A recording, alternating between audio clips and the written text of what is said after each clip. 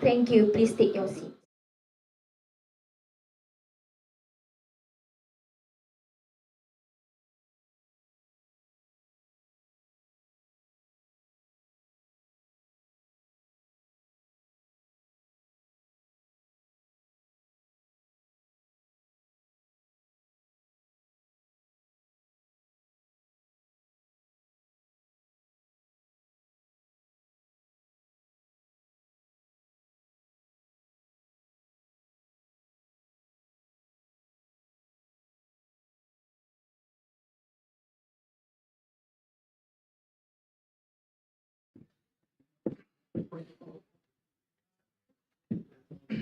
Bismillahirrahmanirrahim. Alhamdulillahi Rabbil Alamin. Wal'aqibatu lil muttaqin. Wassalatu wassalamu ala Sayyidina Muhammadin wa ala alihi wa ashabihi ajma'in. Ya Allah, Engkaulah penguasa langit dan bumi serta perbendaharaan antara kedua-duanya. Ya Allah, kami merafakkan kesyukuran di atas keizinanmu untuk kami berkampung selama 2 hari dalam sebuah persidangan ilmiah International Conference on Cybersecurity and Computing 2024. Kami juga bersyukur kerana Engkau mengizinkan kami menghadirkan diri, emosi dan roh kami sehingga dapat mencapai objektif persidangan ini dengan jayanya. Ya Allah, bagimu segala puji dan puja. Kurniakanlah kami lisan yang lembut basah mengingati dan menyebut namamu, hati yang penuh segar mensyukuri nikmat-Mu serta badan yang ringan menyempurnakan ketaatan kepada perintah-Mu. Ya munzila rahmat wa ya fatihal barakat. Kemanggalah lembayung dan gelombang rahmat-Mu kepada kami, ibu bapa kami, keluarga dan anak-anak kami, guru-guru pendidik kami, pendidik-pendidik muda kami di universiti, sahabat-sahabat seperjuangan dalam bidang pendidikan. Ya Allah, Qadiyal hajat, tiba dan saat ini kami hulurkan tangan kehambaan yang penuh insaf. Sesungguhnya kami akui berlumuran dengan noda dan dosa, maka dengan penuh pengharapan ampunkanlah dosa-dosa kami. Sesungguhnya kami lemah dan sendirian, maka kuatkanlah kami dengan iman, kuatkanlah kami dengan din kami, kuatkanlah kami dengan amal jemaah. Sesungguhnya kesabaran, ketabahan kami singkat, maka kurniakanlah kami nikmat kesabaran seumpama sabarnya Nabi-Nabi ulul azmi. Sesungguhnya kami amat cenderung untuk mengutamakan diri kami, maka didiklah hati kami untuk mengutamakan keperluan saudara-saudara seagama kami dan orang-orang yang memerlukan. Sebagaimana kekasih-Mu mendidik para sahabat baginda berbuat sedemikian. Sesungguhnya hati kami juga sentiasa berbolak-balik dan bercerai-berai, maka satukanlah hati-hati kami dan berikanlah kami ruang dan masa untuk saling membantu dalam menegakkan amal ma'ruf dan nahi munkar. Allahumma ighfir lana dhunubana wa li ikhwanina alladhina sabaquna bil iman wa la taj'al fi qulubina ghillan lil ladhina amanu rabbana innaka ra'ufur rahim. Rabbana atina fid dunya hasanah wa fil akhirati hasanah wa qina azaban nar. Wa sallallahu ala sayyidina Muhammad wa ala alihi wa sahbihi wasallam walhamdulillahi rabbil alamin.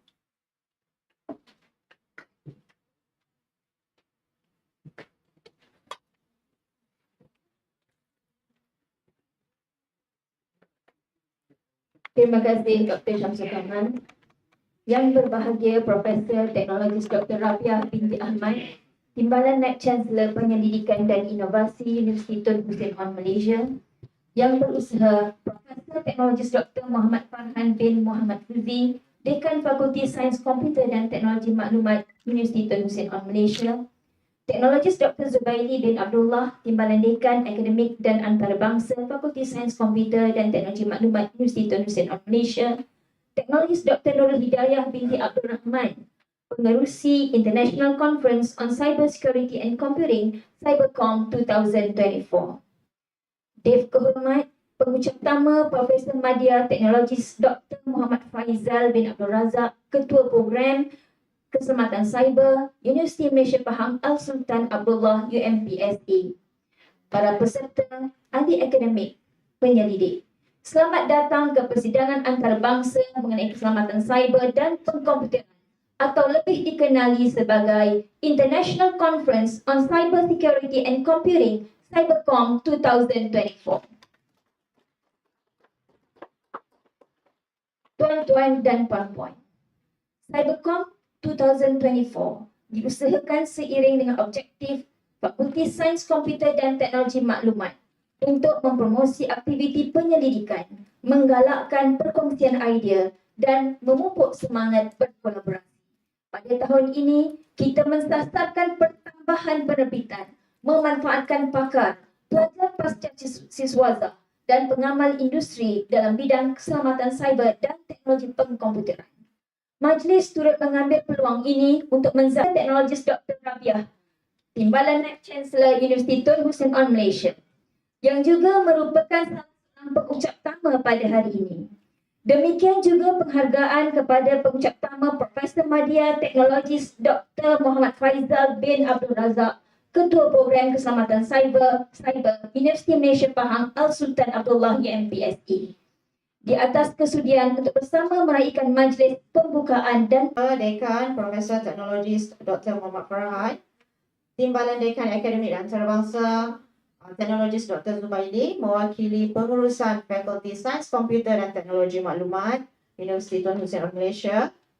Tetamu jemputan dan juga pengucap tama Profesor Madya Dr. Muhammad Faizal bin Abdul Razak dari Universiti Malaysia Pahang Al-Sultan Abdullah.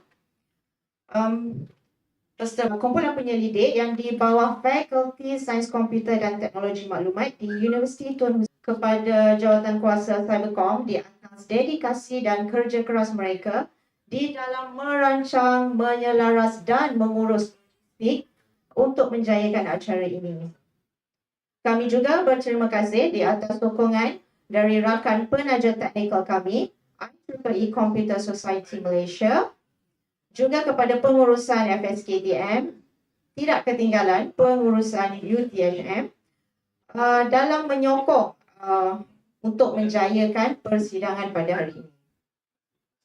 Hadirin-hadirat yang dihormati sekalian, persidangan CYBERCOMP menampilkan 4 track, iaitu yang pertama, Digital Forensics, yang kedua, Kriptografi, ketiga, Cybersecurity and Threat Analysis, serta yang keempat, Computing System and Engineering.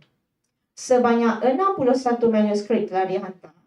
Dengan kadar penerimaan 50%, kami menerima lebih kurang 26 manuskrip dari penyertaan Malaysia dan juga antarabangsa.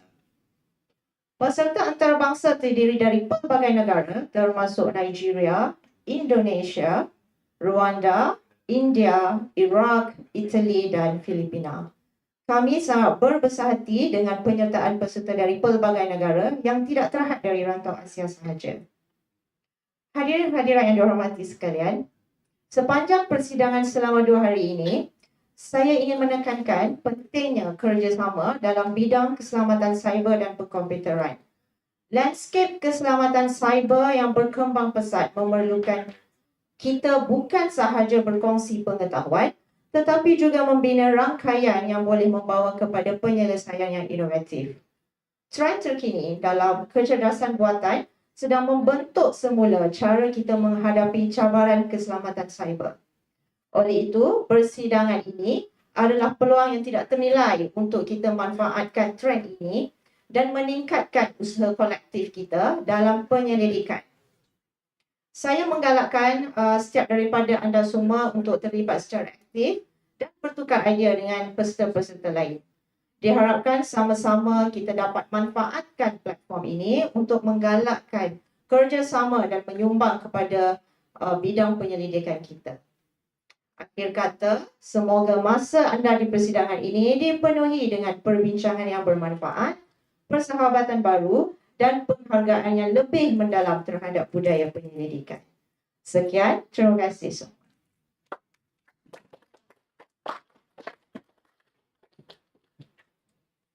Terima kasih Teknologis Dr. Nurul Hidayah di atas ucapan aluan itu tadi.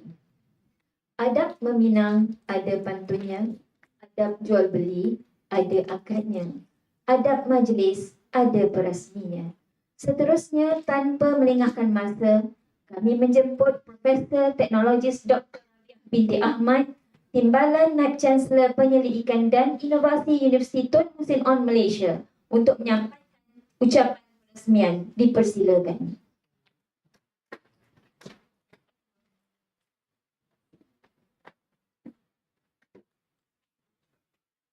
Terima kasih Dr. Pengurusi Majlis.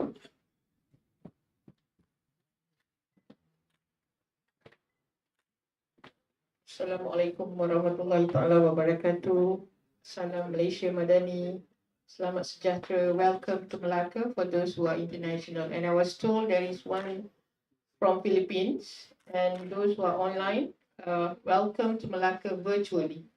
Well, izinkan saya, allow me to share whatever notes from our our Vice Chancellor in Malay language, bahasa Malaysia.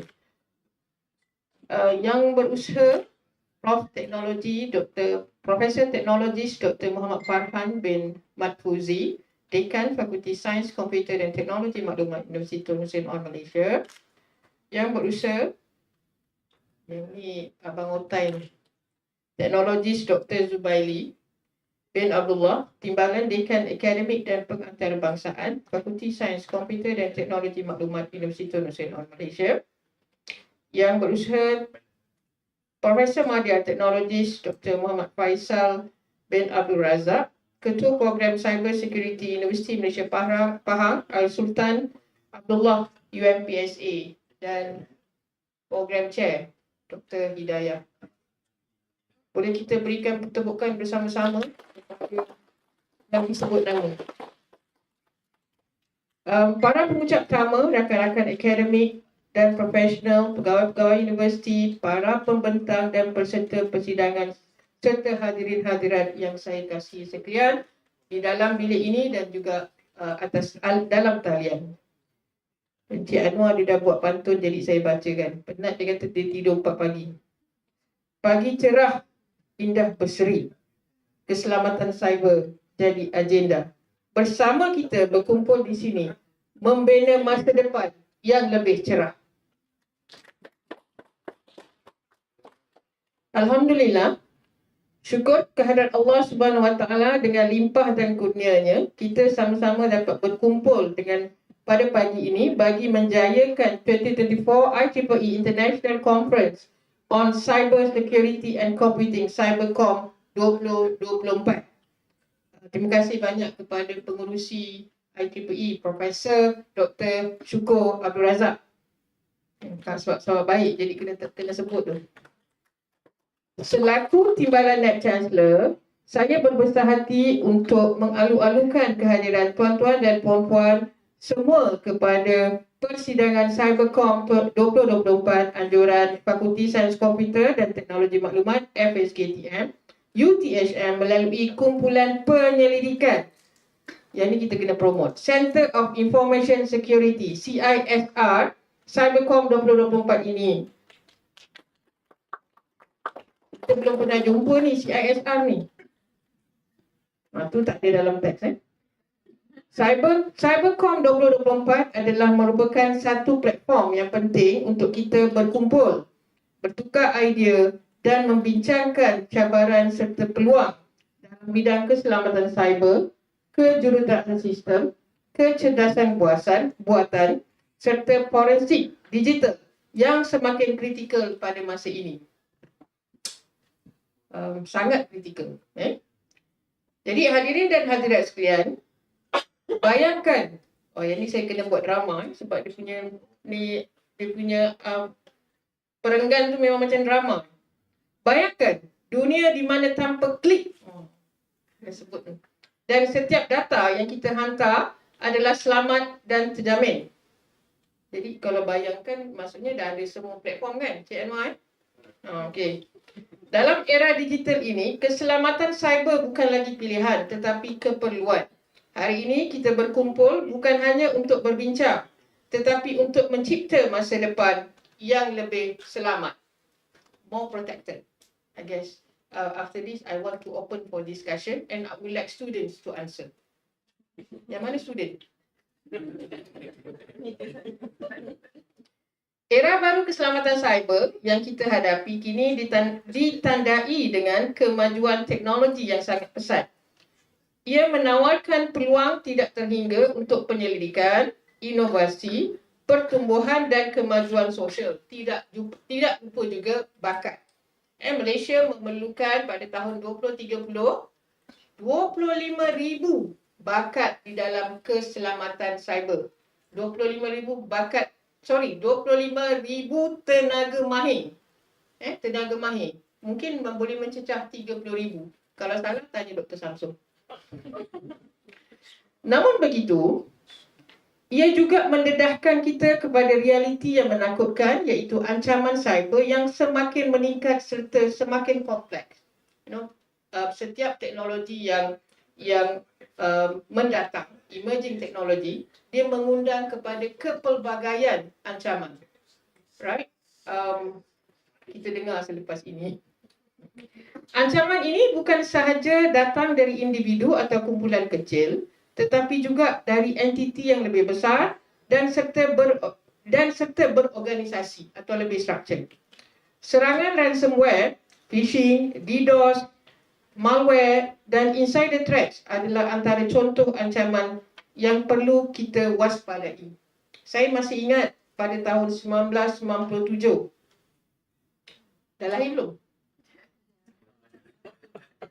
Persidangan pertama saya, selepas saya submit projek sarjana muda, the first IEEE di Mesir, saya tak pergi.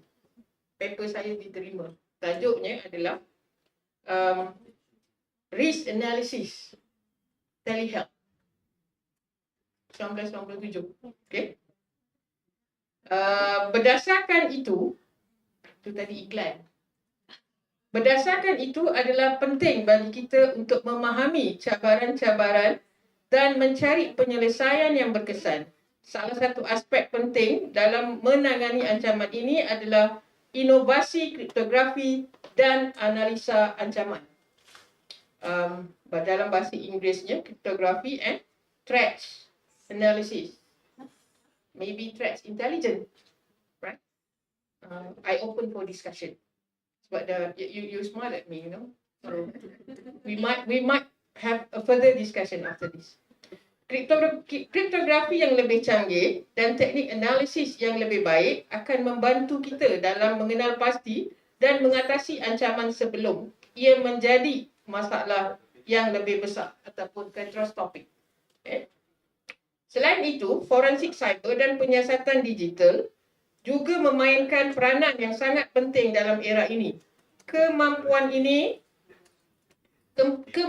untuk menyiasat insiden cyber dan menganalisis bukti digital dalam kunci untuk memahami dan mengatasi serangan yang berlaku. Dengan pendekatan yang tepat, kita dapat belajar dari insiden tersebut dan membaiki sistem keselamatan kita. Tuan-tuan dan puan-puan, saya ingin merakamkan penghargaan kepada semua pengucap tamu, to all invited speaker, panelis, pembentang dan peserta persidangan ini yang telah meluangkan masa untuk menyertai kami. Sumbangan anda adalah kunci kepada kejayaan persidangan ini. Saya juga ingin mengucapkan terima kasih kepada semua pihak dalam bilik ini, terutama dekan yang memberi kebenaran, dan juga memberi galakan kepada organizer, termasuklah pihak Rusia yang telah bekerja keras untuk memastikan segala-galanya berjalan dengan lancar. Saya berharap kita semua dapat bersama-sama menjadikan CYBERCOMP 2024 sebagai platform untuk inovasi dan kolaborasi dalam usaha kita membina masa depan yang lebih selamat dan terjamin. Yang ini adalah mungkin pandangan peribadi saya. Pastikan apa-apa juga penyelidikan dan juga inovasi yang kita jalankan memberi impak kepada komuniti, terutamanya bidang keselamatan cyber. Kerana bidang ini adalah bidang yang sentiasa diperlukan dalam alam yang serba anonymous.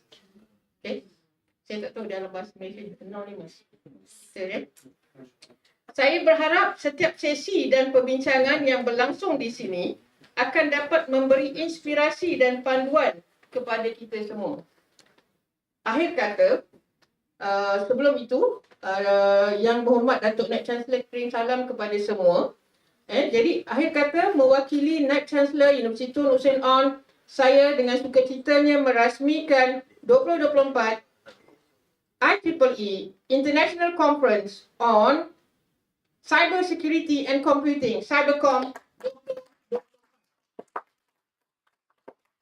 Semoga persidangan ini berjalan dengan jayanya dan memberi manfaat produktif serta inspirasi kepada kita semua. Sekian, wabillahi taufiq wal hidayah. Wassalamualaikum warahmatullahi taala wabarakatuh. Terima kasih. Thank you very much.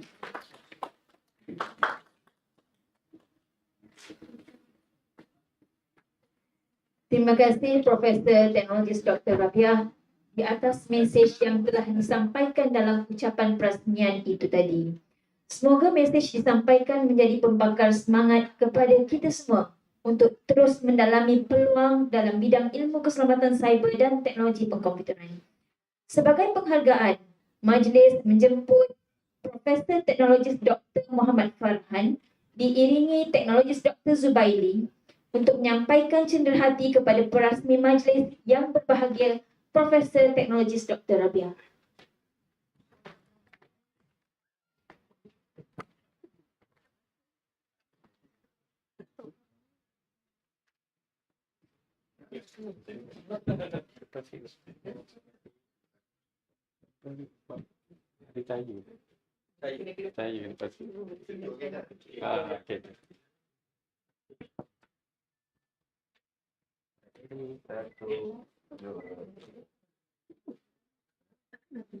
One more, it's very ready.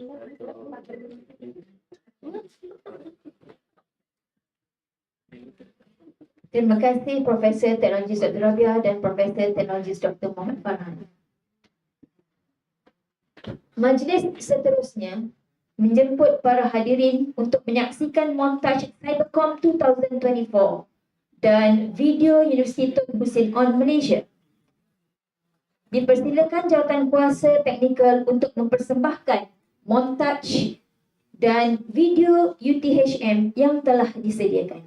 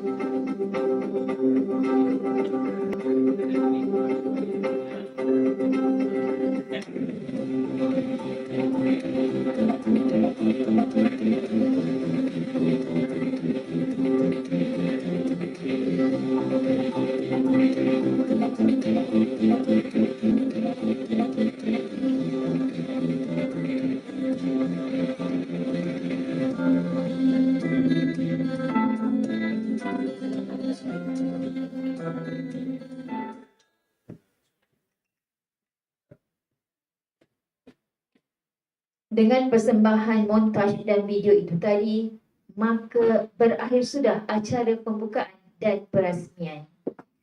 Bagi pihak jawatankuasa, kami mengucapkan setinggi-tinggi penghargaan kepada tuan-tuan dan puan-puan yang telah sudi bersama-sama sehingga penghujung acara pagi ini. Majlis akan diteruskan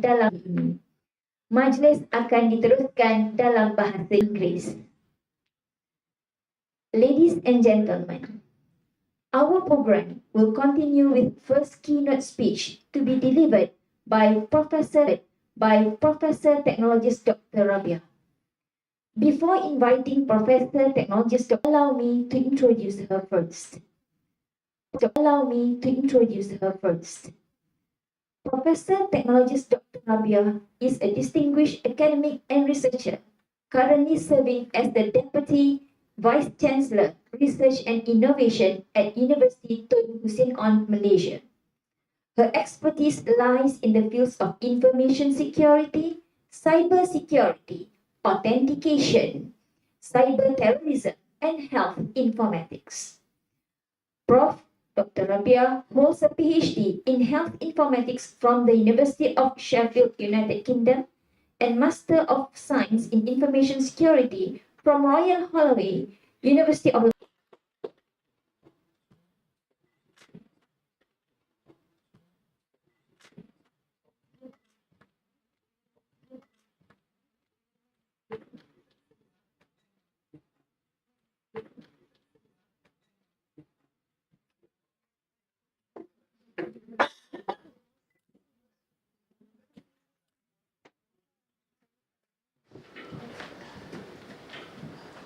Right, allow me to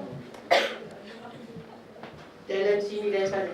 And I might talk in English, also bahasa Malaysia, to make the presentation alive. But I know my friends over there online, inshallah, I will make sure that to keep the presentations open, because I'm at the stage of preparing my book with title Information Security Infusion, and I would like to thank one of the author from FSKTM. Terima kasih banyak kerana sudi menulis bersama dengan saya, and another one from University UNIZA, University Sultan Zainal Abidin, okay, for that book. So because of that,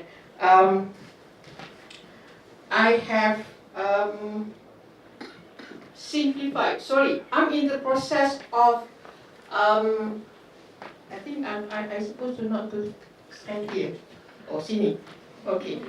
So, saya tanya dulu, boleh jalan sana tak? Itu boleh. Okay. I'm in the process of either, do we need to still call cybersecurity or information security, or because of with the current trend, right? With the current trend, we need to use the word digital security or digital trust. Okay, so I open for discussion. but not for today. Maybe you can text me or email me at rabia820@gmail.com. Okay, so that I would love to hear from you guys, so that at least in one of the chapter of my book discussion, I have all the inputs from all these distinguished participants from this conference. And thank you very much, Cybersecurity and Computing 2034, for inviting me to this session as a keynote speaker.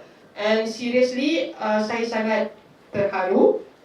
And thank you very much, FSKTM, because of I have been 2 years at UTHM and focused on administration work, leadership. But at the same time, I'm still actively involved with Cybersecurity Malaysia, NAPSA. They call me sometimes assessing PhD thesis. Now I'm struggling reading for you UKM, UITM, UTM. Ada 3-4 thesis. Okay, right. Ladies and gentlemen, Dekan, Dean, and Deputy Dean, and the rest. So, right.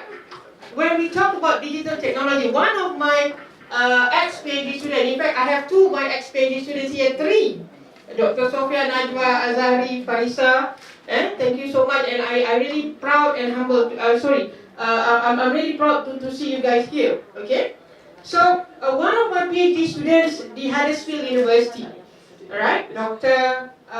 Muhammad Nasir Amikani. Okay, we just had MOU with Huddersfield.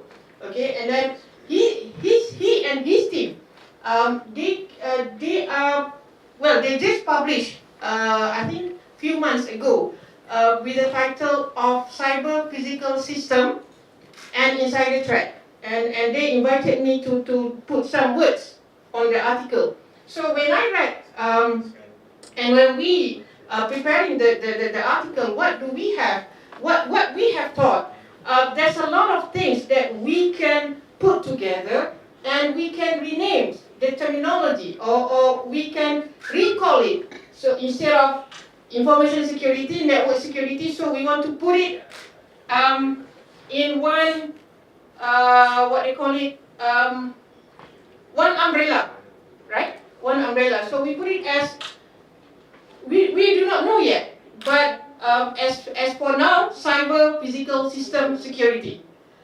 And then IoT, right? After cyber physical, well, before that, Ensemble computing, if you remember. Tak tahu dah lahir ke belum, whether you have, but before cyber physical system, Ensemble computing, Ensembles, all software, hardware, middleware, anything that embedded in the body, right? And we do have the communication network, wireless, right? Ad hoc. One of my students from University Science Islam Malaysia who did ad hoc network security. Okay, ad hoc, and then wireless body area network, Sofia Najwa. Okay, and then we do have wireless security management, but that one not study. It's just my consultation work. So what I mean is, what I'm trying to say here, it involved again. If you look into ISMS 2070 or any standards, it starts with people, process, and technology, right? So that's why I put it process, but then the infrastructure, maybe the IoT is technology, right? And then actor, people. So time to time, I noticed, most of the experts around the world, instead of computer science, they come up with digital technology. And this is what I'm, and then study. Okay, because of it, I'm not using any simulations, right? Because of it's straightly fixed to the server and so on. So that's technology, and then it's evolved, right? And if you notice, from information security, we do have internet security, and then cyber security, okay, and then cyber physical system security, IoT security, and now digital security.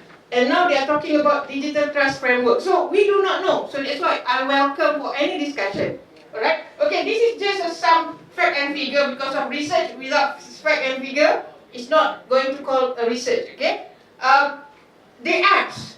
Of course, when it comes to cyber physical system, the physical part, the cyber part, so what do you call it? To link, to bridge, yeah? We need to link medical, right? And then transportation, okay? And then what else? I don't know what is military. Tomorrow I'm going to meet with all this military team, Kementerian Pertahanan, to discuss about Air Force security. Okay? Tomorrow. Kamis kan? Okay? So my point is, okay, that's apps, kita boleh tengok the trend. So which country? And I just want us, including myself, to spark where we should go after this, right? Okay, this is actually my work. Well, it's not my work. It's actually Muhammad Nasir's work. And then I note from him. Maybe next time you can keep in touch. Get connection with their group, Huddersfield CyberSecurity in Railway. In fact, I did ask Zubairi to link you all with Brunei, Dr. Abdul Ghani, right? For your more, networking and etc. Okay. So, okay, back to this. Physical process, actuators, sensor. In information security body of knowledge, I'm sure in front of me, all of you are expert. And then when we talk about information security, confidentiality, integrity, availability, right? And this DCIA, for those who do not know how to how to utilize and how to define, you are not information security expert, guys. Okay? Do you agree with me or not? But anyway, this conference is about cyber, it's about computing as well. But the cybersecurity is the first, the main priority. So if you do not know CIA, means halas. Okay? But on top of that, CIA, we also have non-repudiation, auditability, authorizations, blah, blah, blah, blah, blah, blah, blah. And all that terms actually repackage to become a digital trust framework. I have the following slide after this. But my point is here, all the components in this, the new term, Industrial Internet of Things. Oh my God, right?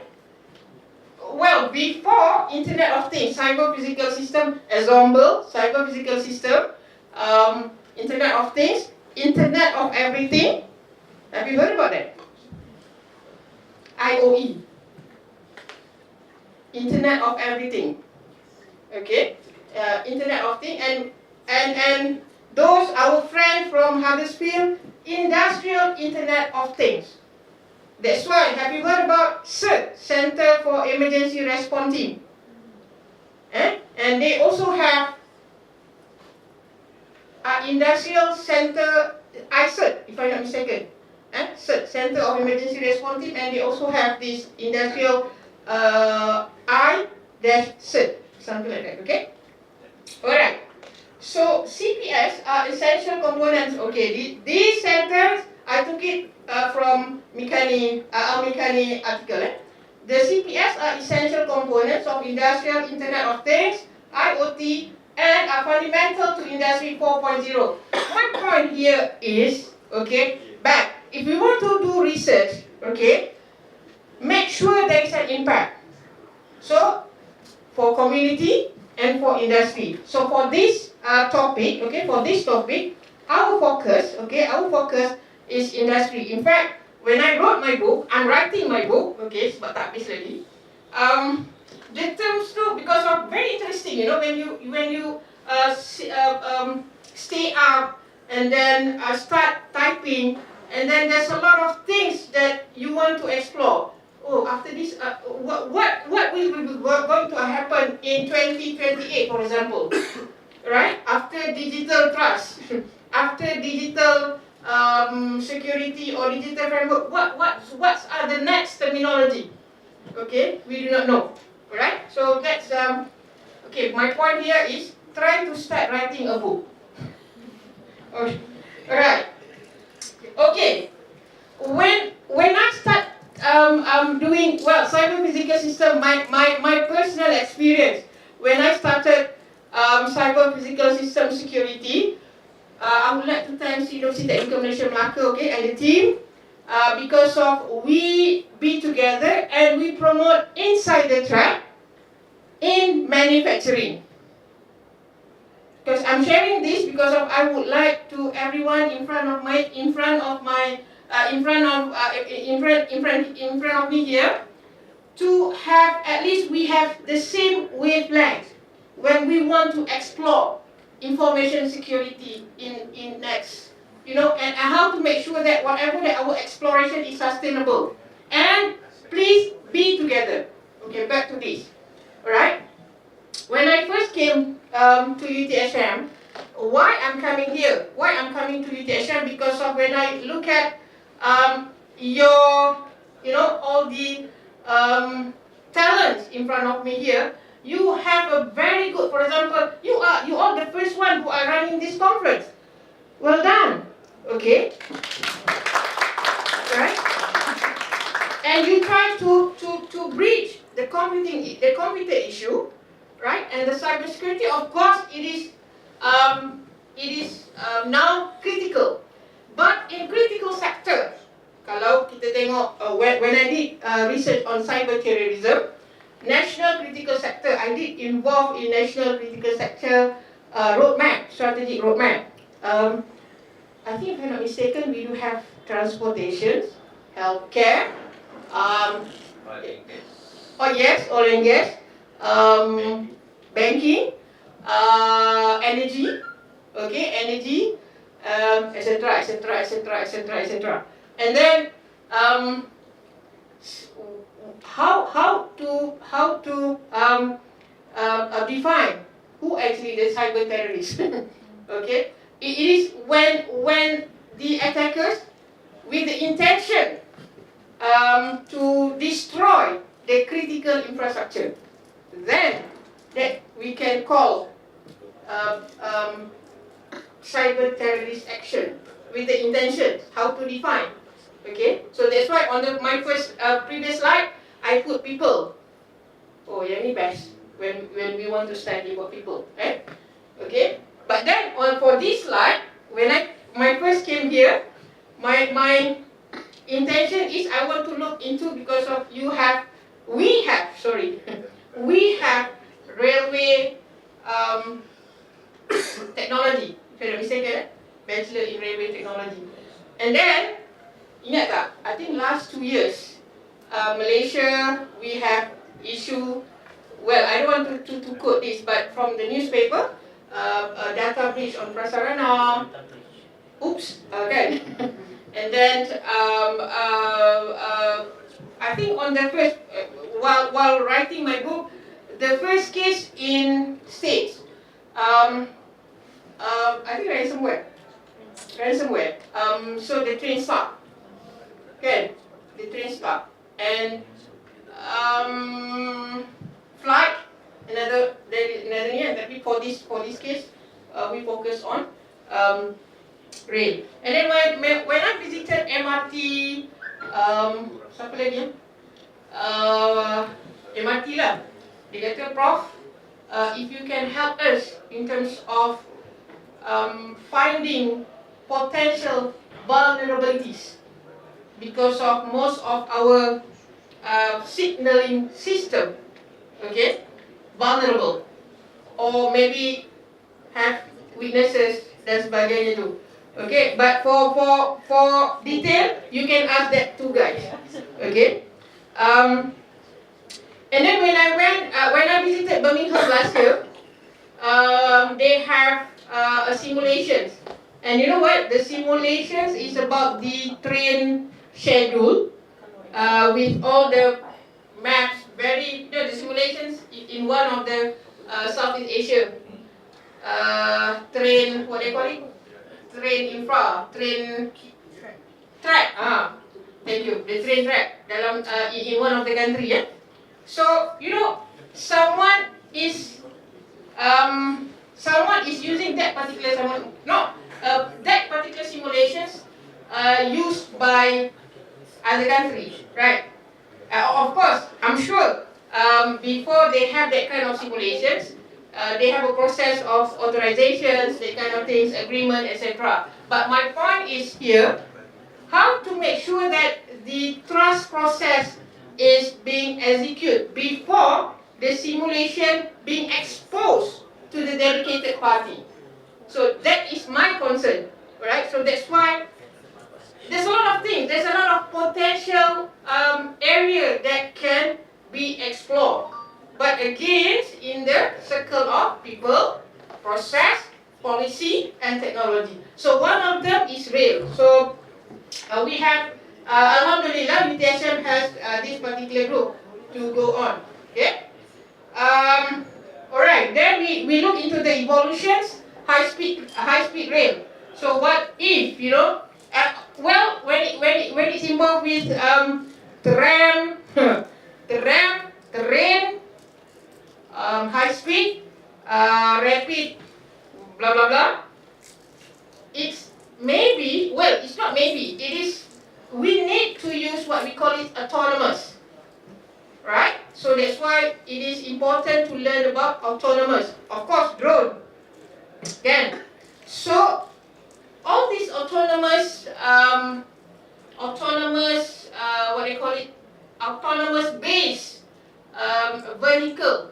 Okay, we have to make sure that it is developed perfectly.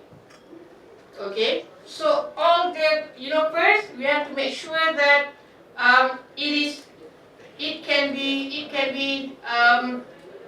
it works. Okay, and then of course it has notifications, right? Alert system, okay, and so on. And then the alert system need to be able to predict future, because of, you know, for example, at least in the simple 4 seasons country, they know it's going to be a snow in a few. Maklumlah nak pergi Oxford kan. Okay, at least you know, there's some indication.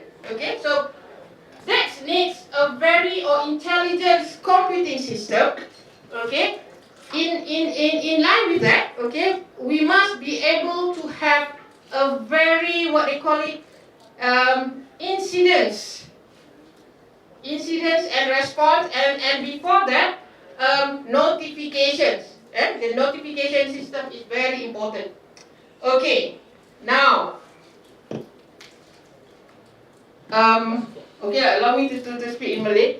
How I start to think about trust? Long time ago, I think you can ask Zubaili, Farisa, or Sofia, even Azhari. When you, even maybe some of you who did computer security course, long time ago we talk about trusted computing platform.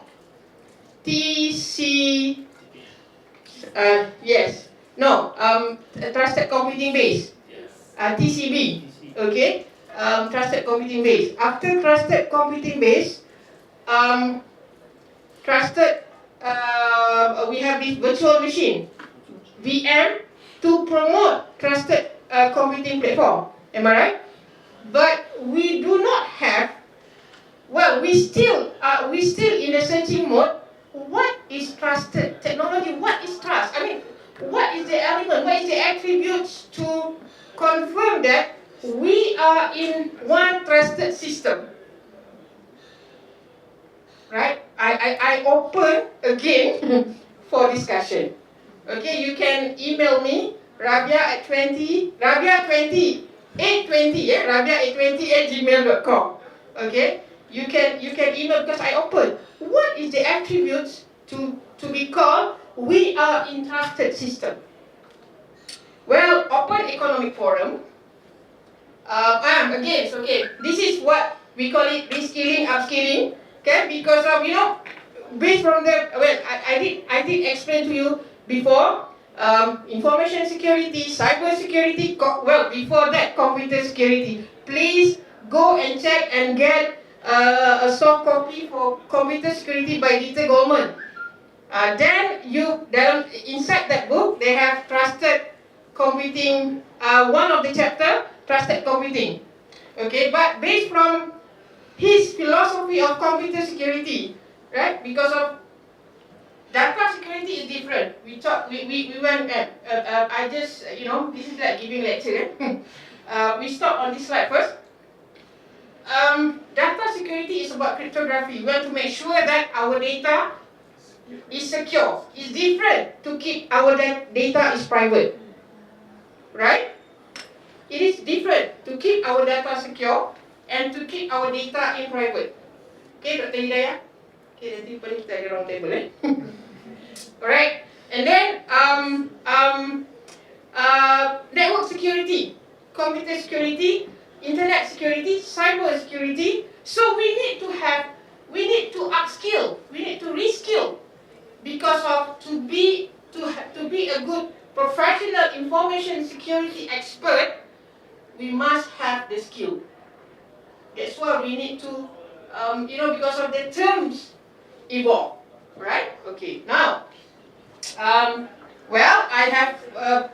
have explained. Okay, so I skip this slide. Well, if you look into this, is when I wrote with again, I always wrote an article with Muhammad Nasir. So this is about cybersecurity concern. But can it be under digital security threats? Can we, because of there's a lot of things under digital security. And when we term as digital security, but then this is we took it from cybersecurity, but we name it as we claim. We do not know. Okay, so again, this one is very critical now because of there's a lot. I mean, the way that they program ransomware keep changing, and with this AI and everything, right? So it's evolved, and then this concerns about.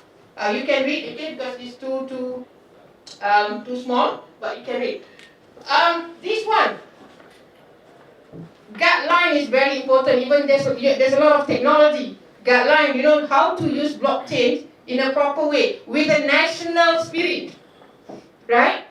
Okay. This is extremely. Okay, I received a grant, and then the grant is much more on multidisciplinary. Very interesting, which I want to share with you guys.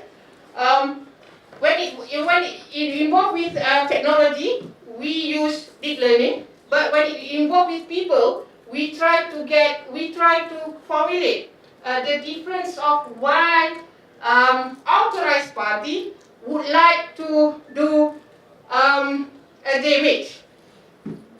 Okay, so this is very, but I'm not into detail on that, but very interesting topic that you can explore more. Okay, all right. This is what I call it I quote from the World Economic Forum report, the digital trust framework. So we have transparency, privacy, cybersecurity is one of them. But if you look into cybersecurity in detail, it's covered.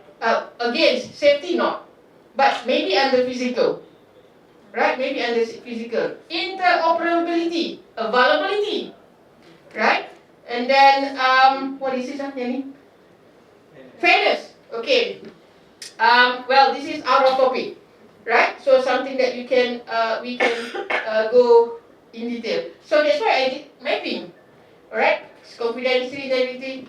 additional aspect, reliability, authenticity, non-repudiation, and accountability. So for digital trust, security, error, privacy, safety, ethics, fairness. Fairness, how, very interesting, but I don't have me. I just open for discussion, okay? Well, this is just a questions. Again, this is the one that the key areas, but you can go in. This is the one that you can answer and email me. Again, people, process and technology. We almost completed for this one. We implemented, but then for this one, still ongoing. This one, I hope for future. Okay. Yeah, this is the one that people on the I code as human trusted framework. Okay. People, process, and technology. So for the we already covered for this one. Okay. Someone or anyone with access, trusted person, authorized, legitimate, current, former employee, contractor. So the framework look like this. So for untrusted, and you need to go the process. You need to go to this tunnel and then the release from untrusted to trusted. So what is inside the tunnel here that need to be very clear, endorse and execute. Okay. I'm not going into detail, yes, sebab tadi dah cakap banyak. So we need to impose whatever control mechanism is very important. So whether we want to focus on the control part or we want to focus on the whole framework, right? Okay, the trust process again. This is still is ongoing.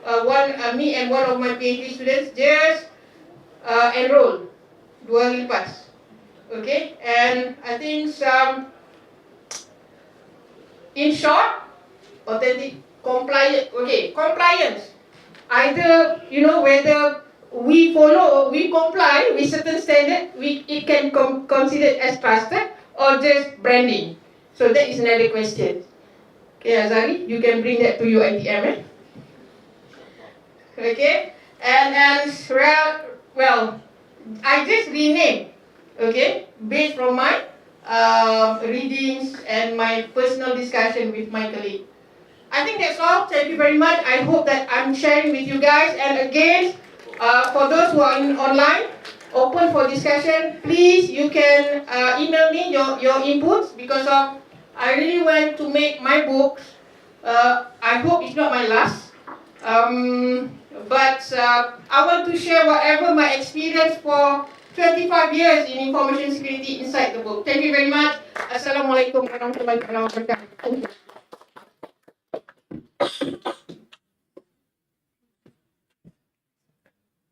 Thank you, Professor Technologist Dr. Rabia, for the presentation. May it benefit all of us and hence become the catalyst for new research ideas in cybersecurity and computing. Maybe we can have 1 or 2 questions from the floor for the speech. Boleh sila. Saya kena bangun balik. Boleh. Okay, thank you. Very interesting topics. And what interests me is on insider threats. Okay. Because we know if outsider threats, we can easily detect because we have firewall and so there's security management. But for insider threats, and then we have a framework. Is it compulsory, Prof? When we have interview a new employee, we have to follow certain, I do not know whether it existed or not, certain framework that when we interview the new staff, that is it this stuff possible to be insider threat, whether it's purposely or whether it's because misconfiguration of security setting. And then, is it also compulsory to have a training towards the employee so that they are not become the insider threats, whether it purposely or unintentionally? Thank you. I think I don't need. I'm sure that my boss kalau satu kampung tu boleh dengar.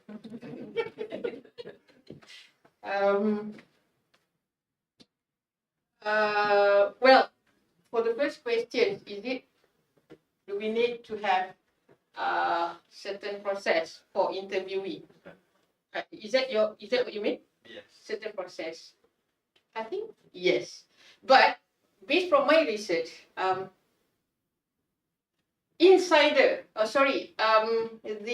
what we can claim as insider, not the threats, insider, the staff, the authorized staff, partner, who we given an authority, not authority, we give a certain privilege. We give a certain privilege.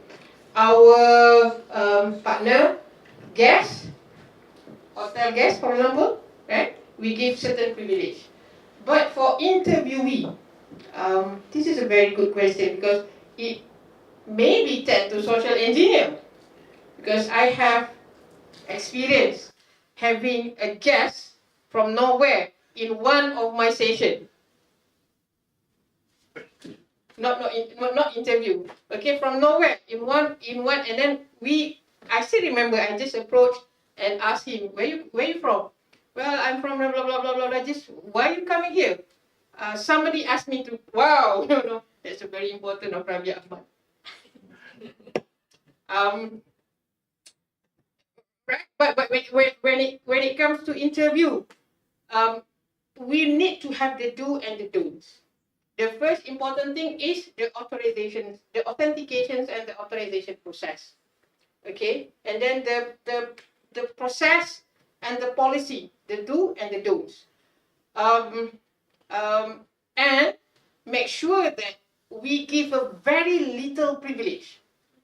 For least privilege. Yeah, at least, of course, allow them to go for the public. Right. Okay, but with the current trend, recording. Okay, I just spoke to someone a few days ago. Data need to be secured. Our information is private. So, in fact, in this situation, if I say, please not allow whatever I have been shared here to be recorded. Boleh ke tak boleh? Because of human rights. I'm still open for discussion juga kan. Yeah, you can email me. Okay. Because of there's a lot of things inside my head, and I think I passed to you. We want to open for book chapter, right? For a series of chapters. Because of one of my tasks, ni saya share sikit from the board, Rabia, we want you to promote UTSF on cyber security. And that's why Rabia is here, ladies and gentlemen. Okay, back to your question. That's for insider threat lah. In fact, this is very interesting. Ada juga based from my research. When we did the survey, someone wrote everything's like curahan hati. In one of the target organization, our sample. So, meanings to say here, in one of the paper from Carnegie Mellon, if I'm not mistaken, their study, that's why Carnegie Mellon, they have this insider, simple lah namanya, but something to do with the framework. How actually they define? Yeah, trusted. They have what they call it? They have a study, Carnegie Mellon or Stanford, why they tend to do misconduct. That's why against I prefer to put the word trust is important because of inside the framework there is a privacy. Okay, so lepas ni in lecture we have to tell our students you are not allowed to record my lecture. Betul tak? If we have the do and the don'ts, If not, there is no declaration, right, for the purpose of teaching and learning. So we have to beware with our words. I guess so. Okay. So question number 2, apa dia tadi? Training. Yes. If you look into the trainings provided, Malaysia, we have, I think NACSA, we have with this, apa nama company itu, I don't know. CYBERSECURITY, they have this global age. Well, I prefer, sorry. When I study SANS Singapore, because one of my close friend from Inland Revenue, very top person, she just came back from the SANS, a series of information security courses in SANS. So you can ask Dekan next year, at least kan seorang dua. Dia dah sebut mahal lah kan. But my point is here, I told my good friends, can you allow me to share the notes online? I mean virtual. So when I look at the notes, it's totally new, and practitioner is different compared to us. And we are 70-30, right? So we need to be with them. Okay? I'm sure in most of the country, practical-based university, they have industry.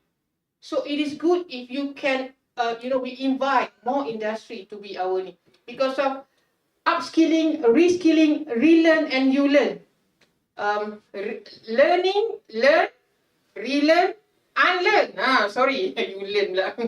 Unlearn. Unlearn. So the 3 words. My daughter teach me about that. Mami, we have to learn, relearn and unlearn. Saya kata yang unlearn tu apa? So I tengah tanya ni, dia tengah nak jawab. Yes. Right? This is the expired, Mami dia kata. Delete. So, the kids nowadays, kan, Mami, we have to learn, relearn and unlearn.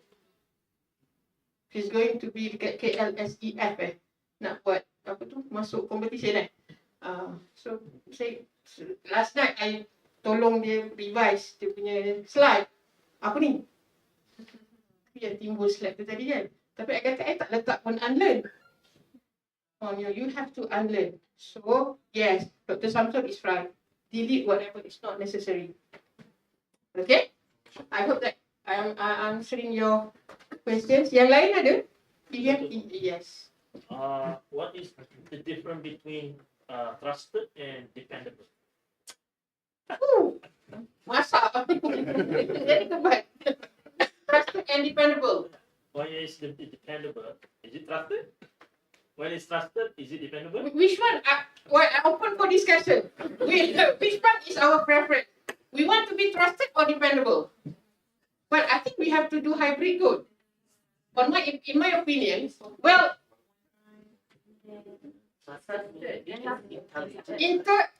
the component tadi kan, interoperability, dependable. So compliant lah. The against, dia mesti comply, right? Comply with certain standard. Comply with certain standard, but different brand is okay. Like a car. Is it dependable? Like your car. This is a very good question. Okay. Electronics, EV ya sekarang. But EV is different because of they just beza battery dengan minyak. Right? But the autonomous, if it's, let's say, dependable, iPhone not dependable. Tapi dah lama tak guna yang bukan iPhone je bang. Apa tu? Android is dependable, but trusted too. Oops. But then is acceptable. Maybe comply. Right? So that's why sometimes kan kadang-kadang we are technologist people, we don't care about people punya perception, and then we don't care about the process and policy. We need they can, sekali lagi, you fight for those, send them for WG, working group, ISO. Saya dah kena keluar sebab tak aktif. Right? But my experience, well, just to share with you guys, kan, sebab you all semua muda-muda, saya dah masuk angka 5. Dah berapa? We have to explore more, and my explorations, most of my exploration, I did it by myself. You know, maybe Allah Ta'ala kurniakan saya orang yang, I'm the type of, I'm approachable. Okay, so whatever that I want, Wassalamualaikum. Okay, and then, yeah, be humble. So when I work with standard, SIRIM, bukan work, when I involved with SIRIM and working group cryptography and working group authentications, from that, I still remember how, at that time, cryptography algorithms, China want that algorithms to be part of the standard document. One of the team from, if I'm not mistaken, China lah, just a small algorithms crypto. So they are in the working committee. Okay, jadi my point here is how to make our algorithms compliant. Dependable. Well, trust is different, right? But if we have all the components, privacy, fairness, interoperability, security, and again under security, the CIA vulnerability, maybe interoperability and dependability is on that, term. So I hope I'm answering, Samsul. Asyik dah boleh ingat dah nama dia. Right? Any more? Saya buka. From this, Nigeria, come on. Yes. Yeah. You said Android is dependable, why iPhone is not white? There must be a reason. Sorry, what was the question? You said Android is dependable, iPhone is not. Subject. Because of, every time you want to fix something, you need to have iPhone, what do you call it? iOS. It must comply with iOS. Okay. But then for Android, of course, not for iOS. So, okay, against people, process, technology, policy, business. Right? So, some country, they prefer they prefer their citizen only to be well known on certain technology made from their own country. Okay, with a certain period, and then they go for globalization. So in terms of programming and software development, first you touch on, this is business strategy. You touch on your own local target market, and then you maybe can think about how to go global. So, and again, to make sure that it can go global, you need to have the do and the don'ts, and also the dependability and what they call it. You have to put the certain attributes, what they call it. It can be evolved. Okay, because of otherwise the technology stuck. For example, certain brand phone. I don't know whether Nokia still on or not. Nokia. But the engine, right? We do not know. Yeah. Okay. Okay. So I hope I'm answering. Any more sensation question? So thank you very much. Best of luck, all the best, and congratulations for the conference. Thank you.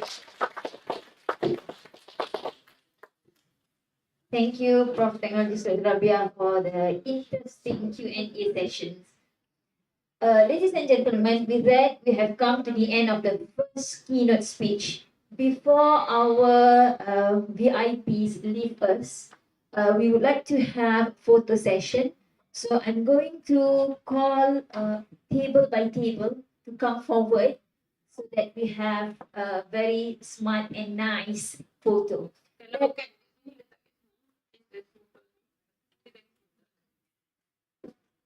kameraman mana? Kalau tak saya boleh.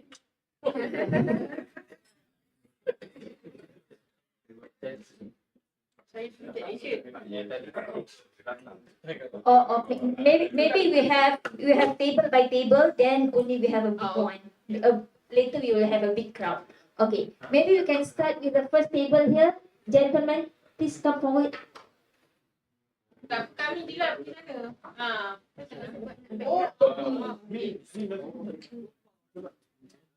Please come forward, gentlemen.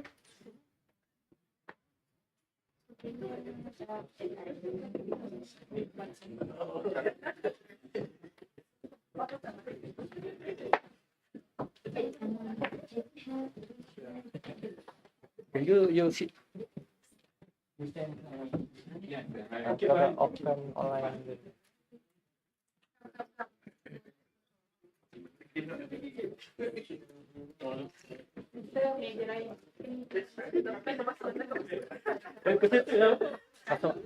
Boleh.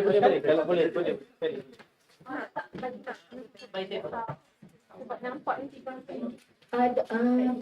Dr. Nur Hidayah, can you please join them?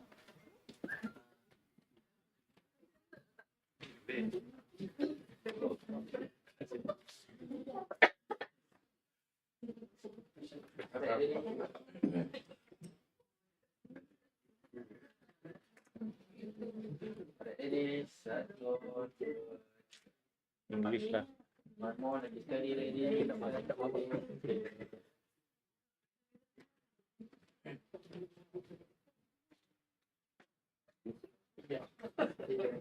Tiga nak.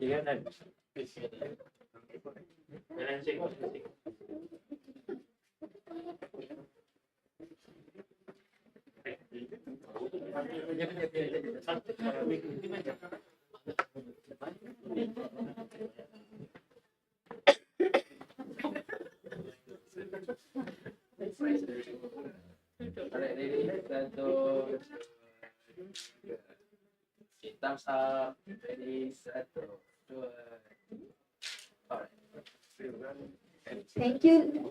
Let's have the second table on my left, please. Dr. Naraini, can you please join the second table?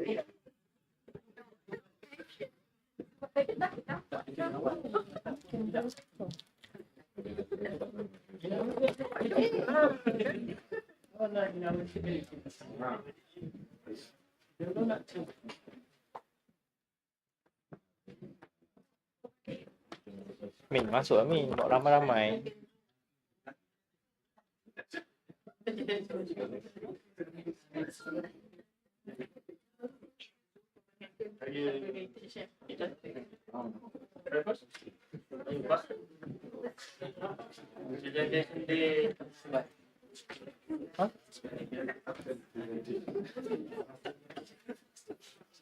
Oh, no eating. This will be very good.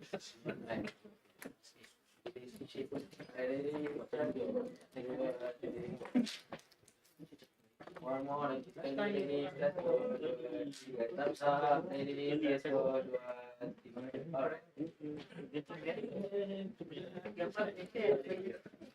Okay, the last table, the organizing committee.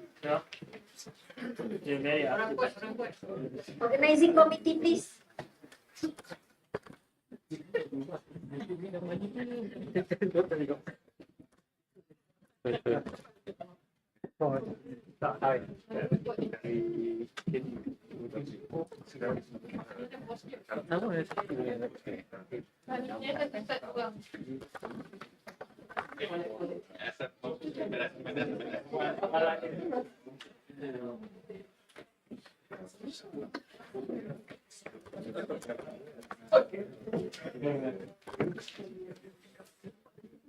Bagus, kamu hari.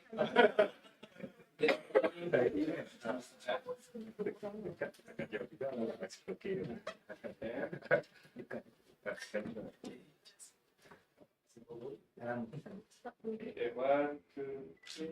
One, two, three. Start.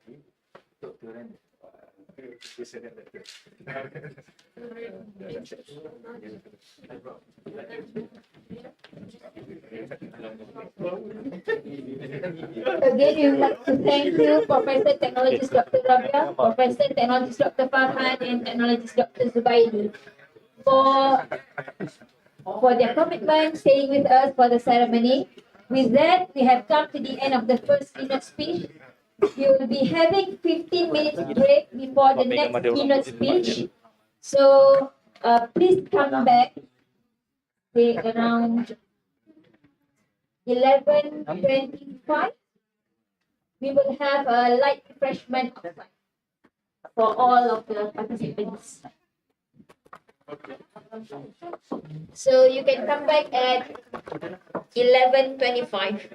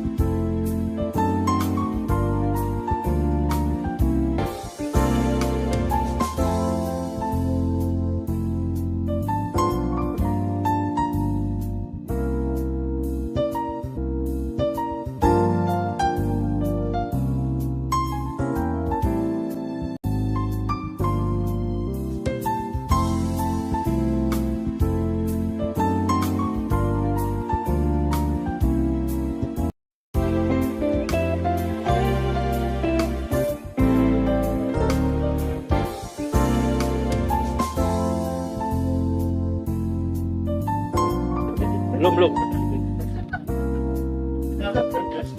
Habis dah. Tak tengok lah.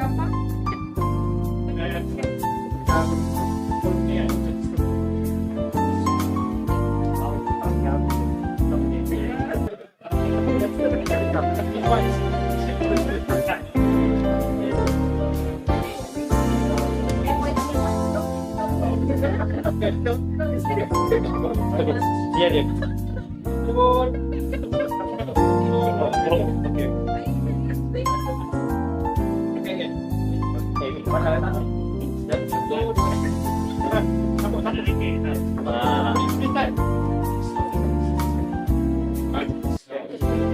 Okey.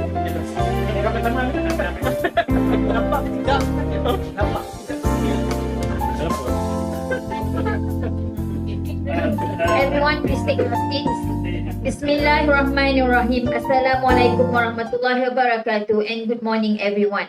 Welcome back to the second keynote address by our distinguished academician, Associate Professor, Technologist Dr. Muhammad Faizal bin Abdul Razak. Before we proceed with the second keynote address, allow me to introduce him first. Associate Professor, Technologist Dr. Muhammad Faizal obtained his Master of Computer Science from University Malaysia Pahang in 2014 and a PhD at the Faculty of Computer Science and Information Technology, University of Malaya. He is a senior lecturer at the Faculty of Computing at University of Malaysia Pahang, Al Sultan Abdullah Pahang. He has published a number of journal papers related to security areas locally and internationally. His research interests include intrusion detection systems, intrusion response systems, and network security. Without further ado, we call upon Associate Professor, Technologist Dr. Muhammad Faizal bin Abdul Razak to deliver his keynote address entitled Challenges in Malware Analysis. Please welcome him.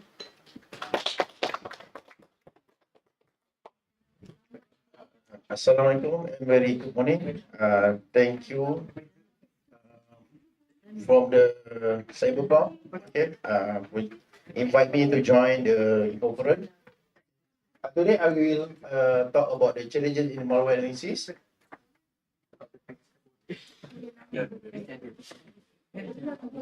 Okay, before I will start, I will contribute thank you to my research partner, the Prof. T.S. Dr. Nabadrul Anwar. Okay, he very helpful person and very knowledge in IDS and also information security and cyber security. He is professor from University Malaya. Okay, as you can see, from here from 2015 until 2023, there are a lot of number malware of attack. Okay, around in billion. So that's mean when we want to do the research, we must have some statistical analysis. So this will become your part of the problem statement and research. Okay, in 2023, around 6 billion malware attack. This is from Statista. Okay. I like Statista because when you do some paper, okay, or any statistic, we can take from the Statista. Okay. Okay. Since before this, Prof. Rabia mentioned about the Android, so this also talk about the mobile device and Android. Okay. Starting from 2020 until 2023. Average around 80% of the mobile attack. Okay. Here it showed that okay, every day we have been attacked by the Android malware. Just imagine, guys. Just imagine. Okay. I think you all have handphone. Okay. I have one. Maybe of you have two, have three, a phone or mobile device. Okay. Do you know? I want to ask. Any of you install antivirus in your mobile device or handphone? Any of you? No, huh? Okay. How you know that your application APK is safe? Sorry. How you know your application is safe from the malware? How you know? From Play Store. Okay. Before this, if you read from the Google Play, it mentioned about around 6 million APK in the Google Play have been attacked or have the malicious act or malicious intent. Okay, they remove. Before this, Google Play have browser, Google browser. They like antivirus. Okay, when we want to upload or push our APK file to the Google, okay, they will check our APK file. Either have malicious intent or malicious act in that our APK. So if our APK we push that have malicious intent, they will remove it. Okay, but some of them still can push into the Google Play. So we install it. Okay, how do you know? Another question. How do you know that everyone have ME, My Bank app, right? How do you know that your ME is original or not? How you know? Your can transfer. How book? For example, yeah, firstly we must download from the trusted source. Okay. Sometimes when we ask some people, they say that based on the star. Okay, 5 star is good. Okay, so it's trusted. Okay, here I will show you later how. Okay, mobile application APK we do detection and we do the risk. Okay, why we have risk? Because of first it unable to detect, or that application you must install, but we don't know the risk. Okay.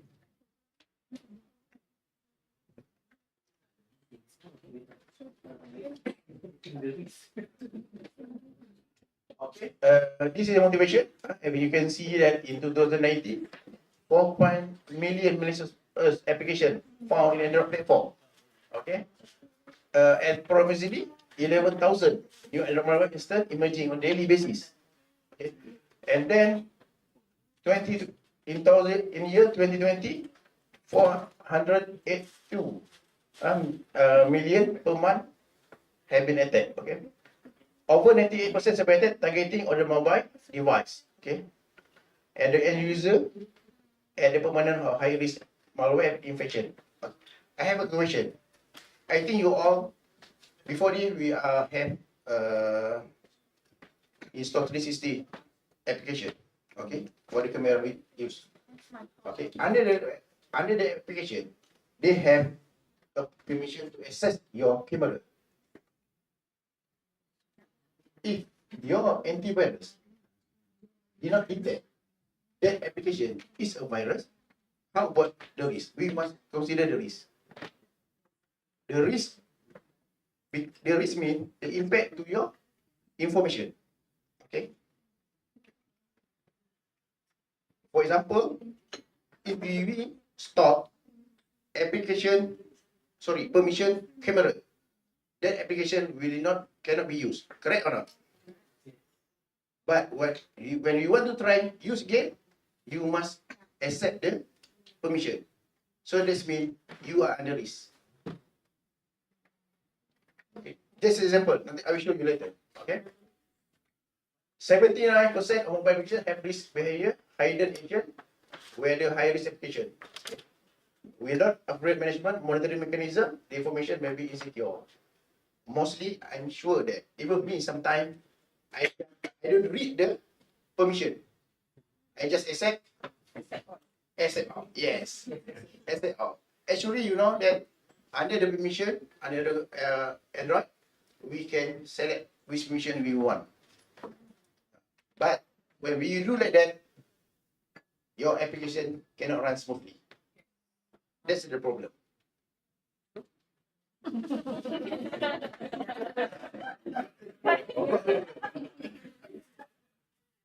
Because why I give you the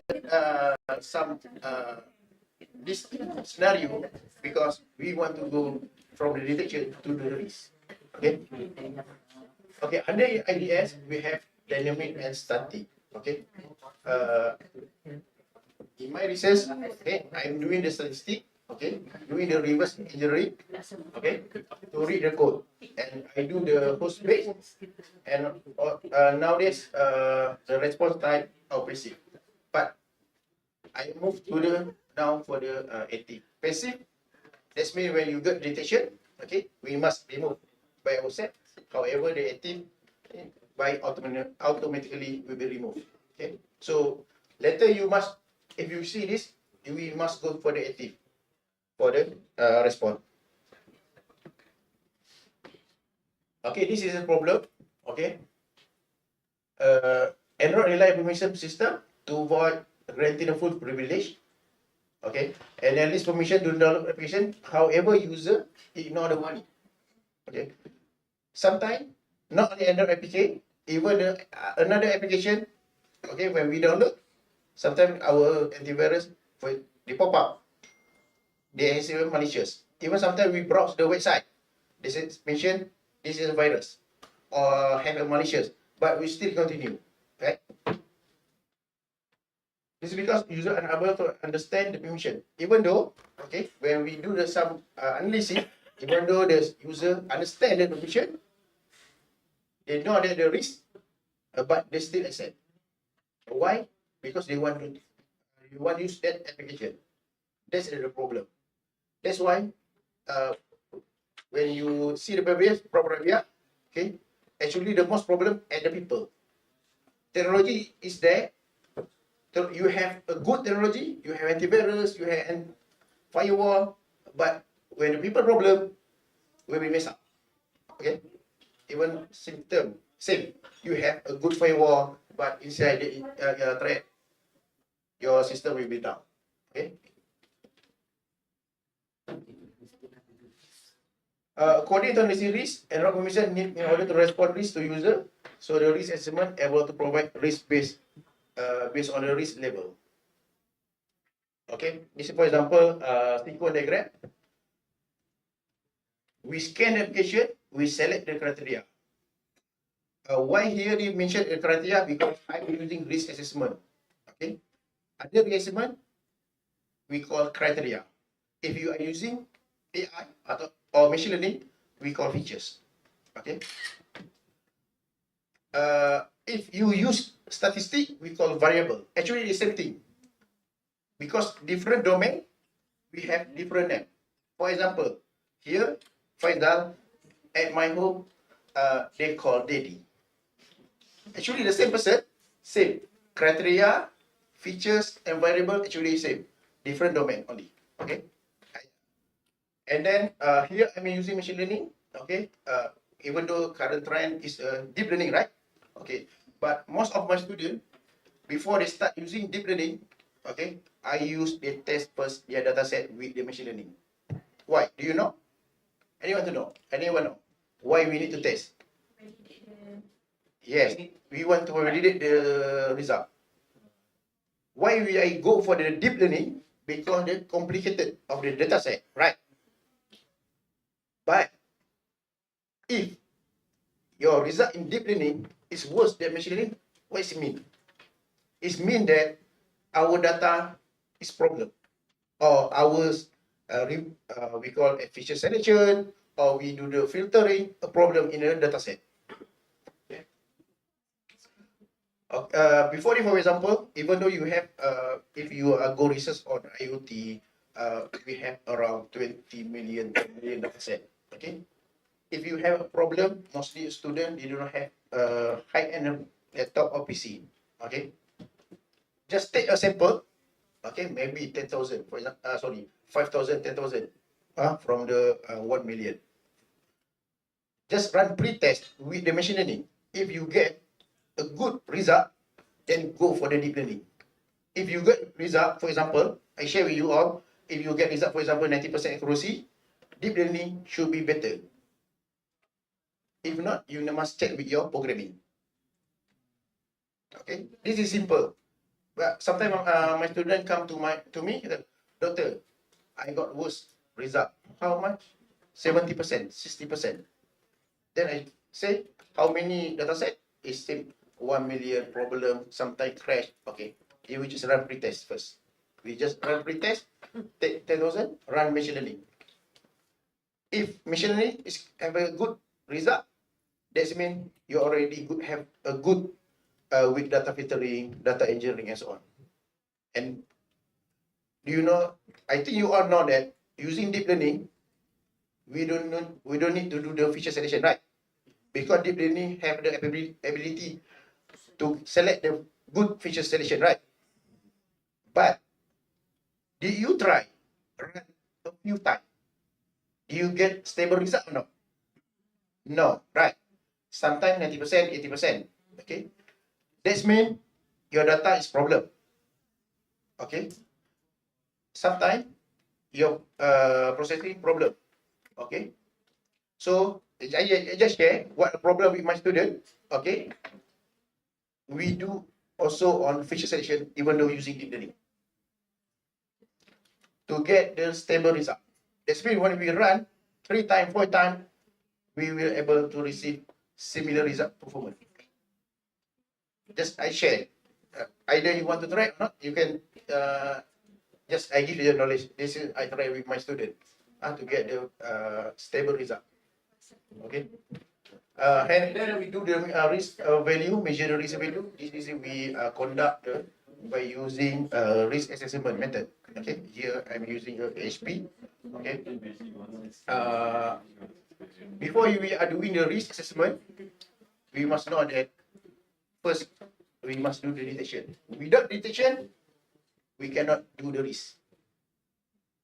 Okay. Why?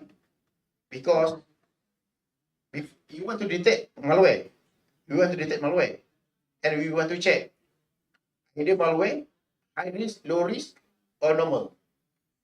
Do you think malware is normal? Malware is normal, no? No, right? Malware should not be normal. But when we do the application, sometimes they have, for example, we root the application, right? So they will become like malicious intent in that. We want use that. We know that this is not it will not be harm to our information. That's why we have another risk. That's why we go for the risk. From that risk, if the normal or low, that's mean we can use that application. Okay.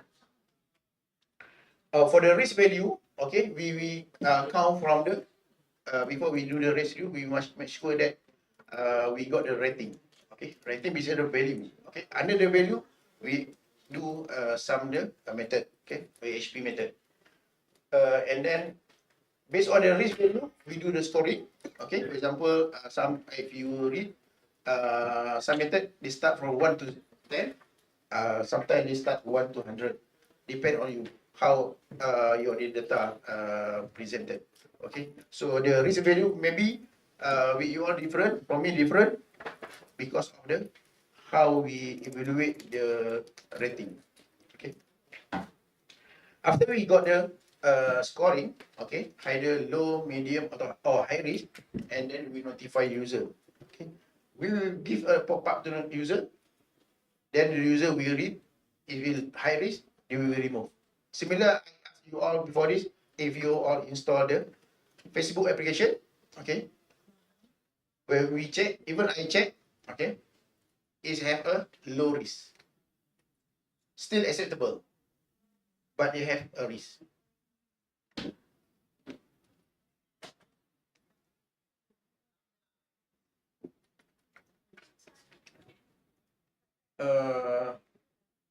Okay, for the response action, okay, we analyze the risk on the Android application.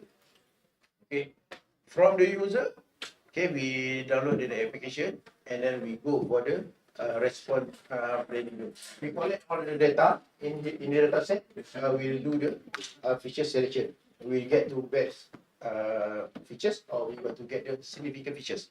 Okay, why we need to do this? Because we want to increase our result. Performance result based on this. Okay. And then we do the risk evaluation. Okay, we do the criteria selection. Criteria selection is our features. Okay, so some of our problem, we don't have a good resource.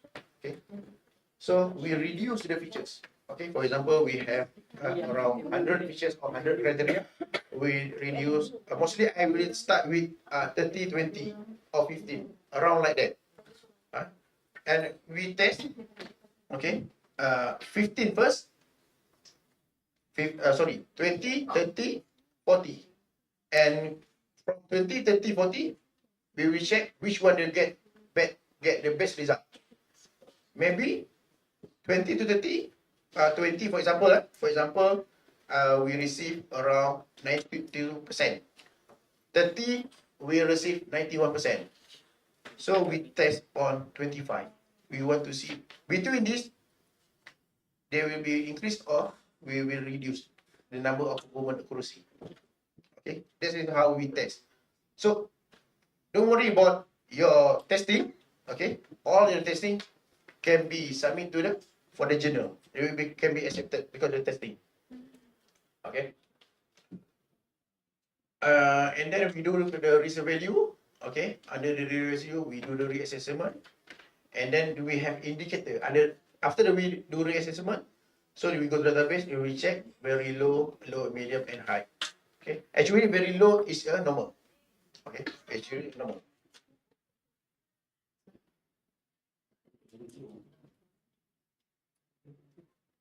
Okay. This is the different school of thought. Low, very low is normal. Low is low risk, medium, and high. Some. If you read from what is NIST, okay, NIST, okay, they have low, medium, high, critical. So which framework you want to use? Okay. Okay, this is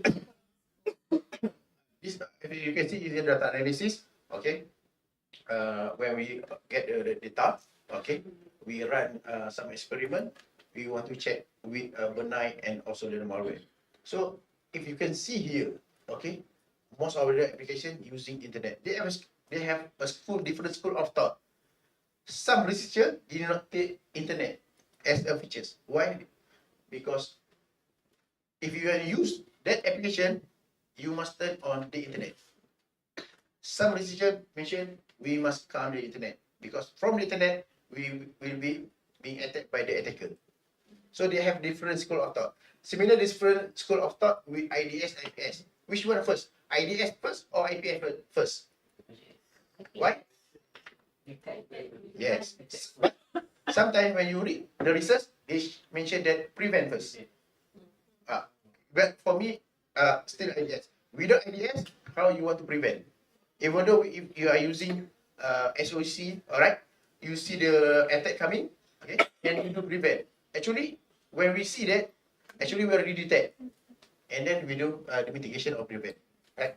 Okay, but when you read, they have different school of thought. Okay. So here we have a read full state, write internet storage, write setting, same message. Okay. Same message. Okay.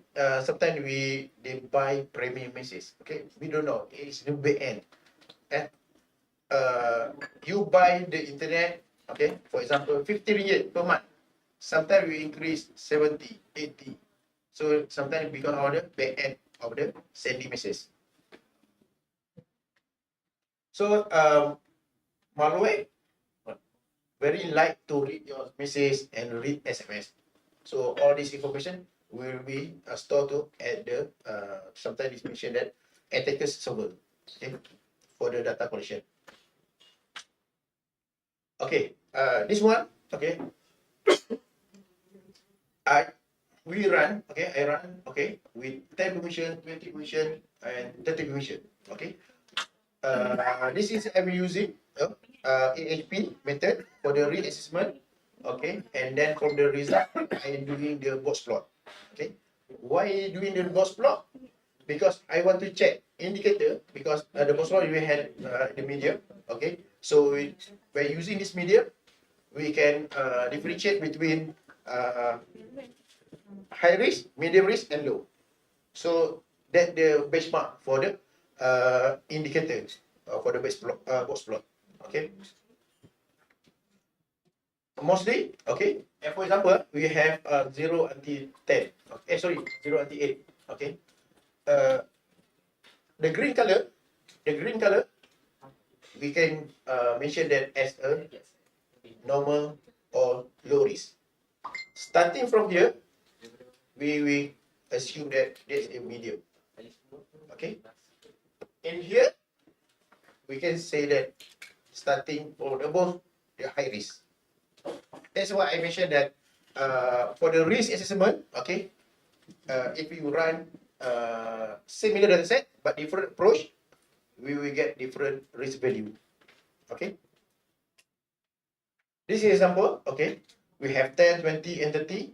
Okay, if you are using 10 permission features, we will get high risk for the around 3,000. Okay, 20 around 3,000. As if you can see here, which one you want to take?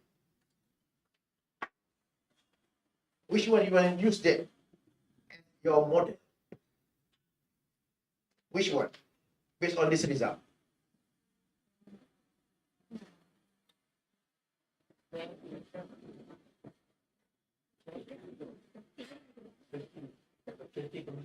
The permission, eh? Why?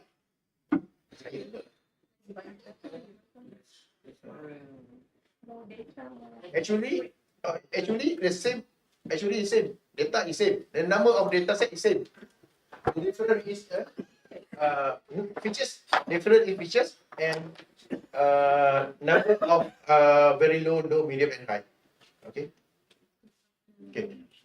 Here, for your information, if you want to use either 10, 20, 30, we must go back for the malware detection idea. Like I mentioned before, we do detection, right? So we must check, okay? Between 10, 20, 30, which one will get the best result? And then we select from here. If detection, for example, okay, around we get 20 permission is the best result. So we go for the risk also 20 permission. Okay. Why? Because it should be similar features between between the malware detection and risk, because you need to check similar data. Okay. Okay. This is we call as outliers. Okay. Outliers mean that, for example, you have a data 1 to 10. Okay, for example, but from the data you have 50, you have 60, so that data will become outliers. This will become outliers. Sometimes because of the when we collect, okay, when we collect the data, we put in the data set, we do not sort properly. Okay.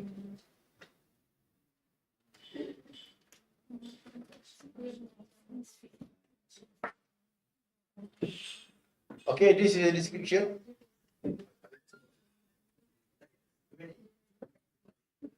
Okay, this is for the color. Yeah, we have high for the critical risk, medium, moderate risk, yellow, slight risk, and very low.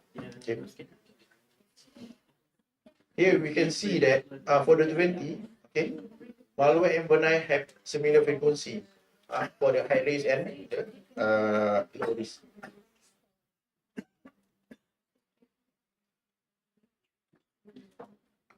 This is for the malware detection. Okay.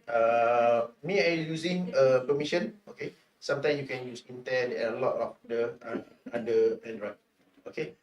We do the filtering and then we go for the hashing. Okay. Why we need to check the hashing? We want to check either the data is similar or not. That's why we do hashing. I forgot the name. We check the scoring. I got another. Do you have some website? We will any application or any file contain the malware, we submit there and they will give a result. Yes, very total. Thank you. I forgot the name.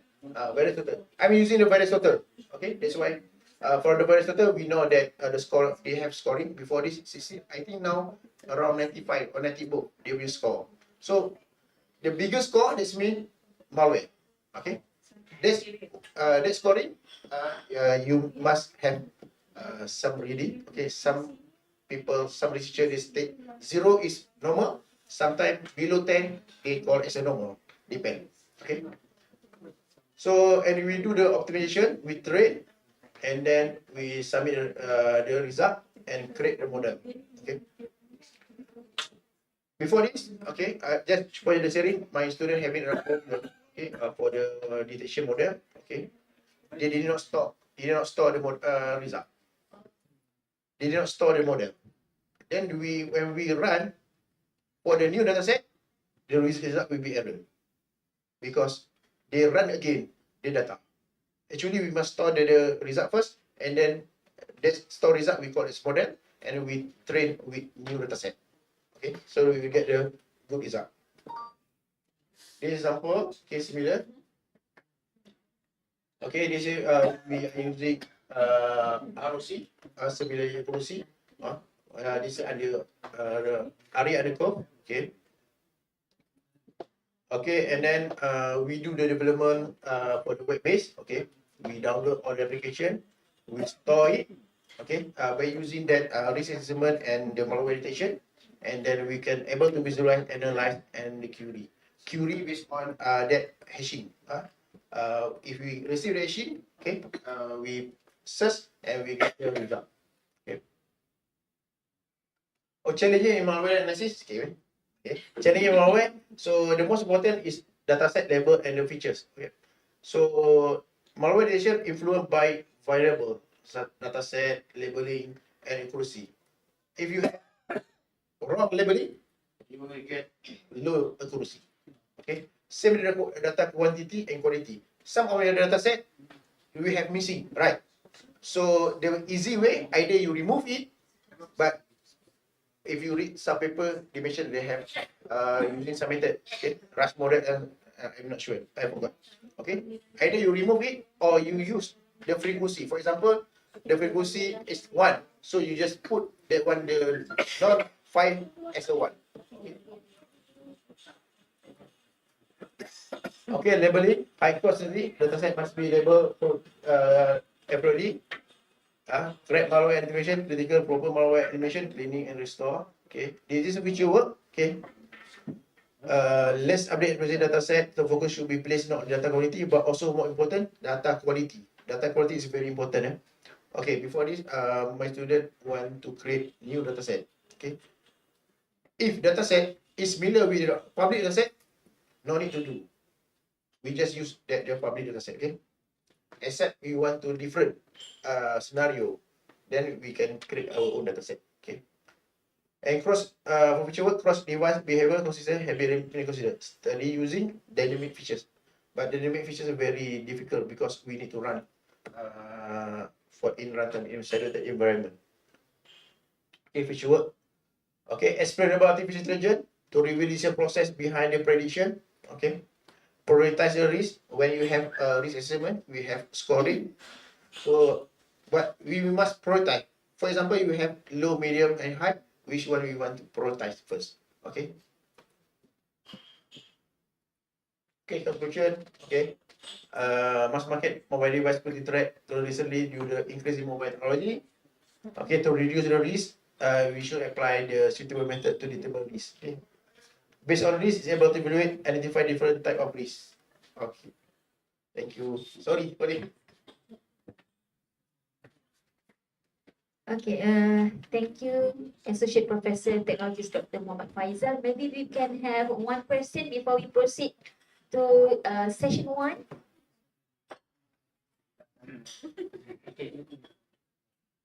The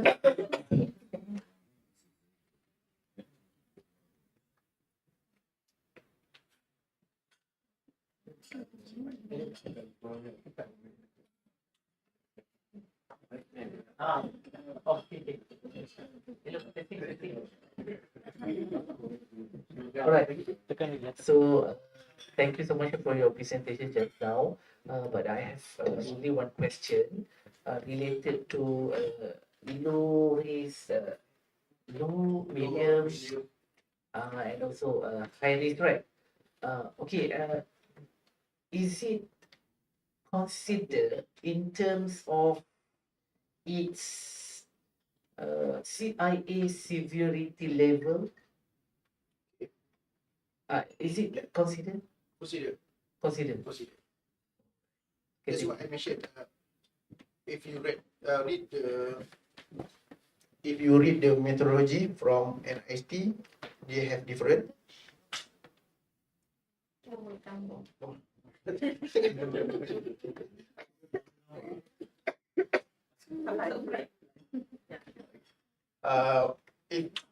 you read the NIST security, they have mentioned about low, medium, high, and critical.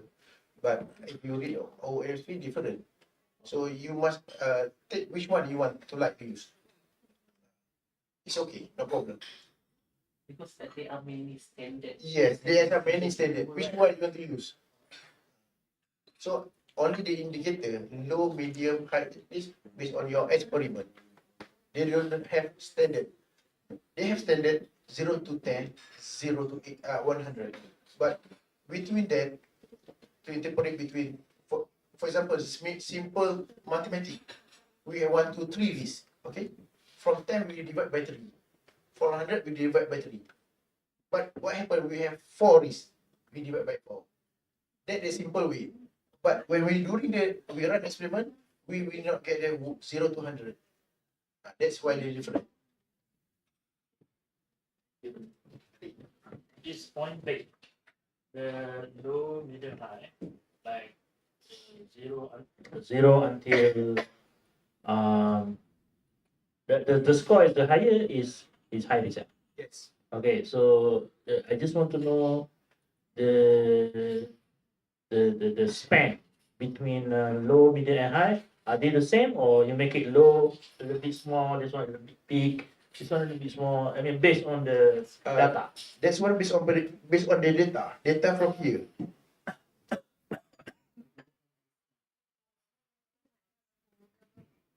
From the box plot. Okay, that's what I mentioned about here. This box plot is very useful for the indicator because box plot we have quarter, right? Based on that quarter, we take it. So they are not of equal length. Yes, not equal length. Okay, thank you.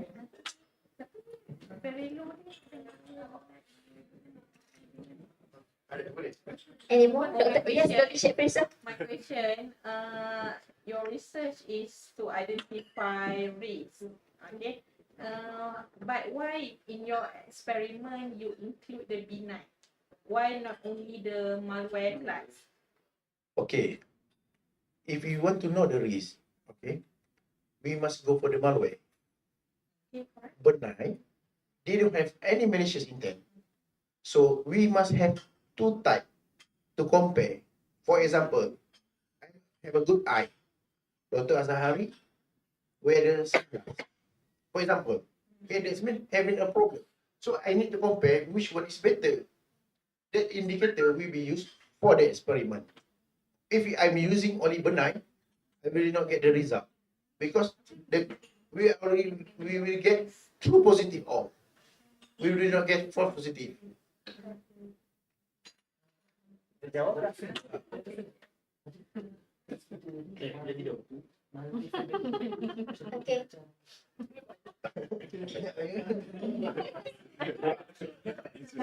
Interesting. Because my question is you want to identify the risk, right? Yes. Why not compare between the malware class only? Okay. Between malware class. Okay. Yeah, I know that. Okay. In the malware class, okay, they have different type of intent. Okay. For example, they want to take money, they want to take the information, and so on. Okay. We still need the benchmark with the good one. Because the good one we know is low risk. How about we want to get a high risk? That's why we must combine benign and malware. We know that by using malware, we will receive high risk. If not, we will just receive low risk and normal. So meaning that very low don't have malware. We cannot say don't have a malware. We consider normal application only. Cannot claim. Cannot claim. Even we say no risk, no book, or no research mention no risk at all. It should be have low risk. Impossible. Right? Impossible, yes. Any more from the floor? That's all. Thank you. Thank you, Associate Professor Technology Dr. Muhammad Faisal for the Q&A session. To appreciate his kindness for the knowledge sharing, we would like to invite Technologist Dr. Nurul Hidayah to deliver a token to Associate Professor Technologist Dr. Muhammad Faisal. Please come forward.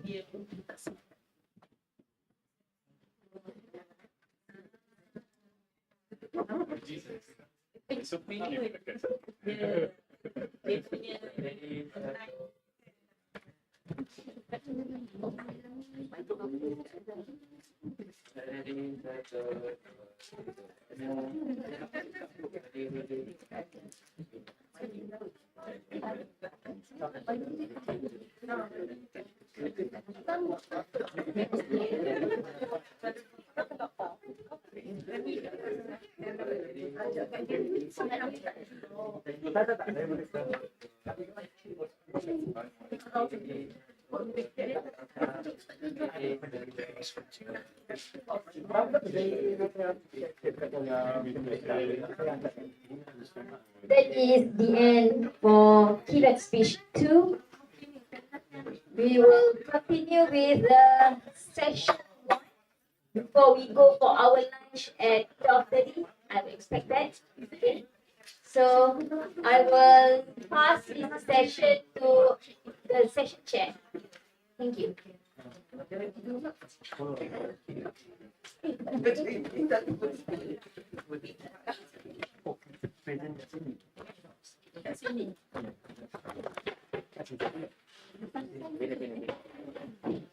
Bukan kamera.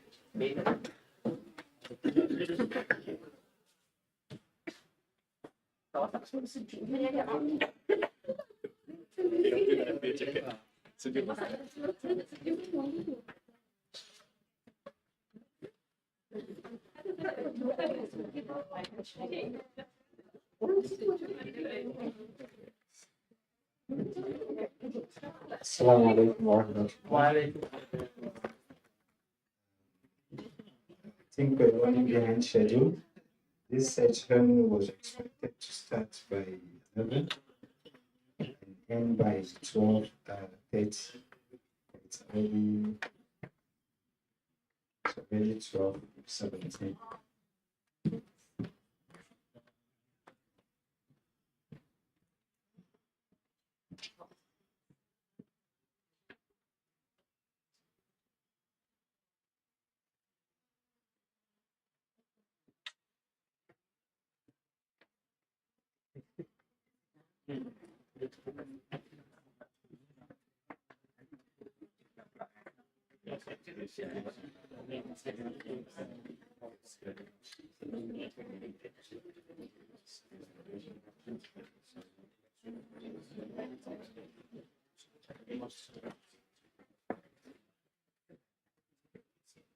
Okay, Assalamualaikum. The session, we're going to take only 4 papers for the session, the first 4 papers.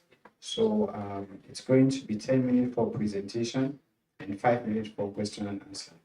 Luckily, I'm the first presenter of the session. So Assalamualaikum once again. Today, this afternoon, I'm here to present my paper. One of our research we're doing on phishing detection. So the title of our paper is Focal Loss and Self-Attention Convolutional Neural Network for Phishing Detection. Myself and some of our colleagues are the authors of this paper.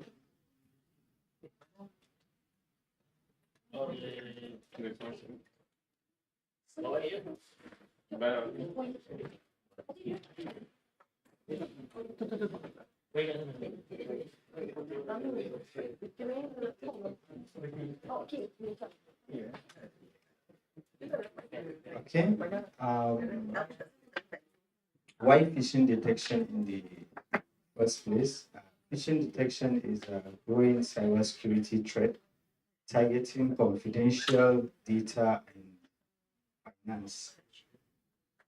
Now, the challenges, some of the challenges we address is detecting phishing using URL is due to resemblance in legitimate URLs. Effective methods are needed to prevent financial and personal information from breaches. This is our research problem. The main problem is the imbalance in phishing data set, which leads to classifier bias towards the legitimate URLs. Now, the objective is to select top features for phishing detection and use the focal loss to handle class imbalance by assigning higher weight to harder samples. Then integrate self attention mechanism for improved feature capture. So, like I said, we use the focal loss self-attention convolutional neural network as the model. Then these are the phases of the research. We do the data processing, the feature selection using the minimum redundancy and maximum relevance filter. Then we train the data with the focal loss and self-attention CNN. This is the architecture of the CNN. Input layer, the pooling layer, fully connected layer, then the output.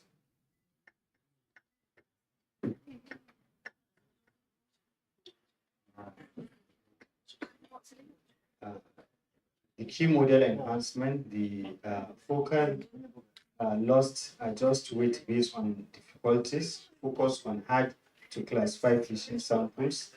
Then the self attention assign varying weight to impute parts, improve capture of relevant patterns of phishing detection. The data set we use it's 8,607 URLs with 111 attributes.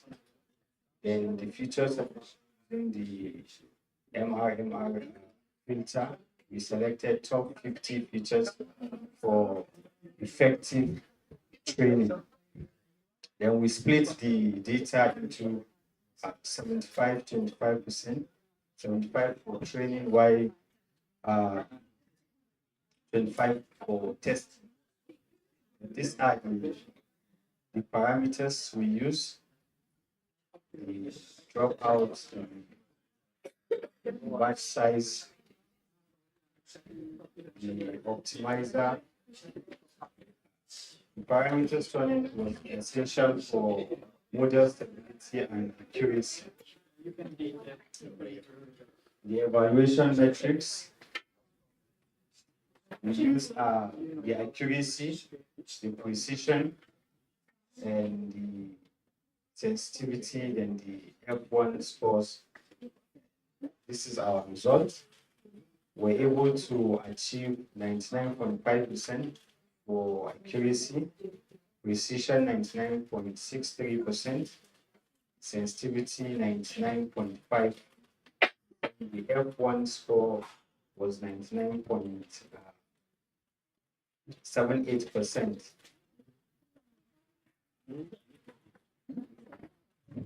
Then we compare our results with other deep learning methods, which they have. The traditional CNN was able to have 96.31 accuracy percent.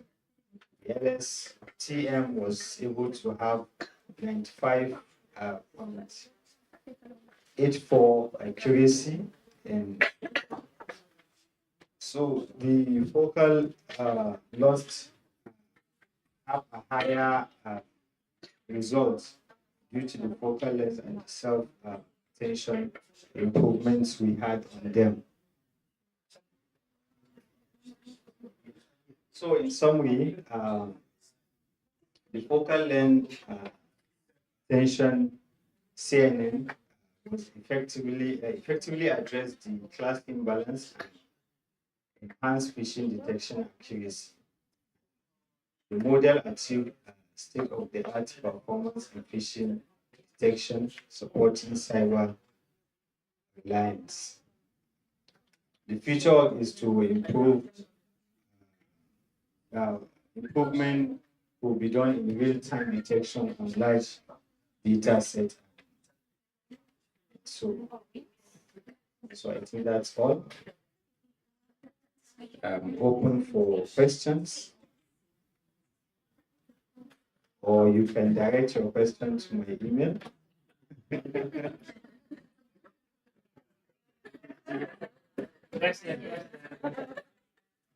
Question from the floor.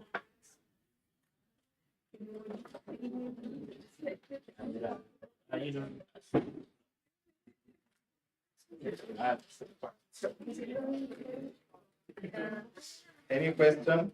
Or I will receive the questions through my mail. Yeah, I will.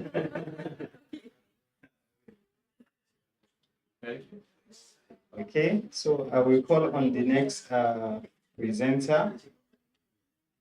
The next presenter is Umar Shafiu Haruna, and the title of his research is Enhancing Network and Intrusion Detection for Big Data Set with Hybrid Deep Learning, A Swing Transformer, and VGG 19 approach. So thank you.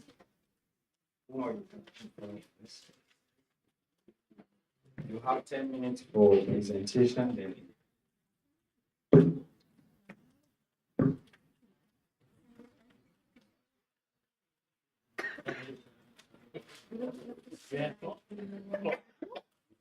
I'll check the time.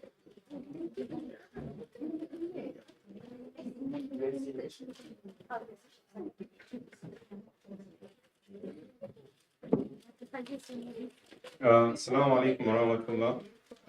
My name is Umar Shafiu Haruna from Yusuf Mitawasila University, Kano, in Nigeria. And the title of our research is Enhancing Network Intrusion Detection for Big Data Sets with Hybrid Deep Learning, SWIN, Swift Window, Transformer, and BGG19 approach. The outline of my presentation are the introduction, the problem statement, the methodology, results, conclusion, future work, then the question and answer session.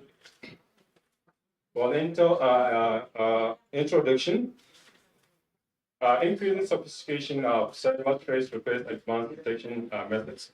As we have almost all that we have now online, the educational activities, businesses, and all. So there are high tendencies of having multiple kind of threats, attacks with regards to the confidentiality, integrity, and availability of information that we have online. Traditional intrusion detection systems rely on predefined rules that are limited in handling large-scale data with diverse attack. For example, the firewalls, they have predefined rules, specifying that maybe this is an attack or a possible a threat or something.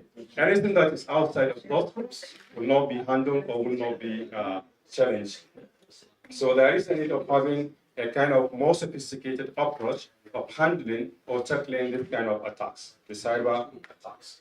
The objective of the study to create a robust, scalable IDS system that leverages advanced learning to improve detection accuracy in big data environments. Because nowadays we have large kind of data that is being on the internet. Because of so many things that we have, almost all that we do, educational activities, businesses and all, they are all now online. So we have large data set online, and also as well, we have sophistication in networks. So this study combines swing transformer for spatial data handling and BGG for deployed feature extraction. The swing is just more for processing large data. And also the BGG19 is meant for extracting features from given set of data. So why it matters? Why do we actually even need all this? Effective IDS can protect sensitive information, reduce cyber attack costs, and enhance national and organizational security. Because the moment there is an attack, which may be an attack that will attack maybe the denial of service attack, and so many other attacks, in such cases, it can lead to serious problems that can affect organizations, universities, and so many other environments that deals with cyber kind of settings. The problem statement, the challenges with the current IDS, scalability issues. Many IDS systems struggle to manage the vast volume and velocity of big data.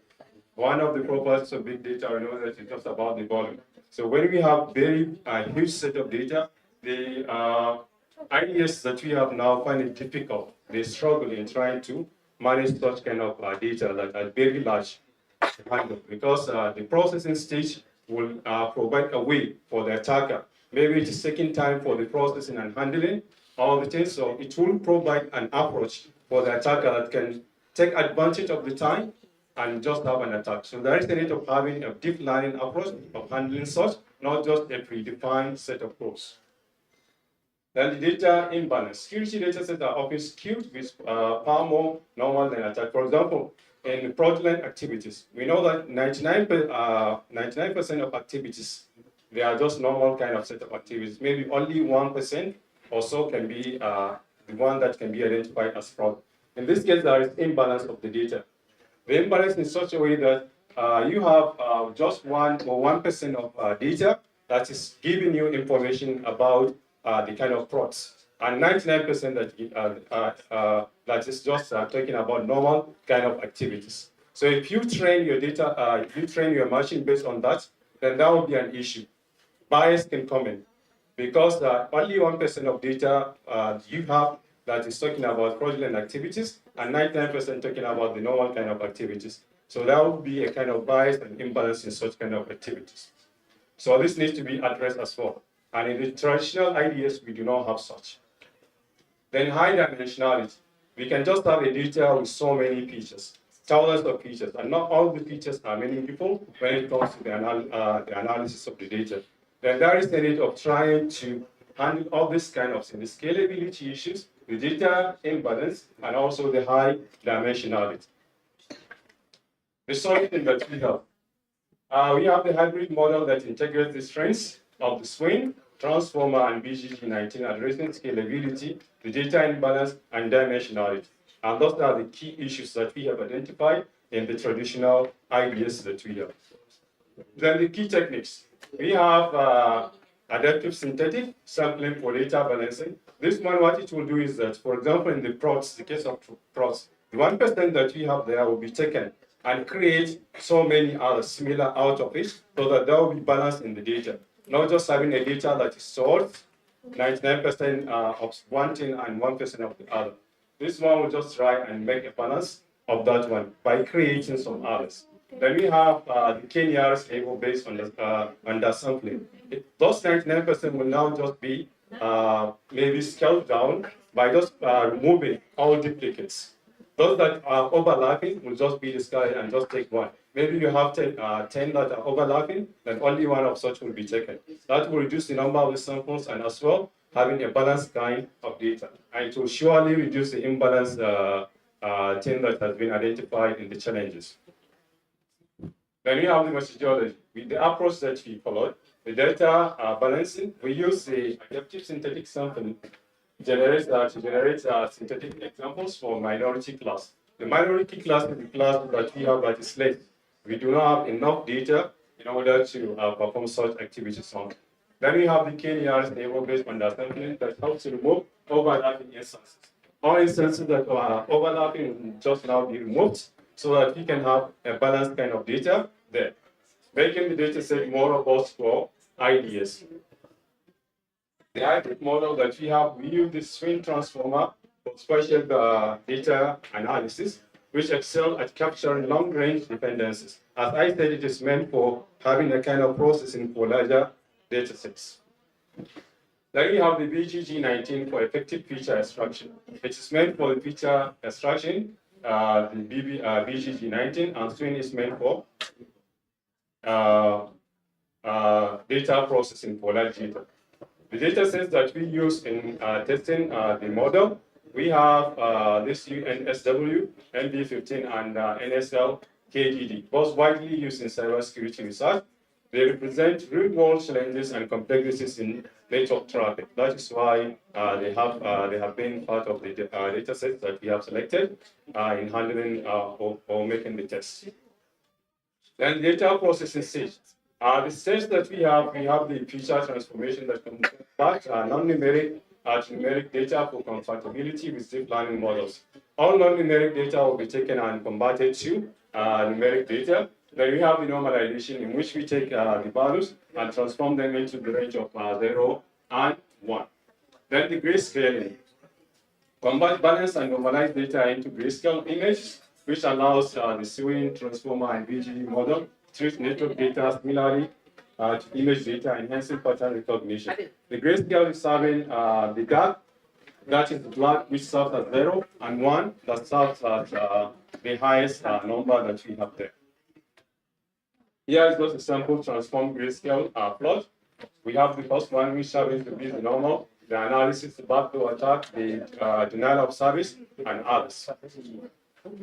Then the model architecture, we have the twin transformer as explained. We have standard spatial data dependencies, and we have the BGG, which is used for extractions. Then we have a kind of diagram here that is giving us the information. It will just take the data set, the feature extraction will take place, then the adaptive synthetic will take place, then it will just convert and come up with the grayscale that you can serve as the input to the swing and the BGG architecture. So this is just the MATLAB and something that has been used for that. And the results and accuracy, we have the metrics. Key metrics, we use this one, the accuracy is 99.84, precision sensitivity F1 score, all approximately 99%, indicating robust detection with low false positives. Then we have also for this second data set, we have accuracy of 88.34, comparison to other models. It outperforms the convolutional neural network, GRU, LSTM, and other contemporary deep learning models in accuracy and precision. Here is also a sample just giving us the results of the test, and also this one as well. Then this one is just a kind of repetition of what I already make an explanation on. And the limitation training time and computational resources demands will be improved. And in conclusion, the key takeaways that we have, the swing transformer and BGD hybrid models achieve high accuracy on large data, IDS data sets, proving its effectiveness for security applications in big data. Then the high accuracy rates, we have 99.84 for this, and HH for US UNSW NB15. Then the significance, this model is scalable, efficient solution to modern cybersecurity challenges. The impact offers a balance between computational cost and detection efficacy, showing promise for future deployment. The future of directions, additional data set testing apply. We need to maybe try some other data sets in order to see the effectiveness of the model, the cost efficiency and all. So this marks the end of my presentation, and if there is any question, then thank you.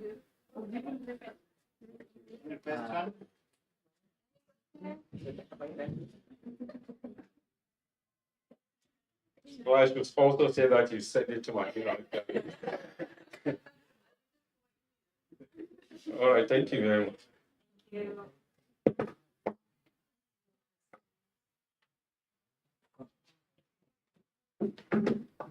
Thank you very much, Omar Shapiro, for your presentation.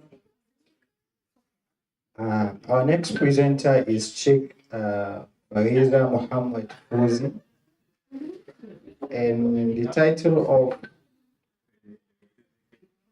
the presentation is Hardware Malware Detection by Using Ransomware, Random Forest, and Native Wire Classifier with Information Gain.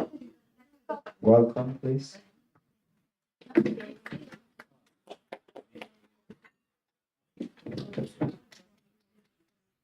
Okay, Assalamualaikum and good morning.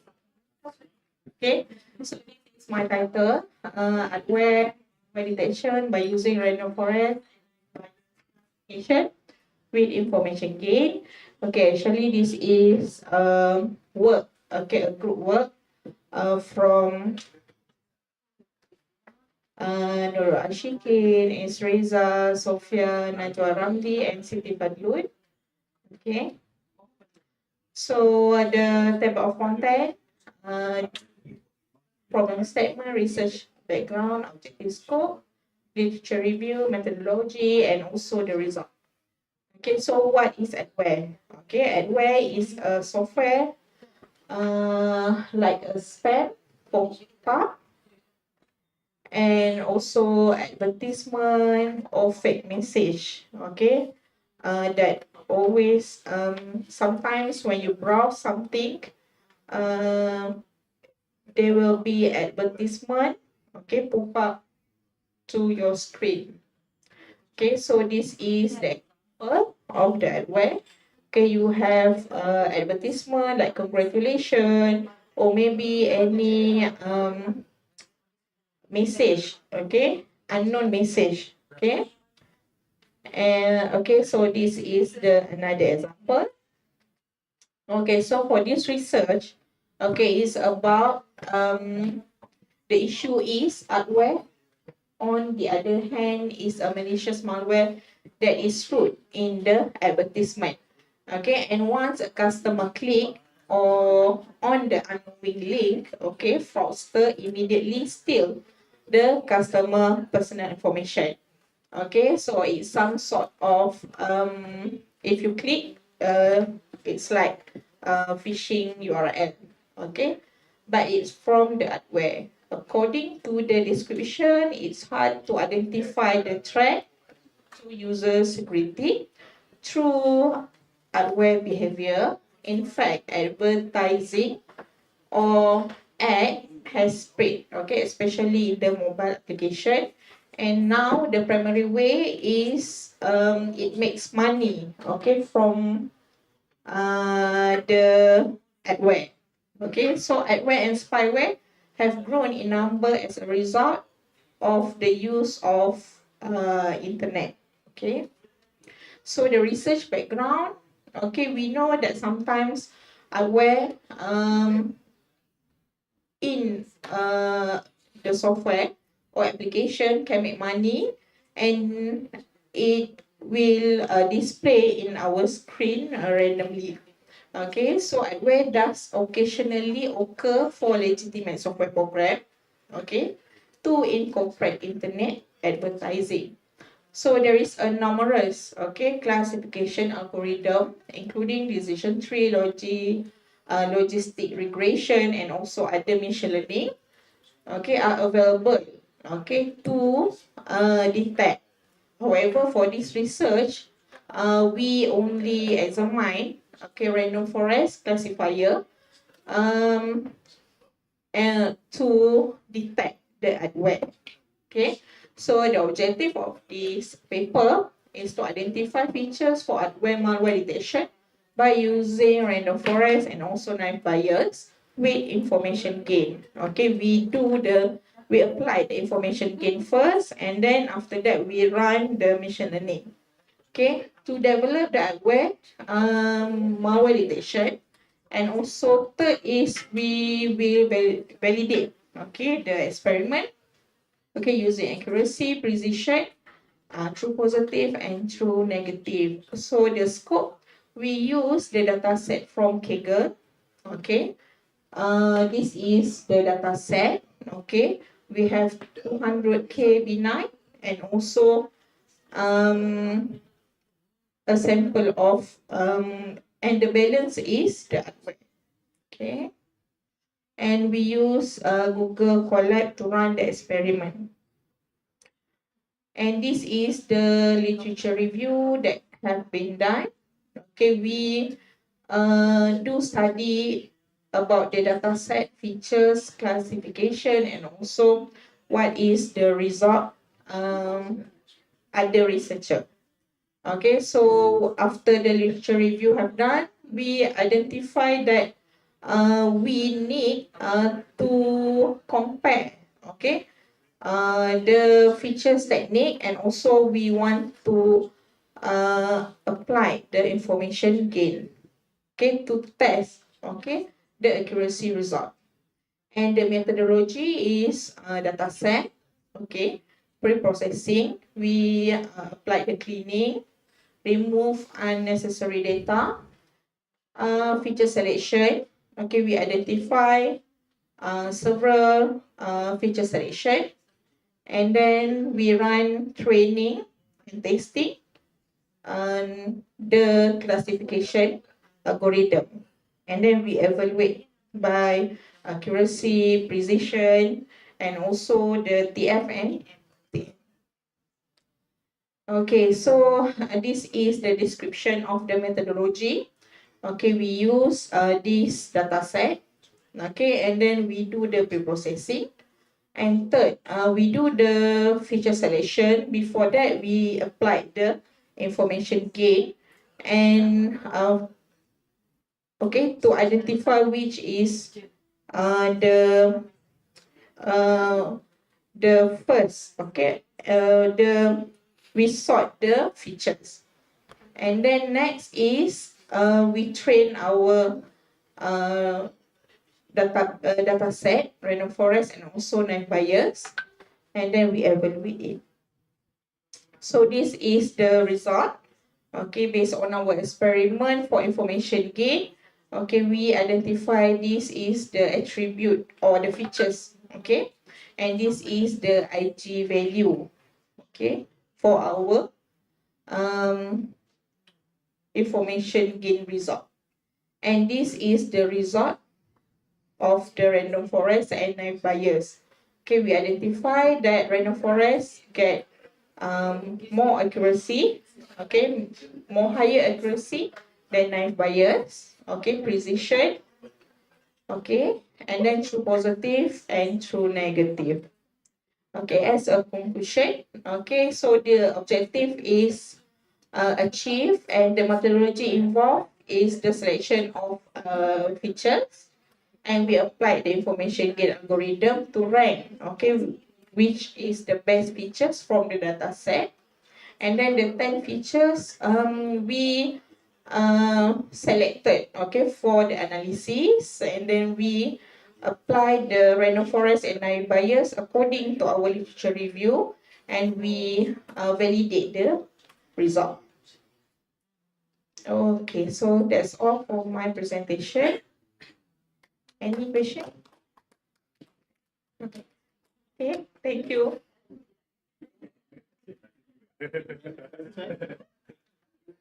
Okay, maybe you can ask my team member.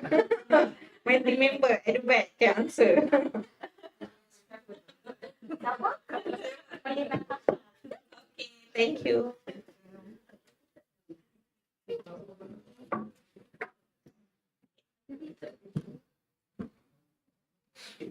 Yeah, thank you very much for your presentation. If you have any question, you can redirect it to our email. Sure, she'll respond.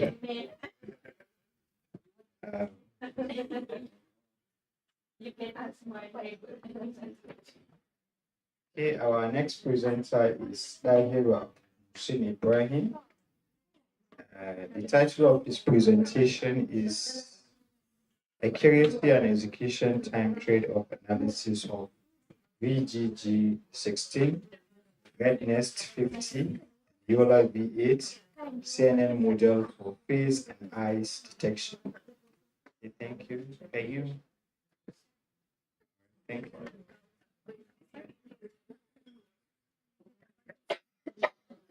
you. Assalamualaikum. Good afternoon, everyone. My name is Bayo Abdulmas, from Malaysia. We participated accuracy and execution technical analysis of DD16, 1050 and all of CNN models. Well, CNN models for face and identification. Oh, The authors include Shamsul Kamal Ahmad Khalid from University Tunusan and Malaysia, and Lokman Muhammad Fazli from University Sains Malaysia. So this research is based on a comparative analysis of three most used CNN models. Oh, okay. So I will be taking you through the introduction, methodology, and residual findings.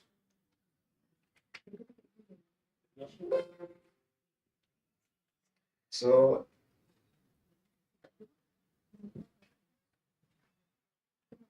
when it comes to computer vision, especially in terms of in the field of face and eye detection, the field has grown so immersively, especially in recent years. So, with the help of artificial intelligence and deep learning, which goals is to provide computers to develop systems that interpret visual informations. So our study is to provide a comprehensive analysis of three most recent CNN models for face and eye detection, which is BGD16 version 50 and yellow version 8. The problem statement of the study is lack of performance and trade-off analysis of most recent CNN models for face and eye detection. Most recent CNN models were not assessed and haven't got any analysis of their speed and accuracy. So due to this, our research aimed to close this gap. Next is limited data diversity was used in previous face and eye detection. Some research that were conducted before, there is a limited data diversity. Limited data was used especially during the assessment. Limited data set was used during the assessment. So the objectives, first is to assess the accuracy and execution time of BGD16 version 50 and yellow version 8 on three data sets, which are LFW, FDDB, and CYBERCOMP for face and eye detection. And second is to compare the performance of the BGD16 version 50 and yellow version 8 in terms of accuracy and execution time across the three data sets. Our research contribution includes comparative analysis. This research, as a comparative analysis, will provide an assessment on which model to choose when it comes to balancing accuracy and execution time. Practical model selection. This research will help future practitioners future selection of models and when it comes to balancing accuracy and execution time. Next, we have methodology. So for the assessment, first we use data preparation, which we collected data. We got all our data set from table, and then we annotated the data for face and eye detection, and we processed the data for BGD16 and rested 50. We sent the data to 450, while the lower version 8 we processed 414 by 414. Next, we have model selection. We set up our environment. We use Google Colab for this. We train the models. Next is the result analysis. Our research says that yellow version 8 achieved 96.65% accuracy on LFW dataset and 97.56% on select A dataset, and also 96.40 on FDDB dataset. while achieving 95.85% on LFW for eye detection and 97.45% on CLA data set, and also 94.78% for DDB data set.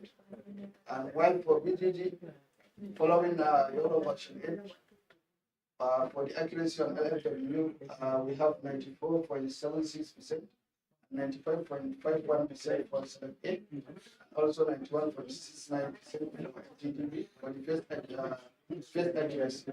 While for the accuracy, we got 93.59% for FW and 95.11% for select 8 and 90.33% on FDB data set.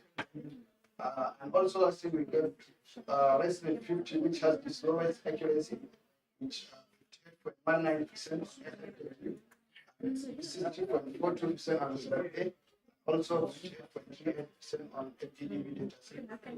However, it achieved a little bit accuracy on eye detection, having a 71.96% on FW and 71.81% on survey, also 71.15% when it comes to for the execution time, does not happen to be the fastest model, despite having a slower accuracy. However, followed by Euro version 8, which has a minimum speed of 0.41 seconds to 0.46 seconds image, and VGG, despite having a second accuracy, highest accuracy, but struggle with slowest model with time of resolution of 0.70 seconds to 0.76 seconds per image. So in conclusion, our research stated that YOLO version 8 can be used where high accuracy and reasonable speed is needed, and also while BGG16 can be used for cases where accuracy is needed while speed is not much needed. Lastly, resonate off for speed critical tasks, accepting lower accuracy. So that's all. Thank you. If there is any question. No email need to ask.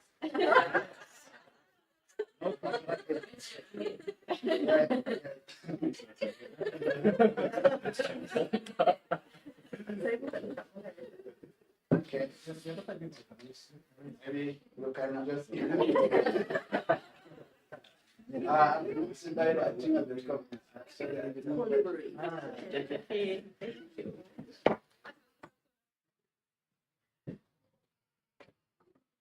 Thank you very much, Hero.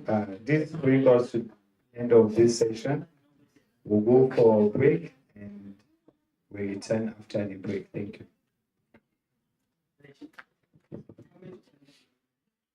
So we're coming back. How many minutes? What time we have been here?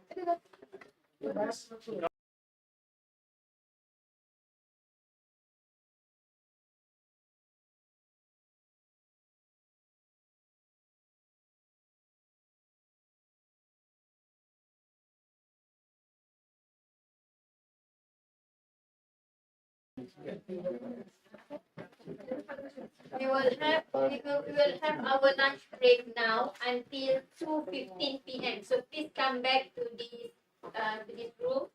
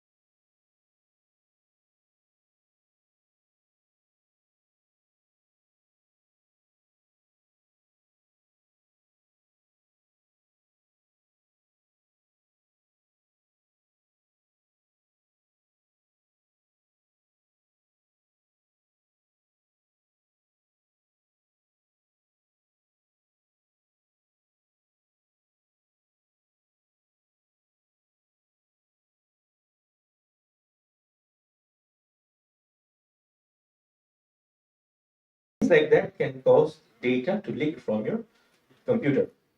So here is a very simple example of the process flow for a data leak, where a client is using a website.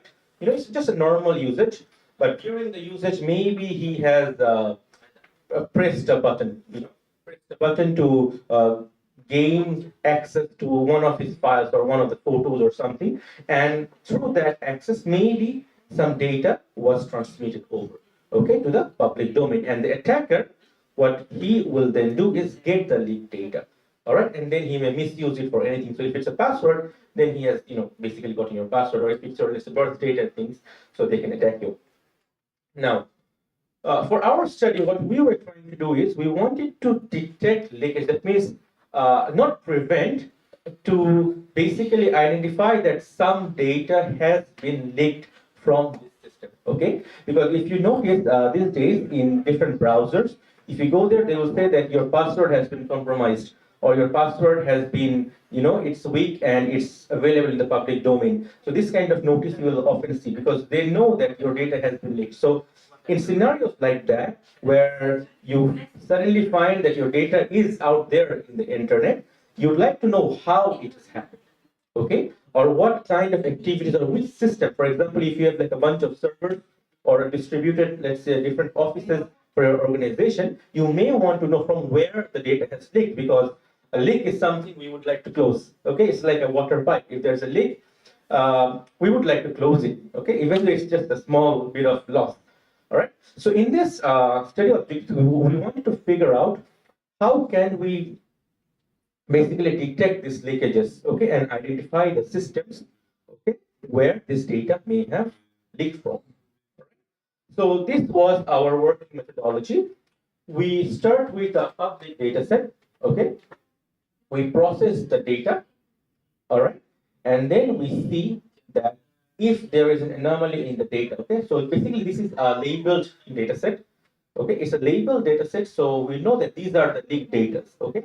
But along with the leaked data, we also have the configuration of the PC. For example, when they have logged in, okay, what kind of activities the user has done, when the leakage has happened, all right? So we have this public data. So our procedure was to get this public data and analyze which are anomalies and which are like a normal usage. So we basically kind of did some analytics on the user behavior, which is a part of it, but there's more features that we looked into.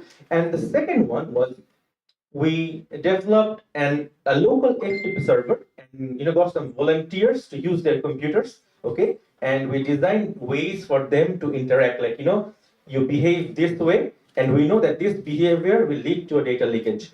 And then we have asked them to behave in a certain way, which is like a more secure or safe way to operate the computers. So that's our custom data. We have collected the data using the FTP server data logs and Google Forms, okay? And we got that data, and what we did was we used this model, which was trained on the public data, onto our custom data set, or the custom user behavior, okay, to validate whether these particular models are working with these behaviors that we can, simulate within our friends. So we asked our friends to do, operate the computer. And we have used two supervised learning techniques. One is the k-nearest neighbor method, another is the random forest method. So basically, these are supervised learning techniques that can segregate an abnormal behavior and a normal behavior based on the features. Okay, so the public data set is taken from the CERT database from the Carnegie Mellon University, called the Insider Threat Test Dataset, version 4.2.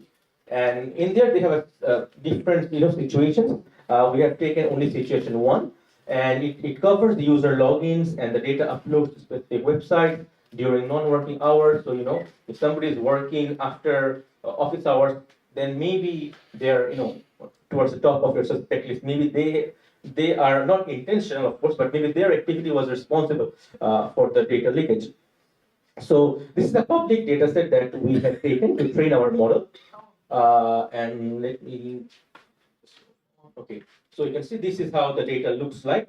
You do have a column, okay, which is like an activity ID. you have the dates, you have the, like the PCs are labeled, like a PC 5313, name of the PC. Activities are also logged in. For example, this particular CSV file checks when the user logs in to the system and when the user logs out. So, depending on even this kind of a behavior, there was a data set. We have another file from this data set, which is file CSV, and this file will give another ID to the activity and also the PC number where this happened and the file that was accessed. Okay, so all these are logged in this public data set. So we merge them together. Okay, we find some correlations among these files and these activities, and we try to figure out which activity and which PC may have been responsible for the data leakage. The second was the user data collection, which is our validation data set.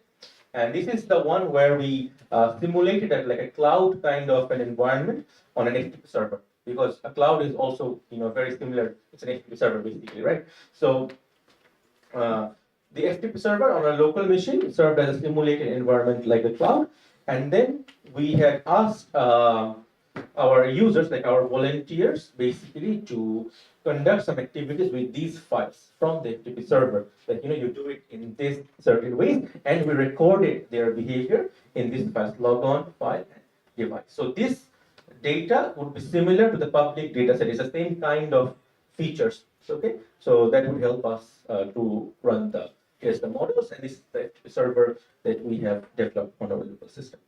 Okay, in terms of the features, I've already mentioned we took the time, okay, the date, hour, minute, which day of the week, if it's a weekend, if it's a weekday, if it's after working hours, if it's, during the working hours. So all this we took together and we tried to make the features about the user behavior. And then the user interaction also, okay, what PC is being used, which devices are used, what kind of files they're opening. Is it text files or is it kind of looking into files which are kind of not the usual, it's not a PowerPoint or Microsoft Word, but some other files are being accessed in this PC, okay, during these times, which are maybe not an usual activity. For example, if you have an office and somebody is playing a game after office hours, that means you are not supposed to play a game, and the PC may not have been configured to protect against playing games. So that kind of activities we have collected, and then we decided, okay, maybe this PC, because they were running an application that's not intended for it, that may be responsible. So we have taken that kind of data, and also the interaction, the logging in. This was very important. Like when they're logging in, how fast they're logging out, and if they are, for example, leaving it logged on for very long periods of time. Okay. And also, the number of PCs and users. So, sometimes, for example, this can happen in things like a library, right? Like somebody is looking for a book, they go and press on a library one PC, go find the book, come back and look into another PC. Okay, so they sometimes log into both PCs at the same time. So things like that. And also the file interaction, the exact files they were trying to interact with. So we take all this data from this custom behavior of the data set, and then we try to analyze which corresponds to what. This is just the evaluation matrix we have followed. Basically, the confusion matrix, where we determine the accuracy, precision, recall, and eventually one of the matrix F1 score for the data that we have. And we figured that for the k nearest neighbor, okay, if we have a test size of 95%, that means we're training with 95%, training with only 5% of data, okay, the score is not very good, really. I mean, it's 50%, but it's not how we would want it ideally, and the recall and F1 scores are also too low. And as we keep increasing, around 50% test size for the data that we had, which was actually because it was data from the volunteers, so we had about like maybe 1,000 or 2,000 interactions that we were able to, or activities that we were able to log. So in about 50%, we can see that the results are more or less, useful, we can say. Okay, it reaches about 50% of accuracy. And in comparison, the random forest reaches 50%, like, in a very small training size. Okay, so this is one of our findings that by training only a small amount of data, forest reaches this performance, but then remains almost at the same level. Okay, so if you were to compare head to head with this one, you can see that KNN requires more training data. Okay, but which is about the same kind of accuracy, but towards the end it goes to like 60%. But with random forest, okay, it doesn't go to 60% altogether. Just maybe the recall and the F1 score is crossing 60. Okay, the other accuracy is stuck at 50. All right. So we were basically evaluating the different algorithms that work on this kind of data that we have on the file leakage, and this is the confusion matrix. You can see that the true normal and the predicted normal is 100, but true normal and predicted malicious, so they have a quite, it's reflected in the previous slide actually, that it reaches 50 to 60%. So you see it's not where it should be. True normal should be 100% with predicted normal, but it's that's not the case for even actually for both these algorithms. So yeah, so that brings us to a conclusion that the K nearest neighbors performs well in anomaly detection, but faces challenges with false positives at higher test sizes. So there are some trade-offs of how much you can train, how much data is required for training, and how much accuracy is reached. And then it would reach a bias at some point. RF has excess in precision, which means it does identify it properly, okay, but it has more false positives also. So both have, like, they're not 100% there, but we do have some like ideas of where they may have leaked on an accuracy of, if I go back to this slides of about 60%, we can say that, yeah, this thing can tell me with a 60% accuracy that the data may have leaked from these particular activities. And as you know, there are just so many kinds of activities and threats out there. It's really difficult to put them together and have, you know, a very homogeneous result or output from all the different kinds of activities that's happening in our computers today. But we were able to kind of achieve like a 60% accuracy with the nearest neighbor algorithm. And our work is ongoing to see if we can integrate more features. But the thing is, different computers have different data logging methods, and we may not have all the data available to us to do this. So we have to, you know, also be limited with the most common type of data. For example, working hours, login activities, where they're clicking in the file sizes. So with that kind of a limited data, we can say that about 60% accuracy can be achieved to identify the data patients. Yes, and that's more or less what I have to. Thank you so much. Okay. Yes. Can I ask a question? Yes, please. I'm interested to know how about the feature selection that you use for the experiment. Is the feature selection is taken from other literature or you suggest? Okay, so this one actually, the graph is not here. We use some tools like Shapely, and there are some tools for machine learning where we put all the features and it gives you kind of a graph on which features are more important. So we put these features because it's already a labeled data. It's a supervised learning technique. We already have a labeled data. Is features really say that these features can be used to detect the leakage?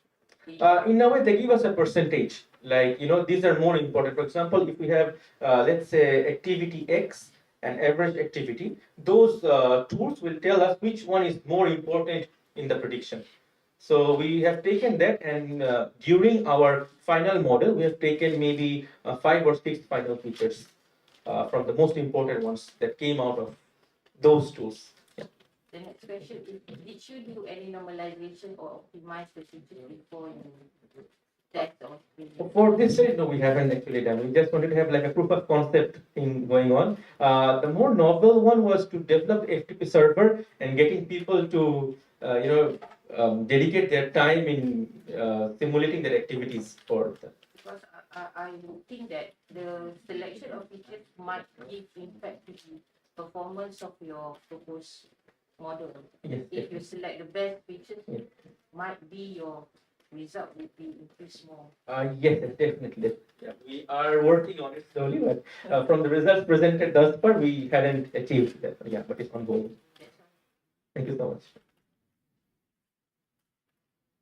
Any other question? Dia presenter dia sama juga. Tak, dia student pula.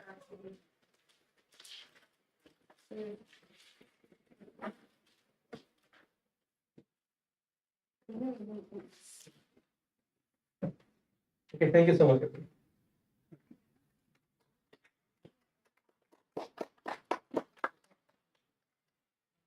Thank you once again, Mr. Zubair, for your responses and for sharing your expertise with us.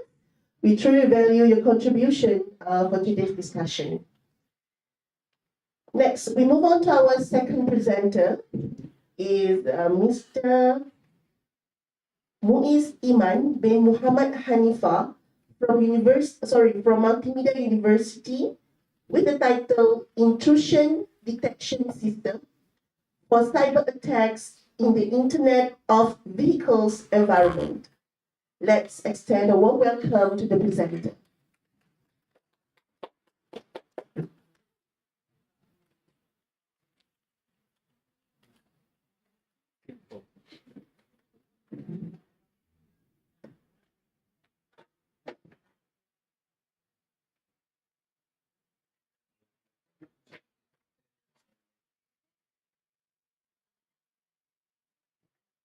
Assalamualaikum and good evening, everybody. So today I am with Iman. I'm going to present my research, which is like intrusion detection system for cyber attacks in the Internet of Vehicles environment. So this is the research that I'm doing together with my supervisor, which is Sir Muhammad Zubai Hassan Tarif, and we are from Multimedia University, Cyberjaya. So let's moving on. So as you can see here, the picture is showing that the car here is have the interconnection with each other. So this is what we call as the Internet of Vehicle, which is there is the interconnection within the car and another car. And so basically in the car we have the electronic control unit where we know it as ECU. And recently, we have the autonomous driving, and we also get to know the modern technology, which is called as the Internet of Vehicles, which is in the Internet of Vehicles. There is the connectivity to the vehicles to everything. So the autonomous driving, Internet of Vehicles, and vehicle to everything are the component that causing security threats because of the interconnectivity. So this is the cause that cause the security threats in the Internet of Vehicles. So what is the Internet of Vehicles? What is the connectivity in the Internet of Vehicles? So as you can see here, here are the example of the Internet of Vehicle connectivity, where you can see the vehicle to grid, vehicle to registration, and anything else like vehicle to infrastructure, vehicle to home, vehicle to outside, and vehicle to vehicle. Like the previous slide that I showed before. So this is the connectivity of the vehicle in the real road, in the real vehicle into the interconnectivity into the vehicle to everything, like to infrastructure, vehicle to vehicle, and anything else. So the problem statement to this research is as vehicles become connected to the internet with continuous message exchange, they become vulnerable to cyber attacks. And onboard intrusion detection system is required so that it can run complex competition on limited resources. Okay, so intrusion detection system. So generally, the intrusion detection system is to detect possible threats and alerts the user. So intrusion detection system generally work by sending the network to the router, and then the intrusion detection system will detect if the packet sending is the intrusion or normal packet. If the packet is normal, there is nothing. The packet will go through, and then if the packet is intrusion, it will alert the system administrator, like show here. And in the vehicle, like current vehicle, we have CAN bus. So what is CAN bus? CAN bus is a special communication protocol for interconnection of automotive component. So it will connected nodes to nodes. Basically, CAN bus is the two wires in the vehicle where it will connected interconnecting nodes to nodes. Let's show here. As you can see here, the airbag, the hardware, ABS, and ECU. This is the CAN bus, the two wires that connect each node to another node. So this is how CAN data is being transmitted between one node to another node, which is yes, this is the length of the nodes and the length of the data.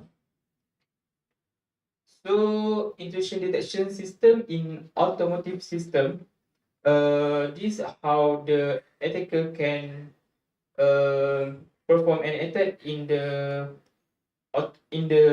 vehicle, where it can be both internal and external attacks. Where internal attack, they can attack via CAN bus by sending the malicious CAN message, while the external attack they will send to the malicious traffic packet to the gateway. And as you can see here, we deploy the IDS in both the external and the internal. So when the malicious traffic packet is sending, it will trigger the alarm to the user, so that it can alert that their vehicle is being attacked. So in a CAN bus, all data is relayed to all the nodes. The correct recipient detects for its address and accepts data. IDS in IOV is attached as another node in the CAN bus and monitors all data.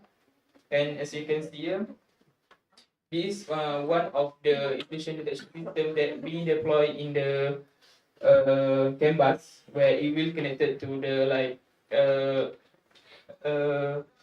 power window, ECU, infotainment, and headlamp and auto seat. So this objective of this study is to implement IDS system utilizing machine learning capability on simulated IOV workbench. We also want to implement IDS system utilizing machine learning capability on simulated IOV workbench. So the constraint of this study is the electronic control unit are usually low power, low capacity, and not designed to run ML programs, it is not capable to run the ML because as we know, ML require a lot of power to run on it. So this is our implementation plan, which is first we get the data set, and then we train the model into the in a laptop, and then we deploy the training model from the laptop to the microcontroller, and then we use the micro ML, which is the machine learning that is being deployed in the Arduino, by converting the model into C language, because Arduino only can work with C language. So we use the laptop to feed the data to the MCU, and the MCU, one of the MCU will be embedded with the machine learning, and the another one will be embedded with the attack data.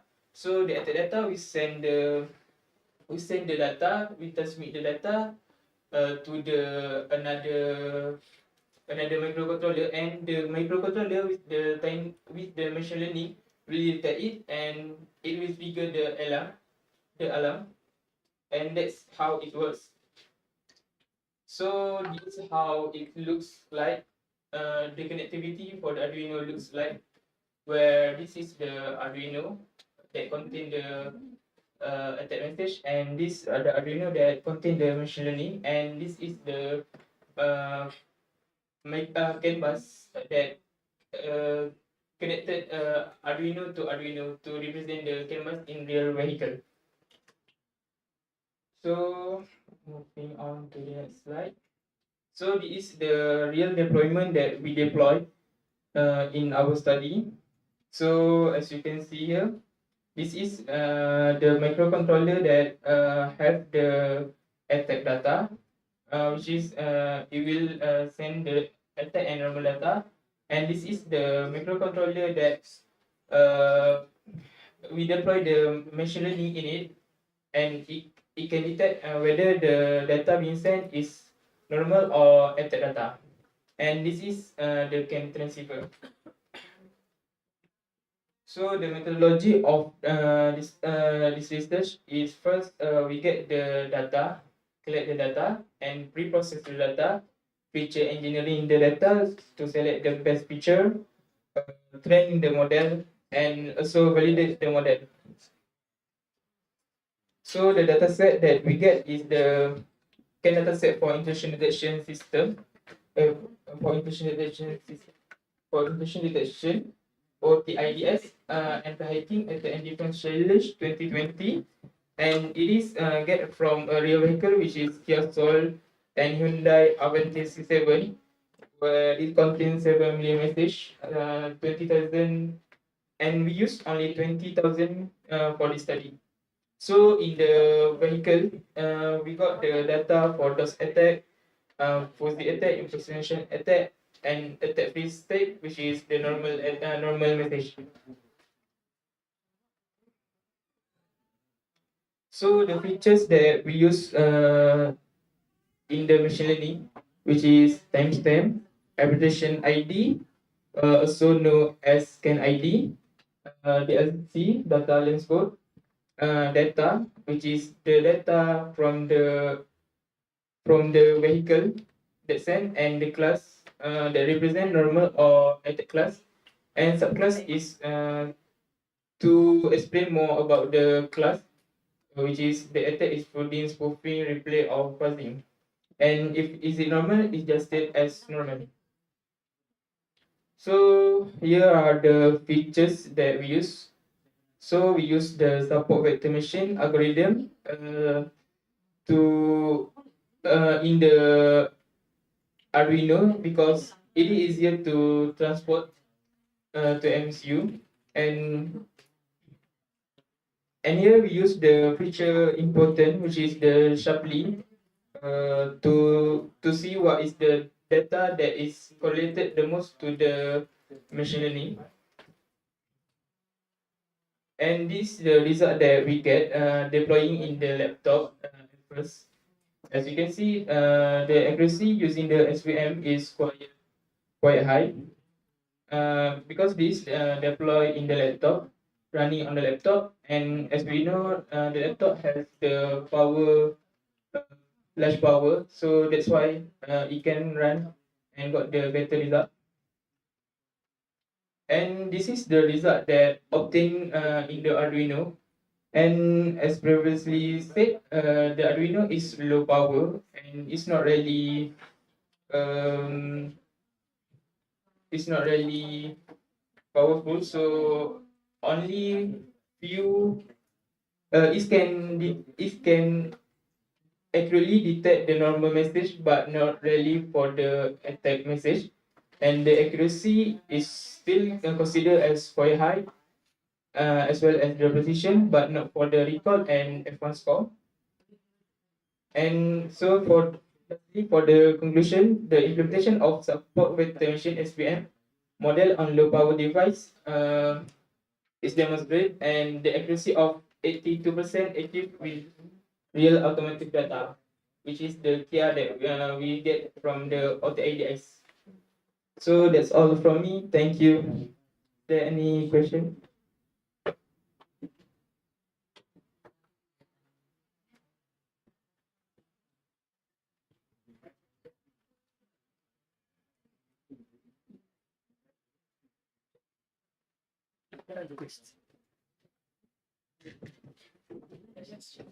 No. You test on the running car. Yes. Or real car. Oh no. We just use the data from a real car, deploy in the Arduino, and then we come up with the proof of concept, where it represent the real communication in the real vehicle. No. First we run in the laptop. We train the machine learning in the laptop, and then we deploy the machine learning into the microcontroller, and it is called as TinyML. No, no. Is there any other question?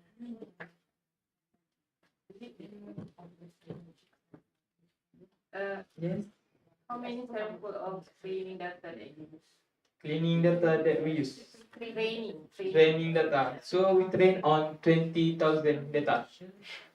Did you use any ratio size for the training and testing, or just train the algorithm and We training and then we testing using another data, where we are not using the testing data on the data that we used previously on the training.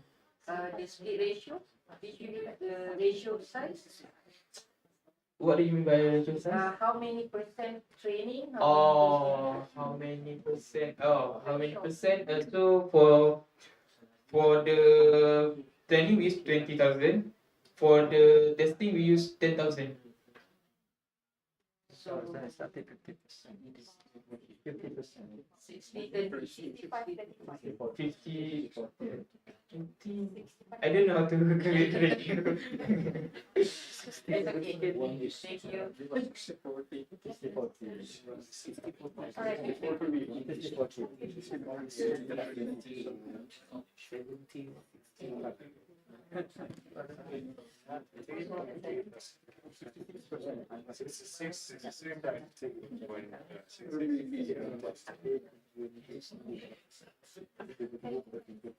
Thank you. I think that's all from me. Thank you.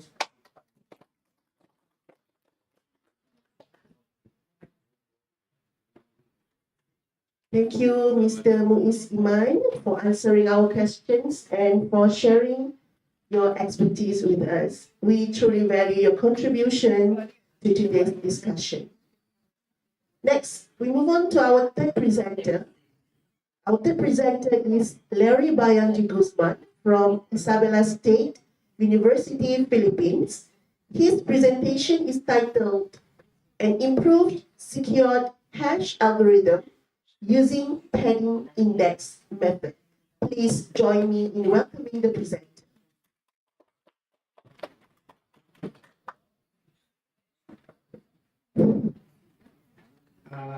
Good afternoon to all of us. I'm Larry from Isabela State University, Philippines. By the way, I'm just presenting our research paper, an improved secured hash algorithm SHA-1 using padding index method.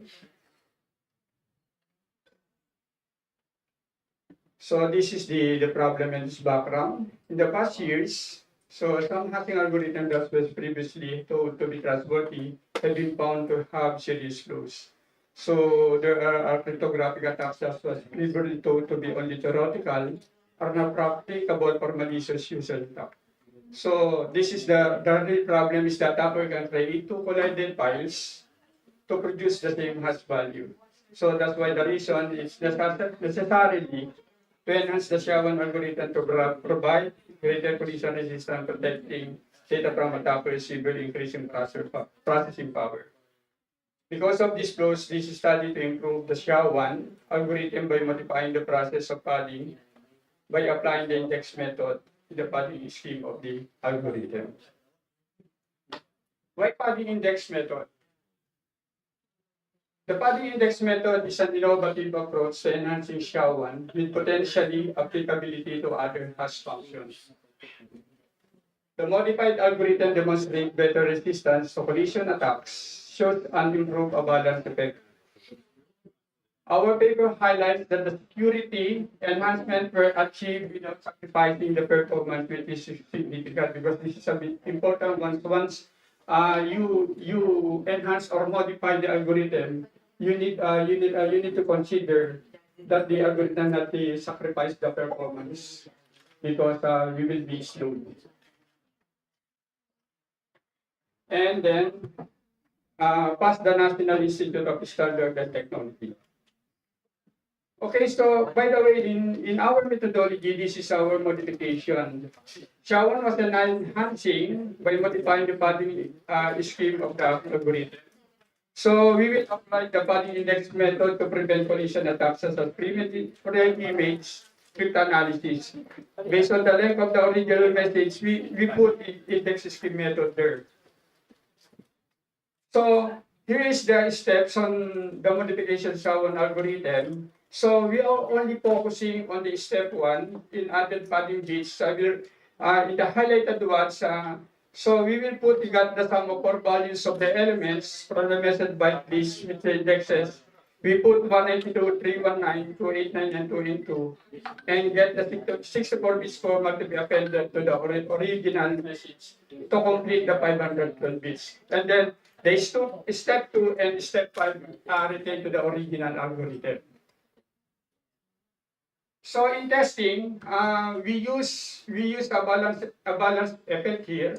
So there are 3 messages that we use. One we change difference in the last few bits, the length difference in the last few bits. So we have a formula used in order to compute.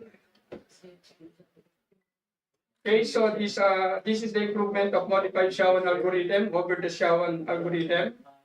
Okay, the following is the descriptions of the various messages that was utilized on this study. So we use a set message for 1 bit. We have a first input and the second input. We try to change the last character in the first input and the last character in the second input. So that one I will test. And then the other one, the set B.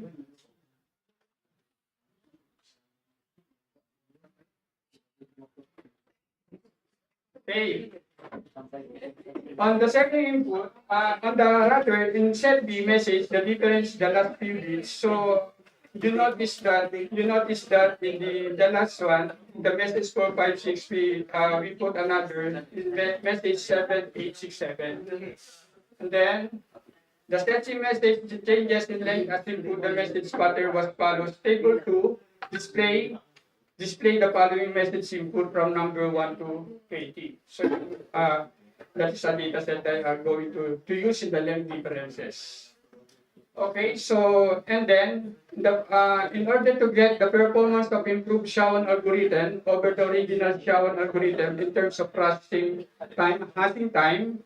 Okay, we use the Intel Core 15 i5 processor, processing and hashing times. Various PDF were utilized to evaluate the algorithm performance. We use also the Shawan collider. A Shawan collider we use to generate two PDF collided files to be fed in the 2 algorithms to measure the effectiveness of the modified Shawan algorithm. Okay, so the following data set was used in the study showing in table 3. Shawan collider convert data into image to become vulnerable using fixed prefixing method. So we have six data sets here. File 1 from file 6. Okay, so that is represented by message content. Okay, so this is the result. The effectiveness of modified Shawan algorithm, we use a Python programming to simulate the Windows platform environment with Intel Core i5 processor and 8 GB of RAM. We generate 2 data sets with the corresponding message content in each. Okay, so in table 4, so this is the result using Shawan algorithm. This is coming from the original. So the hash value, as you can see, the file 1, file 2 has a different hash value. Okay, file 3 and file 4 the same, and file 5 and file 6 have different hash value. But however, when the PDF files or the dataset was fed in SHA-1 collider, the collision occurred. So the SHA-1 collider targeted the file 2 by generating the same hash value with file 1 in figure 2, shows file coming from the attacker, and it will be used to replace file 2 shown in figure 2. So as you can see, the original message is in the figure 3, and then the figure 3 is made by the attacker. Okay, so this is the summary results that when we use the using SHA-1 collider, there is a collision result using SHA-1 algorithm. So in file 1 and file 2, produce a same hash value. Therefore, there are collisions made in this file 3 and file 4 same, file 5 and file 6 is same. In order to mitigate attack, the modified SHA-1 algorithm was introduced. Further event was fed into SHA-1 collider. None of the per4 files produced the same hash value. Table 6 shows the modified algorithm developed is effective and mitigate the collision attack made by the attacker. So in file 1, different hash value, file 1 and file 2, same with file 4 and file 3, then file 5 and file 6 different value. So therefore, the modified SHA-1 algorithm was effective in terms of attack. Okay, so this is only the simulation result of a modified SHA-1 algorithm. So we use a Python programming. When file fed in the algorithm get the byte list values give the results of 184782 elements that exhibited in figure 4. So this is the result. And then this byte list value will be represented into binaries shown in figure 5. Then we apply our contribution. The padding index scheme will be represented, the values to be padded in integer is 209, which is the sum of indexes 192, 3192, 84, and 292 respectively from the message byte list with the 64-bit value of this represented by the binary. Okay. The whole binary file will be divided into 512 bits that will serve the message chunks that's shown in figure 6. The green highlighted is the one result of 512 bit chunks. And each chunks will be divided into 16 words within 32 bits length exhibited in figure 7. And then it passes through the compressions where same process with the original will be executed. Then iteration from H0 to H4 will be performed by the functions. After the final iterations, the final message digest will compute or calculated. The calculation for the final digest will be hexadecimal values of the binaries from H0 to H4 exhibited in the figure 8. Okay, so here is the performance of improved SHA-1 algorithm over the original SHA-1 algorithm. As you can see in the output length, okay, is same with the modified and the SHA-1. Okay. And then in memory usage, we have an advantage in SHA-1. In processing time and hashing time, we also have an advantage over the original SHA-1. Okay, in terms of a balance effect, so in table 8, the average shows achieved by modified SHA-1 algorithm is 53.41%, while 0.04 attain the SHA-1 algorithm. Because of putting the index method in SHA-1 algorithm, as a result, the generation of larger bit differences make it difficult for the pre-image cryptanalysis attack to crack the algorithm. So as you can see, the result in the balance effect, it shows that the favorable to the modified algorithm. And in this result, if 50% above, this pass in the NIST standard. Okay, so when we compare to the comparison to the other study, the modified SHA-1 algorithm, so we compare to the study Wang et al., Li and Liu, Ahmad et al., Shang et al., and then our proposed. So, conclusion, on this study, the modified Shawan algorithm was proposed based on the original Shawan algorithm. The padding index method has been used as a contribution to this study. The result of the summary shows that none of the files has been created in the same hash value in SHA-1 collider produces collisions. The modified SHA-1 comparison with the original SHA-1 in terms of processing time, hashing time, and memory size gives a better results.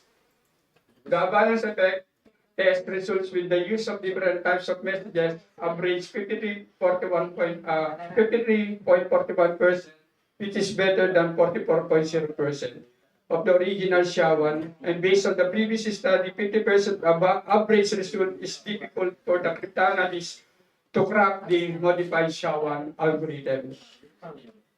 Based on the result above, the padding index gives a high avalanche effect and advantage in terms of memory usage and processing time, and is better than original algorithm. It has been proved that it's very effective to prevent collision attacks, especially in man-in-the-middle and cryptanalysis attacks. In our recommendations, further deep analysis recommended the increasing of the avalanche effect in terms of the message sets, and it has been proven in this study because security enhancing algorithm becomes vulnerable against attackers and subject to attack in the coming days. SQL injection attack might be interested to adopt the proposed algorithm. Thank you.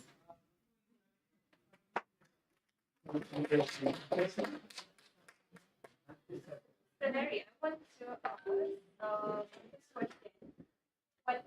What is the length of the data for each file? We still remain the length of the original. What is the length for each data? The content of the file? What now? The content of the file. What is the length of the content of the file? The data set. What is the length of the data set? The length of the data set. Yeah. Yes, ma'am. 30 characters. It's a 30 characters one. 30. Same for all files? Yes. Oh, okay. So the output is 160 bits. Yes. Okay. So your result is based on 6 files? Yes. Okay, thank you. That's all.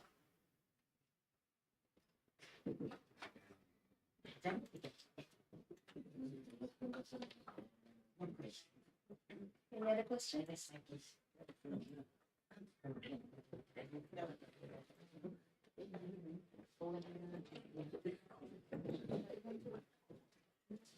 Thank you again, Mr. D. Guzman, for addressing our questions and sharing your expertise.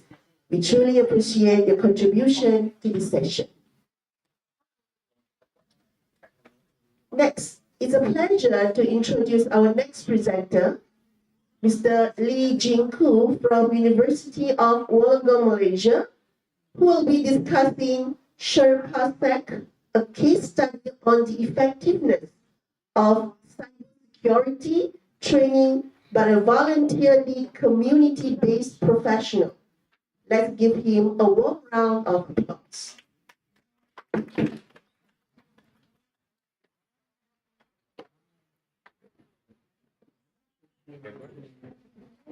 Good afternoon. I'm Koo. Right. I don't watch, but I'm a Malaysian, by the way. Right. Since Prof this morning has introduced PPT, not PowerPoint, people process technology. So my paper is positioned on the first one rather than all the technologies. It will be focusing on people and talent. Right? Okay.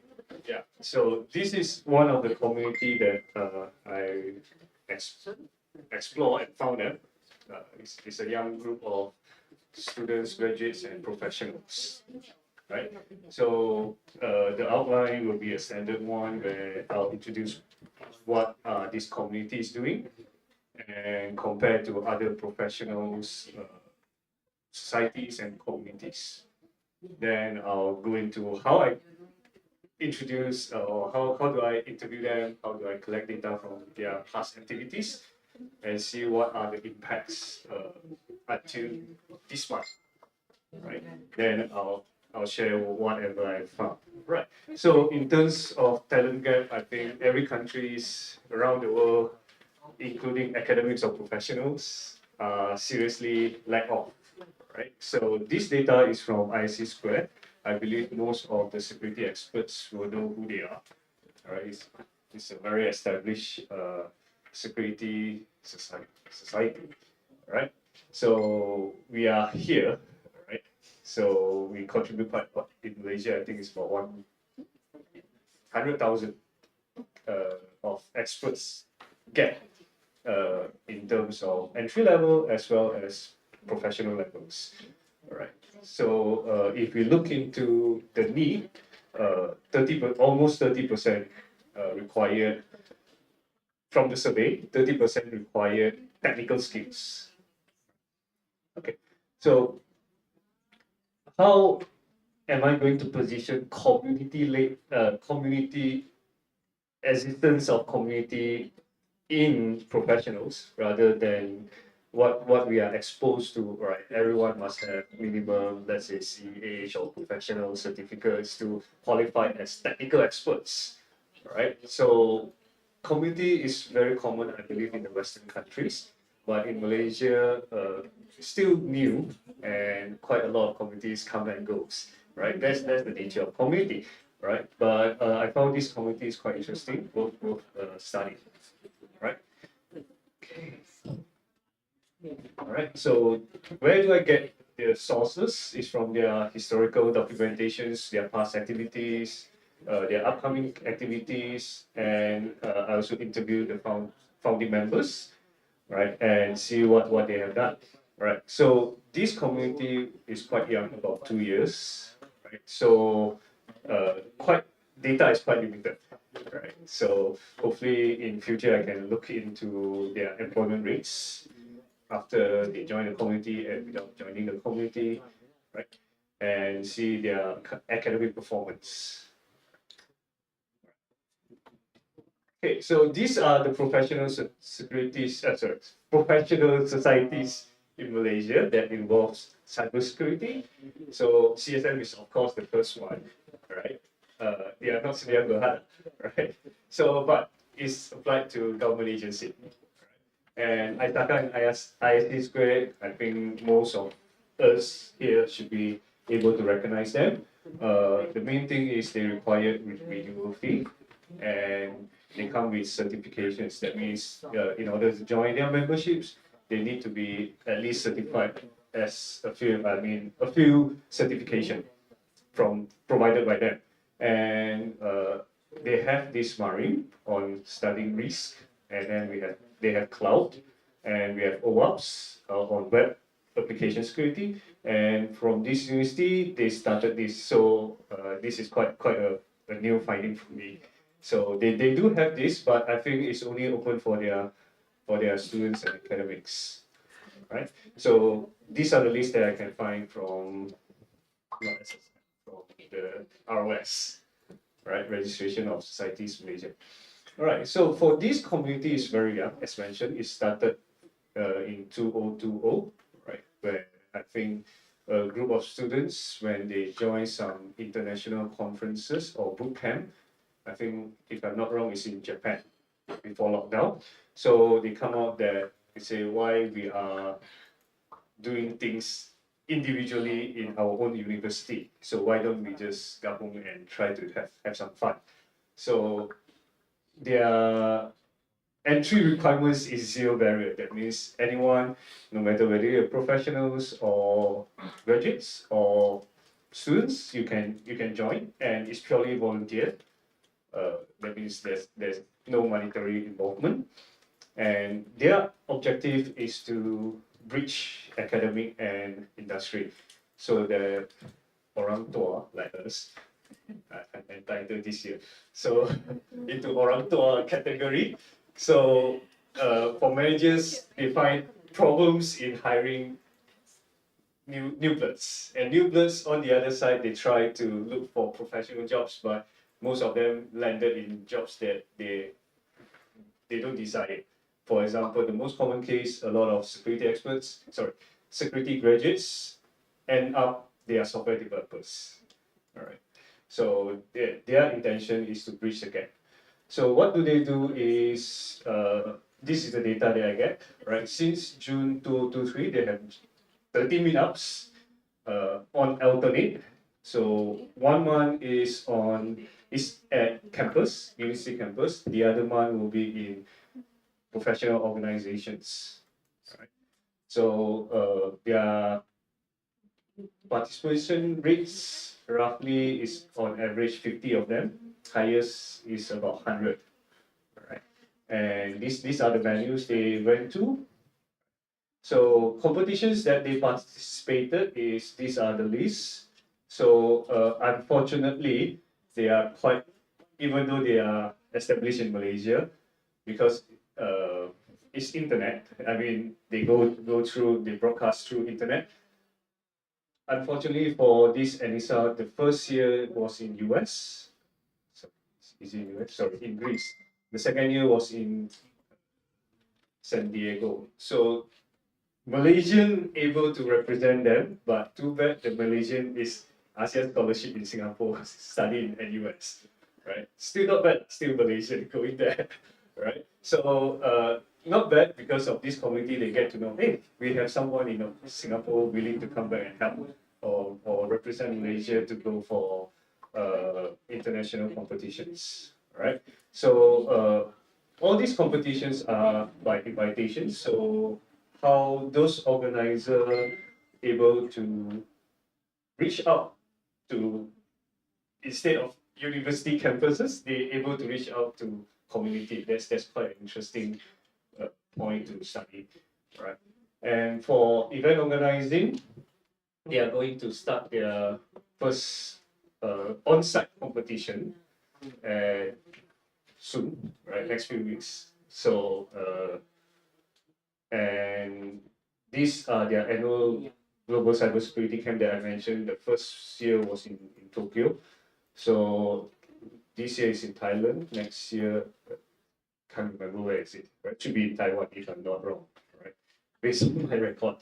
And a lot of them has started their own e-learning platform where they create their own YouTube channels and Discord channels, so to help the younger ones to step into cybersecurity, including car hacking. Okay.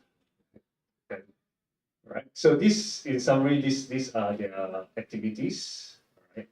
So some are university, some in organization. So hopefully, unfortunately, all these are in KL and Selangor. So one day, hopefully, they can go to Batam then. Right. Hopefully. Right. Okay. All right. So their approach is very different from those professional certificates where they come in to network. Right. This is what I found. Right. They don't have any barriers where you need to first pay membership fees or do some registrations. Right. They just need to volunteer and just join the meetup. Right. To mingle around. Right. And they also go to different universities and different offices, right, to have their meetup. Among the famous one is they managed to get contact to PayNet, which is the main operator of Do It Now, to host a session over there. Right, that will be one of the famous venue where a lot of participants was looking forward to. Right, and I interviewed 2 founding members. So they are working professionals now. What they want is when they learn cybersecurity, they're able to get into this community from overseas community and bootcamp. So they wish to bring this back to Malaysia. That's why they started up. And once they started off this meetup and other communities started to be active, among one of them is RAWSEC, R-A-W, RAWSEC. The other one is NanoSec. So each of them will have different objective, right? Some will be on professional training, some will be hosting conferences, right? But this group will focus on community meetup. Right? Okay, so the key challenges they found is, of course, funding. Right? That's why they find hard time to find venue sponsors, especially like the simple one, refreshments during the meetup. And the commitment between committees and members, because when young graduates turning into professionals, each of their life purpose and busyness will be very, very different, right? And of course, to maintain the quality of events is not easy, especially when they want to find speakers in the sharing sessions. Right? So in terms of accessibility, the very, very good approach that they use is you don't need to pay any membership, you just need to come. So this opened up a door where a lot of people will just come in. One of the sessions they mentioned about car hacking, that's where I learned about cat marks, which not my subject domain expert at all. So that's quite an interesting place to learn, to mingle around with experts. And back to the venue of PayNet, right? I also know how TweetNow operates and their directions when speak to those professionals, right? And the good part is they try to go to universities as well as company also. So when it comes to universities, the participants, of course, will be more on students. So students has a chance to talk to professionals, right? So in terms of employment rate, too bad I haven't get any data yet to see whether because of community, they're able to get a job placement easily compared to after graduate and just apply through normal job search portal. Right. So that's what I wish to do, is to try to track members to see how's their progress in life, right? And let's see if I can contact other community as well, so that to see what are the similarities or the patterns, right? Especially this group has contact to overseas community. The nearest one is Singapore, where I think Singapore has almost everyone. They have a lot of meetups and conferences, right? I wish that Malaysia can have that also. Okay, and let's see. This will be our, I think, for our government wish to have this for a very, very long time. They come up with Daksa, they come up, and then we all meetings and trainings and so on. So hopefully they can involve community as well, because first they don't need to go through so many red tapes where they must have certain protocols. But of course, I do respect government. They do have red tapes when you come to international organizations. Right? So yeah, that's what I studied from Malaysia, one of the Malaysia cybersecurity communities. They are here not to replace academic, right? They are here to complement in terms of educations and the flow of cybersecurity talents. Yeah, that's my findings. Any question? I didn't put email, so don't email me. Yes. Is the society open to everyone? Yes, they don't have a registration portal. So their objective is they just put, I think it's like go to meetup.com or ticket to you just to so-called buy a ringgit 0.0 ticket to just to meet up. Just like legal dating app, but not dating lah. It's just a meetup for community to share any topics. Yeah. Yeah, club lah, but no need registration. Oh. Okay. Interesting. All right, thank you.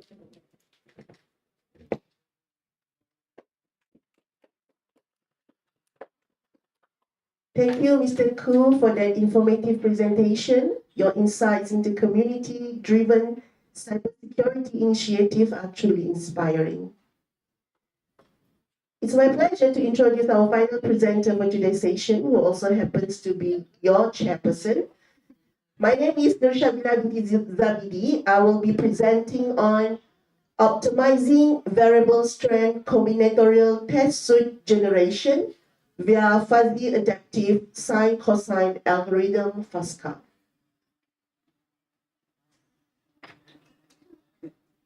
So these are all the authors that are involved in my project. So today I will be presenting firstly on the keywords, but because we run out of time, so maybe I will just go through with the important points in my presentation. So the keywords that are included in my project is about fuzzy logic, adaptive, and the algorithm that I'm using is sine cosine algorithm. And what I'm doing, I'm doing optimization in the context of combinatorial testing, specifically in variable strength covering array. So I will explain it later. So my research background is like this. We have this one problem.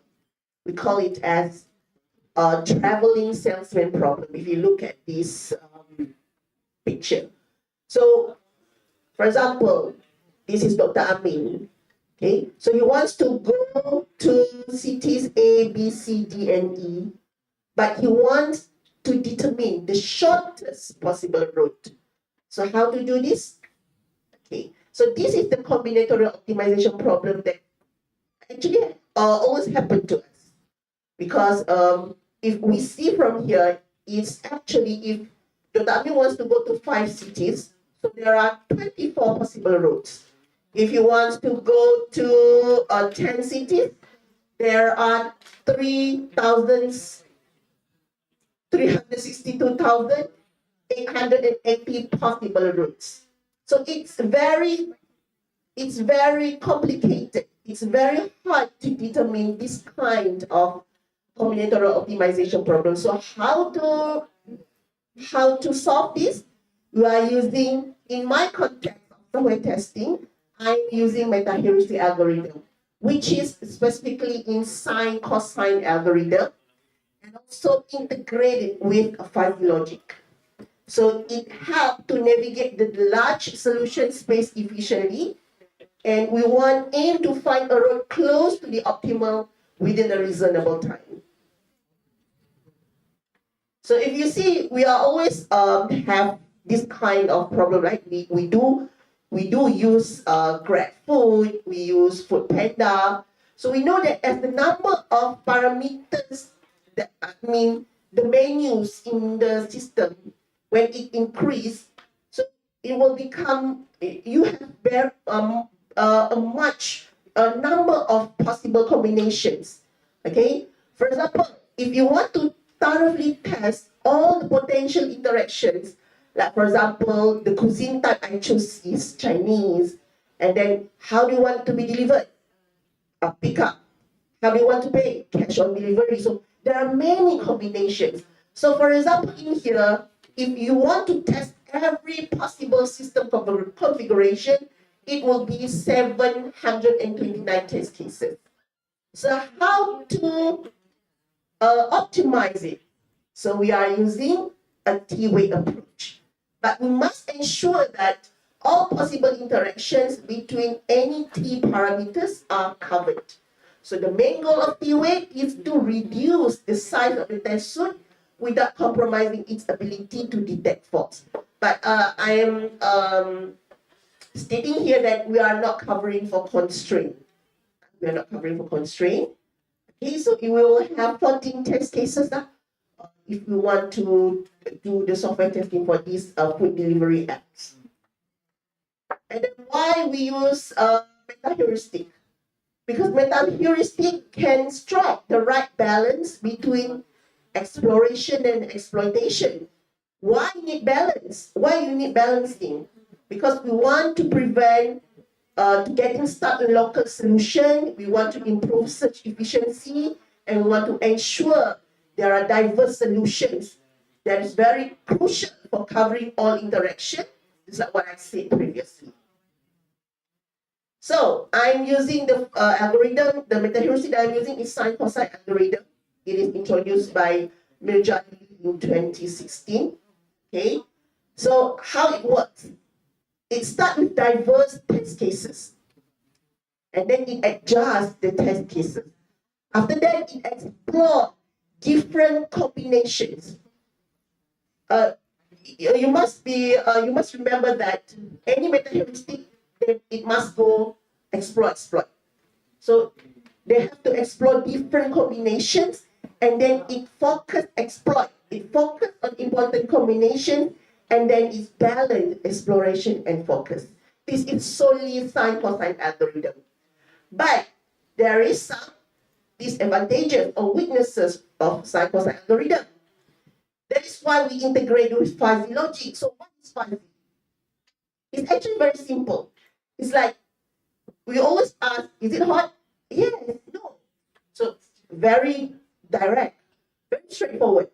But how about very much 0.5 hot, 0.3 not hot, or something like that. So that's fuzzy, the uncertainty. So if you want to deal with uncertainty between the state of being true or false, and we want to grade the responses like our traditional, not our traditional logic, and we want to allow some degrees of truth. Later I will be explain how it applied to my algorithm. Okay, so we are using fuzzy logic. We want to manage the uncertainty. For example, a test case might be 70% effective instead of you label it as good or bad test cases. But you can label it as how many percent is effective. That is fuzzy. And you can grade your responses, and you can prioritize the test cases and adapt to your testing strategies. So the related works that are working on the past work on sine cosine algorithm optimization, we have Hamad, Kanaporas, and Federal. All of these, they have some issues on computational cost, execution time, and so on and so forth. And then this one is the past works that have integrated fuzzy with test case generation. So we have FATLBO, FSAPSO, and also in a general meta-heuristic fuzzy set and possibility theory. The main hypothesis of my work is, my first cut is, I want it to be very useful in creating variable strength weight test suit, because we have improved all the search mechanism. So that is the main hypothesis of FASTCA. So my expected outcomes are a novel FASTCA integrating a Mamdani fuzzy system, okay, that allows adaptive tuning of the control parameters. R1 is the one of the variable in the sine cosine algorithm. So this is my research framework. If you see there is fuzzy rules there, it's like instead of a binary measure of quality, so means that okay, your test cases pass, your test cases fail. Okay, you can assess how it performs. Okay, so if quality measure is low, then your amplitude is large. Your amplitude is in the equation of sine cosine algorithm. And the diversification measures also are included in the rule number 2, 3, and 4, and also the intensification measure. Diversification is explore. Intensification is exploit. So how I evaluate all this? I run my experiment 20 times. And then there are test case size and execution time that has been evaluated. So 6 experiments. CA is covering array if you are in software testing research. And MCA is mixed covering array. Not mixed strength, but variable strength. You can see that there's 2 and 3 mixed covering array here. So for test case size, all the red one is my FASTCA stands out from the original SCA. Okay, this is in terms of the execution time also, FASTCA stands out from the original SCA. So the discussion that will be pointing out here is we want to tackle combinatorial optimization problems by adjusting the control parameters. Okay, and then by using fuzzy rule. Okay, and in the future work, I will expand my work to demonstrate the FASTCA with other meta-heuristic algorithms. And then the issue one that we want to conclude here is the exponential growth of test cases with increasing parameters will be covered. And also we want to balance exploit strategy. So hopefully FASTCA can handle high dimensionality in combinatorial testing and also have that effective balance of exploration and exploitation by using fuzzy logic. Okay, so this is the conclusion picture for my presentation today. Thank you. Do you have any question?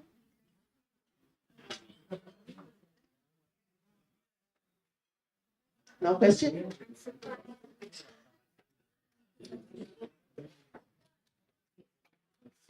No question? Okay. Thank you. As we conclude this session, I want to extend my gratitude to each of our speakers for their informative presentations.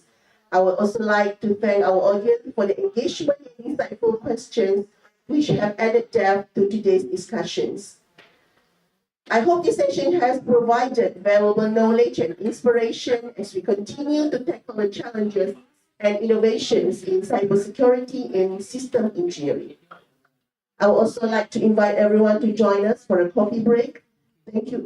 Is there any coffee break? Yes.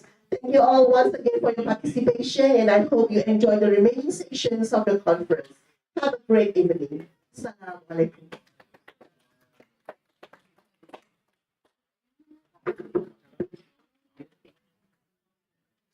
Masih jaga? Pakai skrip ya? Jaga skrip. Saya tak pakai skrip, saya pakai ini. Time zone. Cakap betul.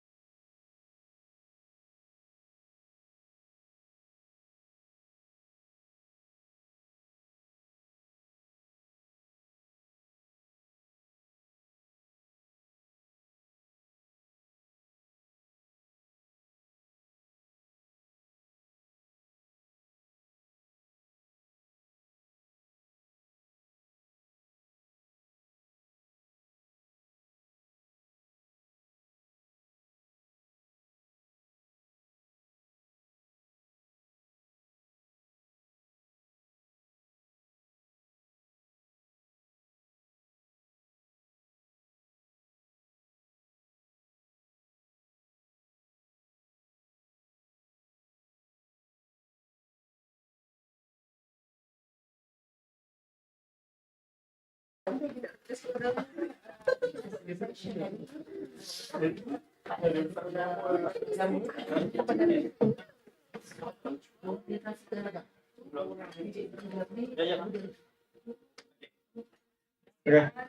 Assalamualaikum warahmatullahi wabarakatuh. Have a great evening, everyone. Okay. Welcome to the first International Conference on Cybersecurity on Computer 2024, hosted by the Faculty of Computer Science, Information Technology, University of Northern on Malaysia. My name is Muhammad Amin bin Muhammad Yunus, and I'm the honor to be a chairperson for this session 318. Right. Today's session focus on something like cybersecurity and threat analysis, cybersecurity forensic and digital investigation and cryptography. All right, before we begin, I would like to offer a reminder. Okay, please make sure you are registered in the check-in desk so we can keep track of the attendance and participation. And also, as a courtesy of our speakers, the attendees, please remember to silence your mobile phones and avoid any interruption or disturbance during the presentation.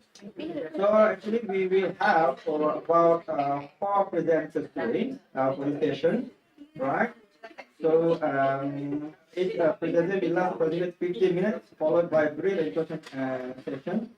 I encourage you to take this opportunity to engage with our speakers. With an Q&A as a dear insight and broaden our understanding and spark new ideas.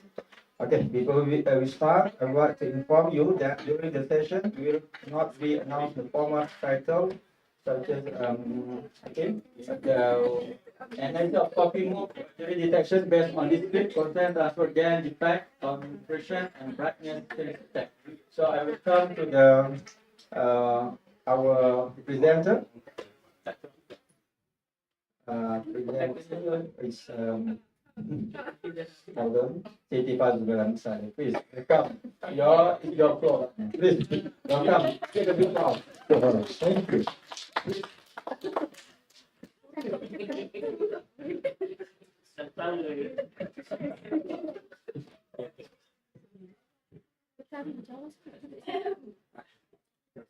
Assalamualaikum warahmatullahi wabarakatuh. And very good afternoon. Okay, for today I will present this research paper, which is analysis of copy morphology detection based on discrete cosine transform against JPEG operation and brightness change attack. Okay, this is the research by our student Nurul Riha Datul Aishi Hamidun.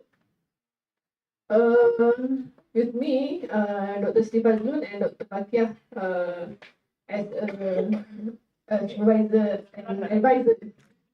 Okay.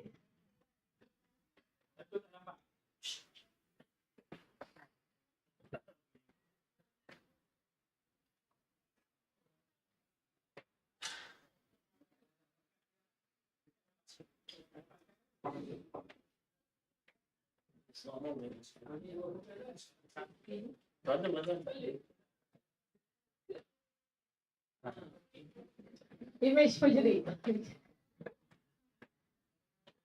Okay. Let's see on this picture. Is this the picture real? What do you think? It's like Right. all TV. All TV. Okay. All TV. Okay. How about this? So which one is real? Actually. The left one. Okay. So this is oh. Okay, we'll talk about this during this presentation. Okay, image forgery. Image forgery detection.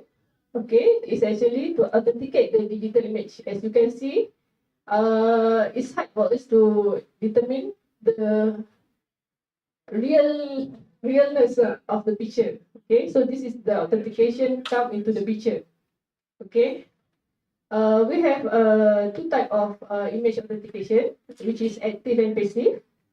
Active is whereby we have information about the picture. For example, is watermarking and digital signature. Whereby passive is there is no information inside the picture. So we will base on the temper detection or source of the device identification. Under this temper detection, we have dependent and independent. Dependent meanings we are based on the type of the forgery. There is a copy forgery, splicing, image morphing, and etc. And for independent is we are based on post processing, whereby we look at the incoherent in the image itself. Okay. So for today we will focus on the copy forgery. Okay, what is copy move? Copy forgery is a type of image manipulation whereby component of the image is copied and pasted onto another portion, and the purpose is to hide undesirable aspect of the image, or sometimes is to exaggerate region of the image. As the sample on the first picture just now, you can see there is a double. Okay, there is we copy one region, paste another one region in the same image. Okay. Okay, so since there is a forgery, this type of forgery, we have this type of forgery detection. So the goal is to identify image region that are identical or very similar. Okay, difficult to identify because the forged image appear to be identical from the original. It's harder because it's the same image. So most of the statistical value is similar. Okay, we have two methods in doing this copy forgery detection. One is block-based method, and another one is key point-based method. The difference is block-based is the picture is divided into a fixed size block. Then we calculate using the method. This is the example of the method, which is DCT, discrete cosine transform, fast Fourier transform, and discrete wave transform. Okay, for key point-based method, the computation is based on the interesting site or key points in the image. So we scan the image and we calculate the features from there. The popular key point-based method is speed up Roper's features, which is SERF, and scale invariant features. Okay, transform, SIF. Okay. Okay, we'll see a few types of block-based method just now, which is GCT, FT, and WLT. Actually, there is a lot, but we just discuss on take some sample. Okay. Okay, GCT have a better performance, accurate detect area, have been tempered, it's convert block in grayscale, and apply GCT to compute the coefficient, and detect tempered area by comparing matching block pairs. The limitation is performance affected by block size. For FFT, it converts image into frequency domain using Fourier transform, focus on high and low frequency, and the use of frequency-based analysis of image sampling. For DWT, image is split into low and high frequency component, used for data conversion and for feature extraction. The limitation is not shift invariant, limited result in pattern recognition. Oh, sorry. For key point for this method, SERF and SIF. Okay, for SERF, the key point detection is using a fast station detector. It generates descriptors from hard wavelength response. The goal is to detect matching region in the image resistant to rotation and scale changes. For SIF, it extracts scale and rotation invariant key points. They have four mainstay, which is scale space instrument detection, key point localization, orientation, assignment, descriptor construction, and the goal is to identify matching region based on local feature vector. Apart from the method, you also need to know what is the attacks done in the CMF forgery. Okay, we have geometrical transform.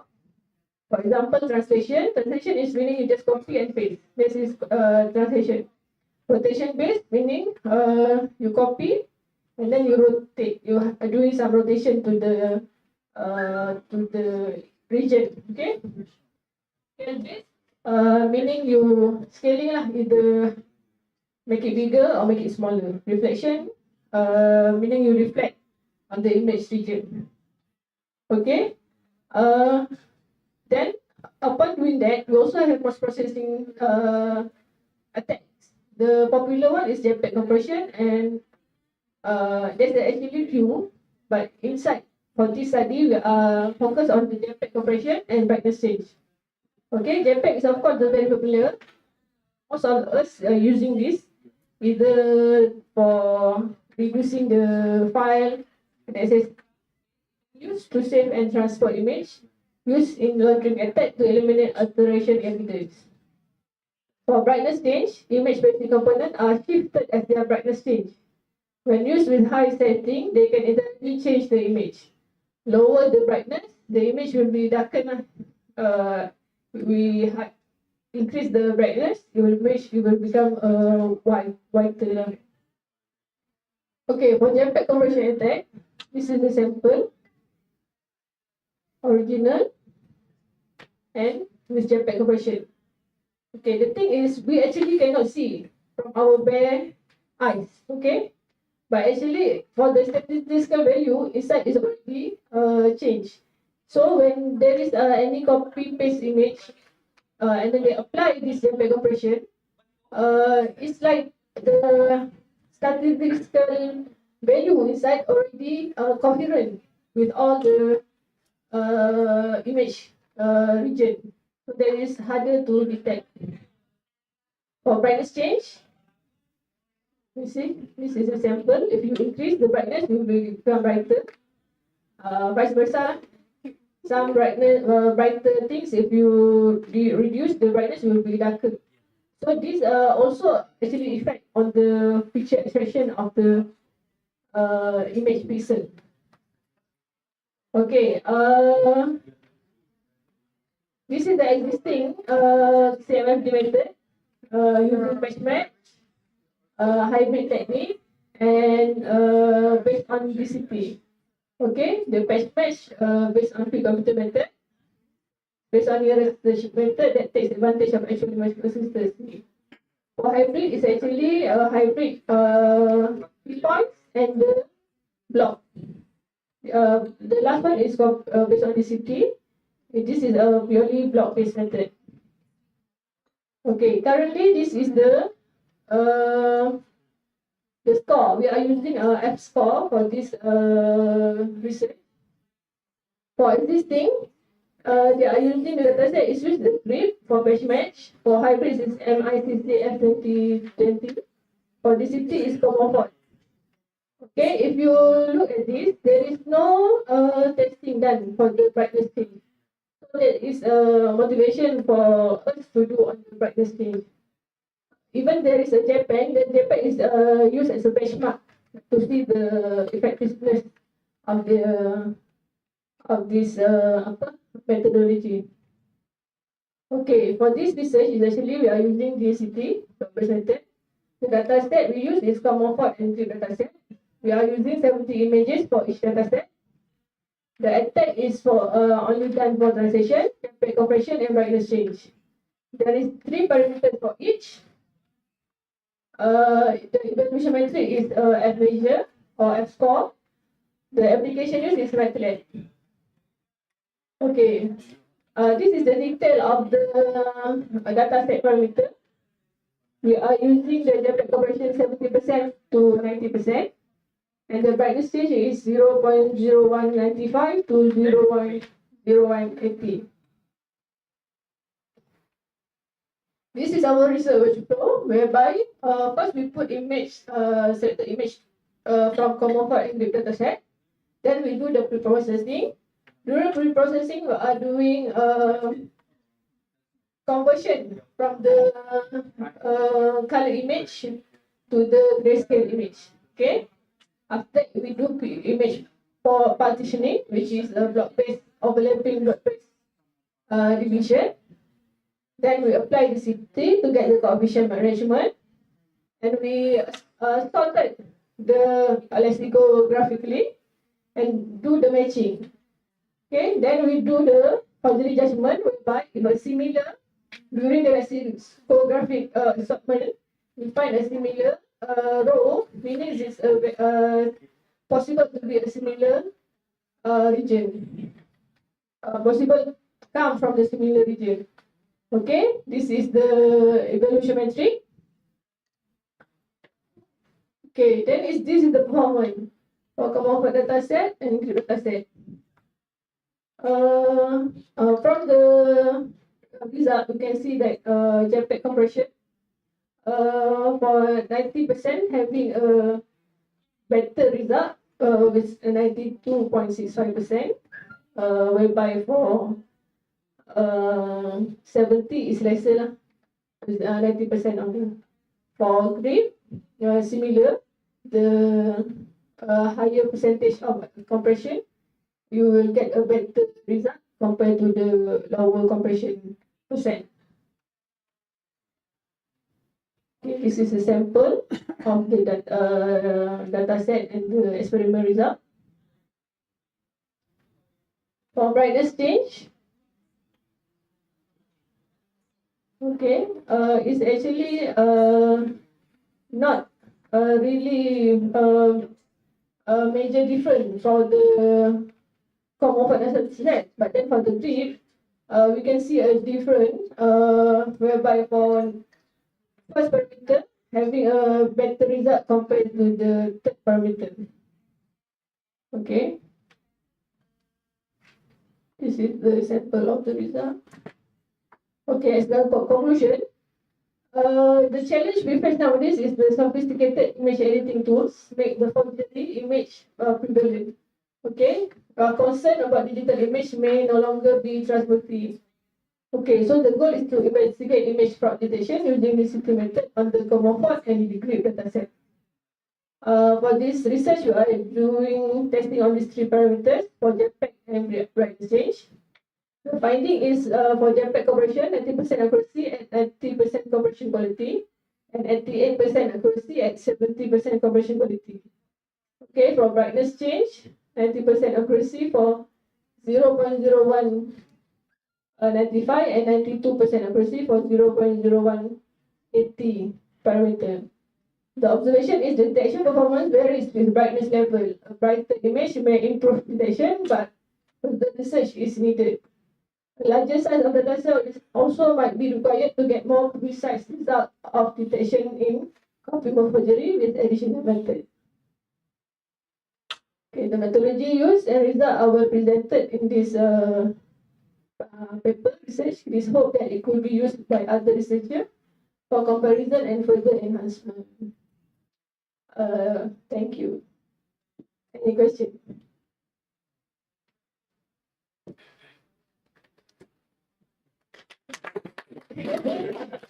Okay, anything you can?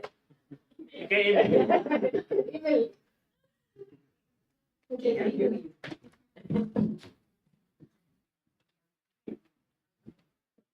Thank you, Ms. Pavlun, for her best research presentation today.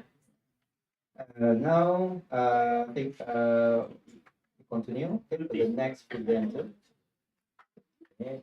I call upon Mr. Abdurrahman to present his then CYBERCOMP the research.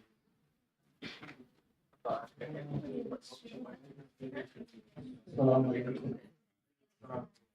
Okay, I'm here to present research paper. The title is Bacon Package Space Detection. This one.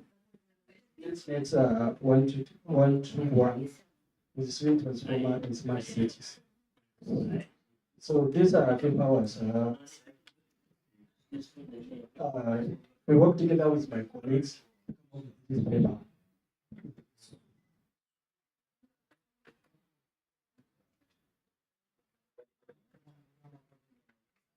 Okay. First, as you know that now, with current development of urban mobility has imposed a serious smart city transformation system. The major city of the smart city now is issue of vacant parking space. This problem is everywhere around the world. Vacant parking space has become a serious problem in many cities around the world. Lately, the research has been that this has in fact up to 45% of traffic gridlock, because whenever a driver searching for a parking space is used a lot, it cause a lot of traffic congestions, especially for a guest. Many cities around the world have encountered urban traffic problems, higher population, pollution level, noise, energy consumption due to inadequate parking space. So the research has conducted in the United States recently, which the researcher has revealed that average drivers in the United States spend 17 hours per year searching for a parking space. Because of these issues, there is need to provide a real solution to these problems because of the issue of this problem of parking space. So these issues we are facing, we have limited parking space availability because to develop a parking space sometimes is very expensive. Embedded parking price, global parking and unauthorized parking, increasing traffic congestions, absence of real-time parking information. So when you look at this picture, these are typical issues we are facing around the cities, around our cities, around the world. Everywhere you go, especially during the peak hours, you see a lot of cars. All this problem is caused by a limited number of parking spaces. So most parking space availability detection techniques used in the past rely on realistic and defined guidelines, which prove unreliable and inflexible. Conventional parking space systems such as mobile applications, parking space predictions is often based on a simple statistical method, enables spectrum of historical data, or direct observations which are insufficient for complex dynamic of cities with each data generated sensors of parking spots. And due to the scarcity of parking spots and the continuous increase in number of vehicles, conventional parking management strategy are not meeting the demands of maximizing the space used, mitigating the issue of the traffic. With the current development of conventional neural network, is one of the type of deep learning techniques are attracting interest because of their potential for revolutionizing the management of parking space. The problem of the traditional car parking system are insufficient, leading to increased traffic congestion, wasted time and resources. There is need for an intelligent automated system that can efficiently manage parking space, guide drivers to available parking spots, provide real-time information to users. The major contribution of this paper, the research provide a novel technique that hybridize or combine the DenseNet 1-to-1 and swim transformer to obtain a spatial temporal feature of parking space.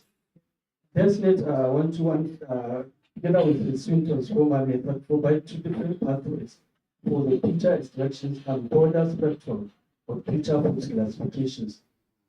The proposed method tackle the problem of strong feature vector generation by combining global and local features, offering a more robust model for getting vacant parking space. These are the proposed techniques. The proposed techniques will combine the DenseNet 1-to-1 feature extraction together with the transformer backbone. Then after that, we classify the extracted feature using softmax.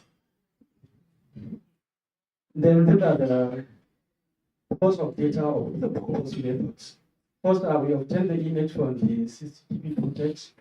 We get a picture per minute, image reader, compute each car positions, coordinates.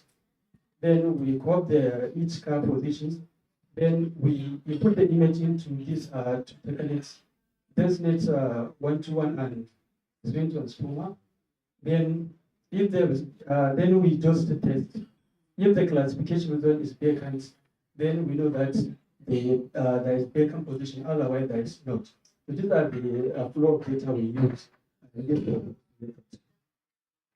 So we use the benchmark data set to evaluate the efficacy of the proposed methods. we use a CNR part subsets. It's one of the data set we use to evaluate the efficacy of the post method. Then we use the PK-log subsets. It's another benchmark data set that is available on the internet. We use to evaluate the proposed methods. Then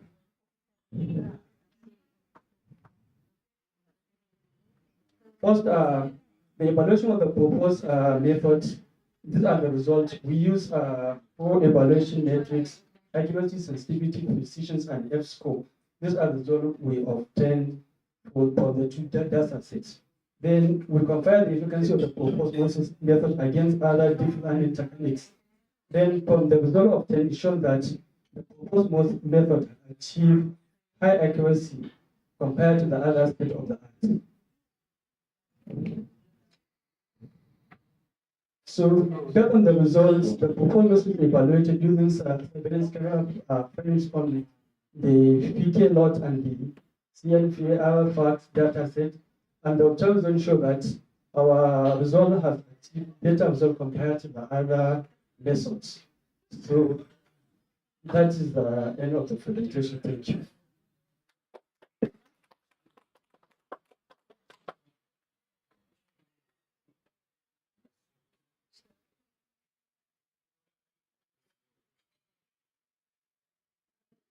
Any questions? Anyone? About the car parking system? Which car you can park? No. Any car. Any car you can use, because you just need the sensor to okay, thank you, sir. Is it vehicle or only car? Any vehicle or car? No, you know that this depends on the parking space you use. Some parking space they allow even trucks for any car to park, but some they only allow cars to park in the parking lot. Regarding the vehicle type. Yeah, it depends on the type of the transportation. yeah, it depends on the transportations. Okay, thank you. Okay, thank you. Okay, thank you. Our presenter just now, right? Very well. Okay, Abdul, thank you so much for your presentation. So now, okay, for our second last presenters is Amelia. Okay, I want to call upon Amelia to present his research regarding about future driver digital protection IoT with machine learning approach. So welcome. Assalamu alaikum. I am Amir Mahmoud. I'm here to present future-driven DOS detection in IoT with machine learning approach. I'm presenting on behalf of my supervisor, Sophia Major.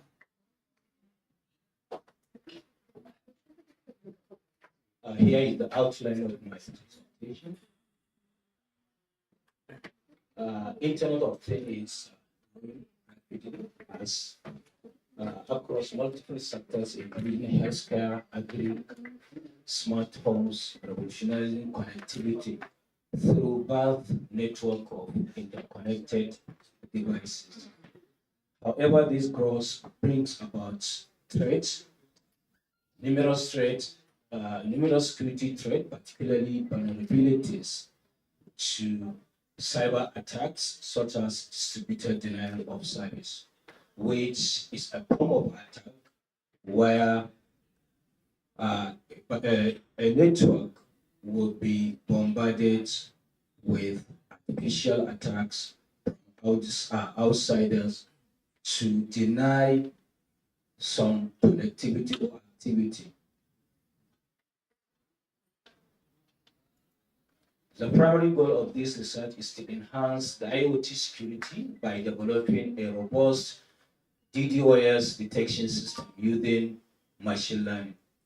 The study focuses on evaluating the effectiveness of three models, that is naive bias, Kenya Rex label, and LGBM, in identifying and mitigating DDoS threats within the IoT network. So to support this evaluation, the study uses CICIOT 2003 dataset, that is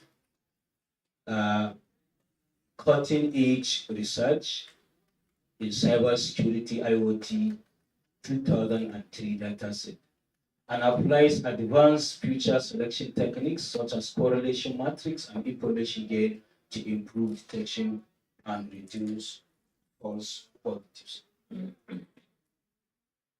Several researches have been explored, and these are some of the research that's have been studied in this research. So each research has its data and the data set that it uses,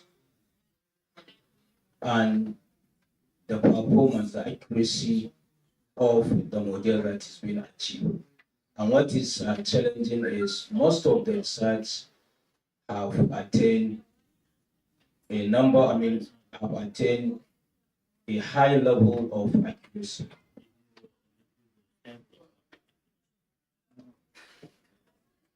The study outlines several cyber threats to IoT, focusing on the vulnerabilities posed by widely used devices. These threats include malware bonnets, which exploit weak credentials to create botnets for DDoS attack, as well as other threats such as single-source denial of service attacks that overwhelm devices with excessive traffic.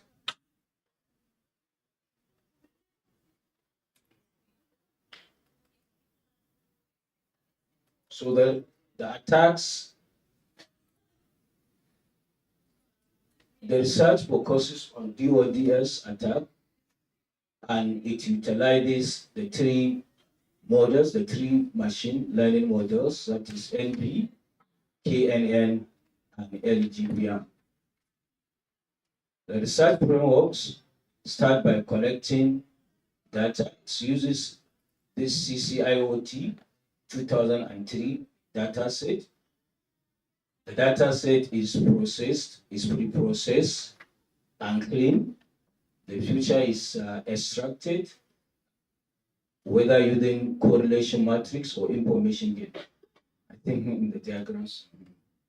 So the data is, after the feature selection, the machine is trained and is classified using naive bias, KNN, and LGBM. So the study evaluates performance on the accuracy and false positive across two data splits. So the data is split into two. The KNN achieved 99.44% with false positive of 0.0%, while LGBM excelled with 99.89 accuracy and an FPR of 0.0. Naive bias, however, trailed with 88.67 accuracy and 0.2% as false positive. In the second split, KNN and LGBM show further improved performance, reaching nearly 100% accuracy and minimal FPRs, whereas naive bias remain at around 89 accuracy. And this also highlights the effectiveness of LGBM and KNN in distinguishing between the benign and malicious traffic. And here is the comparison of our proposed technique with other techniques, which shows our technique, especially for KNN and LGBM, excellently well. Thank you for listening. Any question on the floor? If not, ask the supervisor. I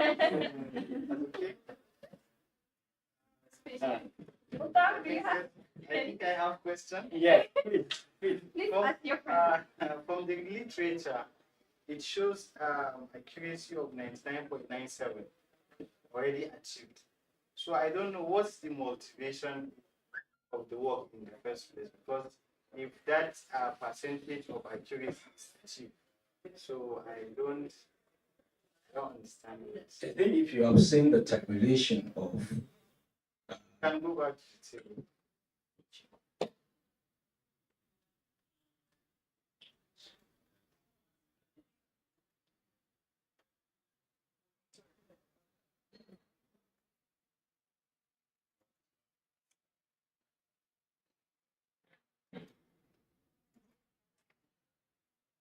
here. Oh, back. Are you talking about here? Go back. Earlier.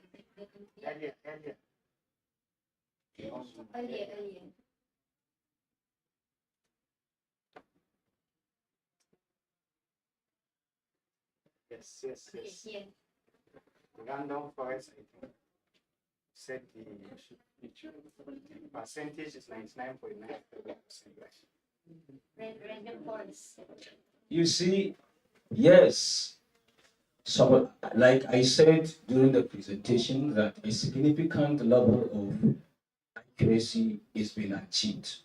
But if you look at the tabulation, you will realize that there are differences in terms of the data set that is being used, and if you take the first one, 3 different like KNN, NB, RF, and DT machine learning models are being used. But the data set is NSL KDD data set, and the future selection method is recursive future elimination. So there is, here in our own case, we have used different data set with different future selection model. And I believe in that case, if you look at this, the models that have used the same data set as us, we are far better than those models. Like in number 18. In number 18, even the future selection method is not mentioned in the paper. So there is a gap actually that is being filled. Any question? Okay, thank you for your very insightful presentation. So, okay, thank you. Right. So, for last presenter will be myself.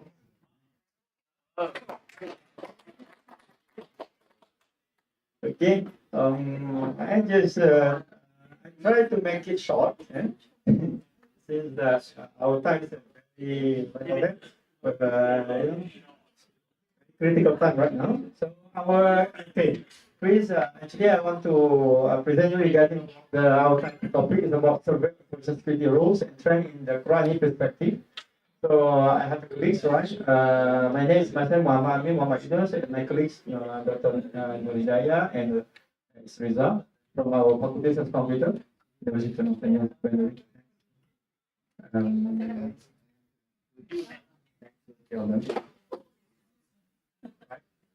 Okay, now it's content introduction. So I highlight introduction to be exploring the connection between security and the Quran, and a result discussion, conclusion, feature one, and references. So introduction. Okay, I just tell you about the one regarding about our Muslim Hollywood, second Muslim book is Quran. So talking about related to the about information security, something like that, calling us about CIA. Related things. So since that we have the what call that we have the information security, right, regarding what the relation between the Quran and information security. So means that there are some verses that here is stated in Surah An-Nisa, verses that is stated. And when they come to the information about public security of prayer, they praise around, always there referred back to the messenger of those authority among them, and one who can draw correct conclusion from it would have known about it. And if not, for the favor of Allah, is the Almighty God, is upon you, and His mercy, and He wants to have the proper standing. So that is the German itself of you. Okay, this is something like that we can develop upon the information security. The message generally express information disclosure verification. The study undertaken by the National Integrated Security Data, the physical integrity of the city, and from information security in Spain. Yeah, the relationship between that, the message, and also information security. Huh? No. Yeah, still recording, yeah. Okay. In the country, information security, where information security threat incident involve law enforcement. Is it? Okay. To be sure. Okay. No worry, we have so many. Okay, now we bring us to consider Quran regulation, right? Regulation, down from the Almighty down to the earth. Therefore, the review information security role for the Quran security to the main current research. Okay, this is the thing that then we highlight about the we adopted is a methodology used for methodology. Okay, so as a recording, this is very involved following this thing that we want to cover, right? Okay, special primary studies. We review what's published in English throughout the last 5 years. Then we start.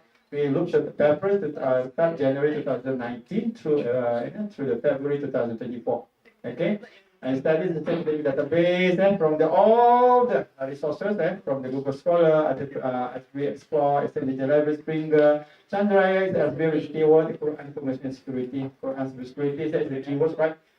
Okay, related to our Quran regulation. Information security Islamic, and Quran information security, and Quran information security, and Quran cyber security.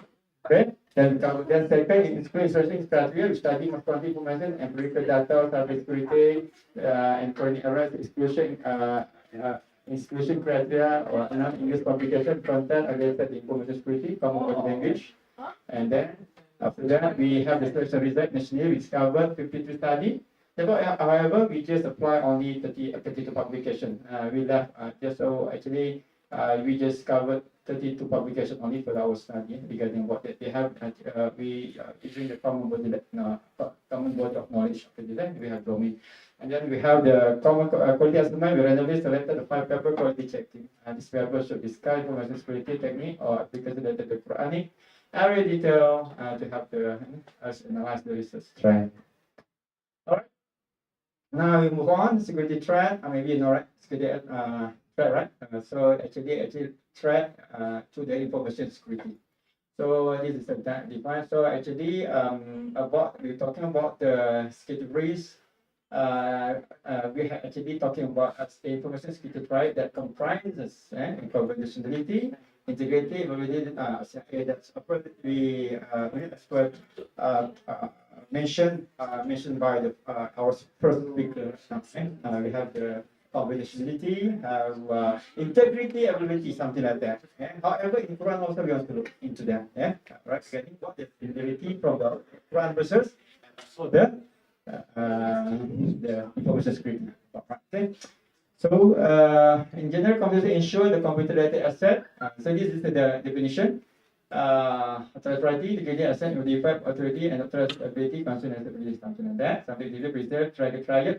Actually, we refer to the computation integrity ability that the software creates IP. Alright.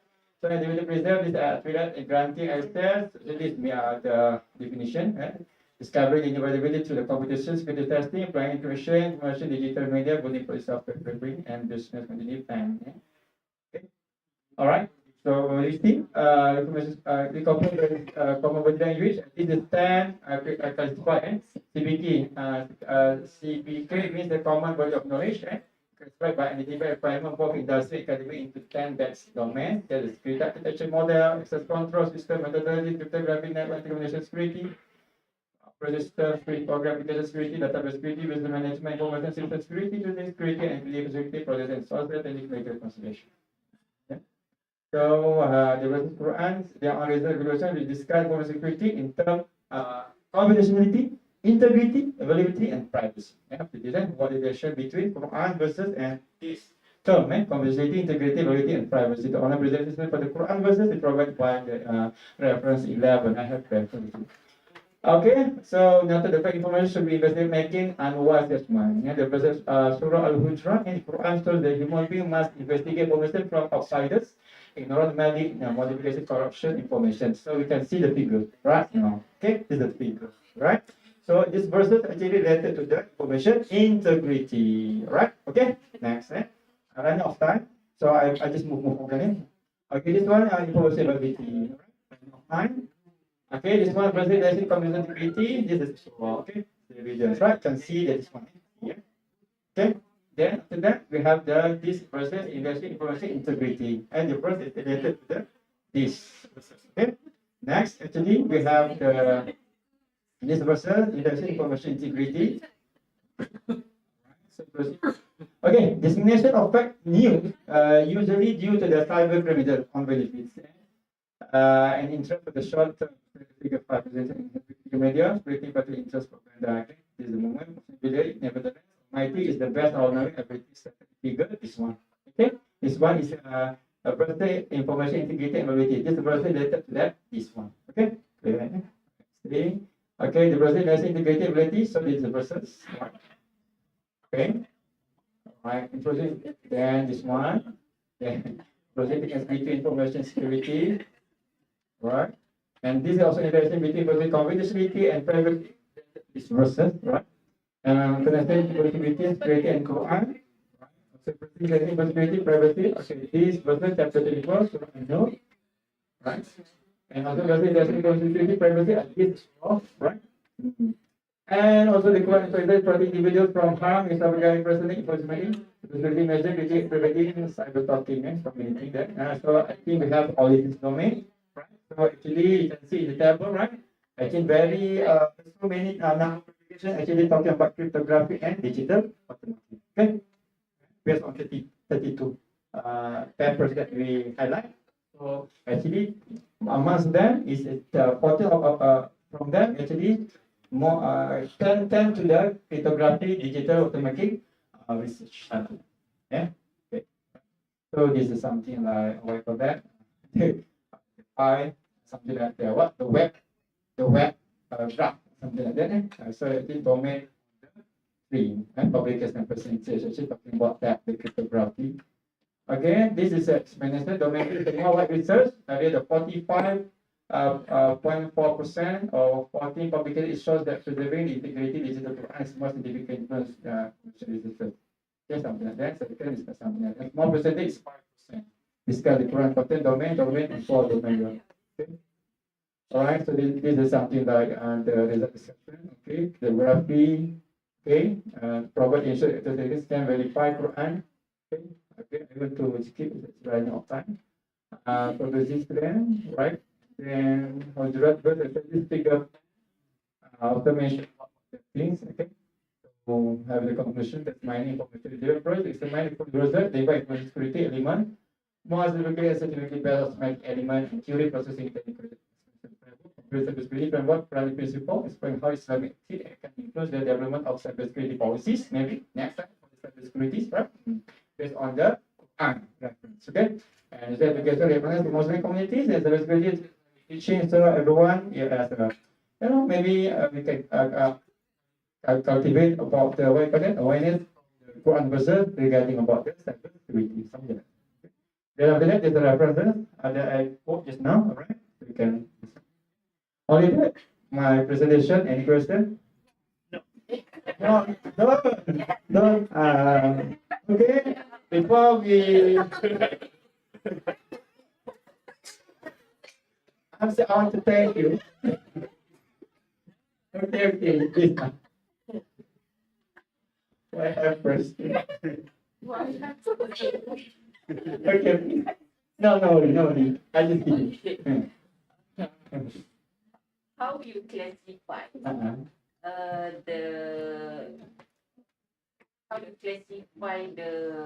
It's my colleague. terms? So asking. Right, okay. Classify the terms use. Either it's cryptography based on the verse itself. Oh, very good question. Okay, how to classify the cryptography? Cryptography from the verse itself. From the verse, right? Is it true? Okay. Normally, actually,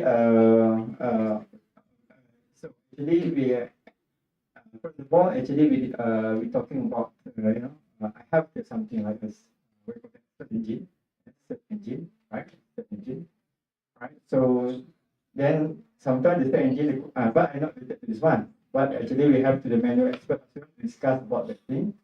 So actually, then we back to the publication, the first time the publication, right? So we check either the publication actually related to the verse of the book. Based on the literature. Yes, it's actually Not using any semantic or using semantic processing. Okay, must be the semantic synonym that we consider the synonym, and also we consider about the meaning of the sentence, meaning of the word related to that thing, right? That's it. We look into that thing. Okay. All right. Okay. Very well. Thank you. Okay. With that remark. All right. Okay. Thank you. Thank you for for your still in our our conference actually, and thank you for all your attention, and I hope you found our presentation insightful. I'm looking forward to hearing your thought and question. Okay. And then as we conclude the session, I want to extend my gratitude to each our speaker for their information presentation. I would also like to thank you for our audience for their engagement, and insightful questions which have ended depth to the discussion. I hope that session has provided valuable knowledge, and as we continue to tackle the challenges and innovation in cybersecurity and system engineering. I will also to invite everyone, for your refreshment if you have outside. Thank you once again for your participation. Hope you enjoy the remaining session of the conference. Have a great time in the evening. Assalamualaikum warahmatullahi wabarakatuh. Back to our host for our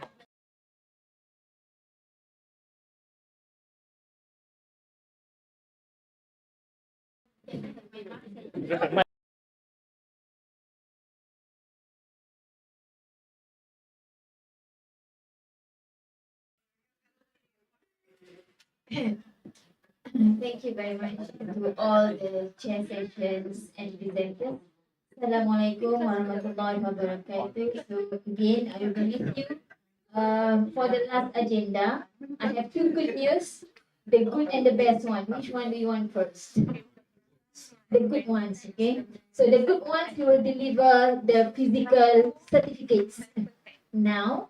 Then the best one is to announce the best paper awards.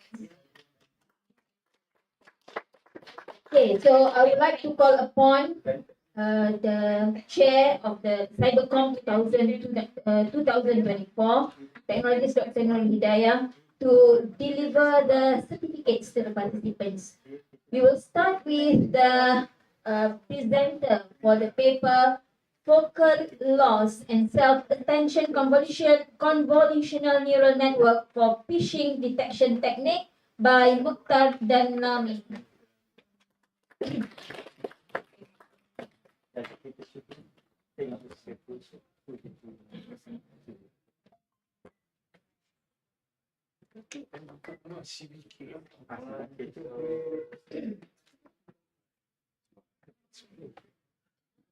Next, we will call the presenter for the paper entitled Enhancing Network Intrusion Detection for Big Data Sets with Hybrid Deep Learning, a Suite Transformer and BGG19 Approach, Umar Shafiu Haruna.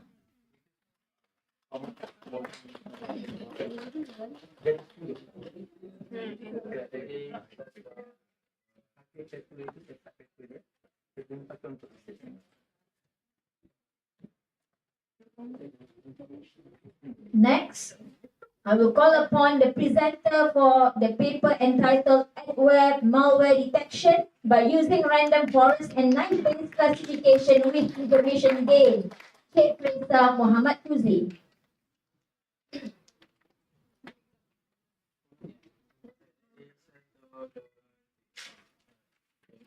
Next presenter, I will call upon the presenter for paper entitled Accuracy and Execution Time Trade-off Analysis of BGG 16, ResNet 50, and YOLO 8 CNN models for face and eye detection. Dahiru Abdul Muhsin Ibrahim.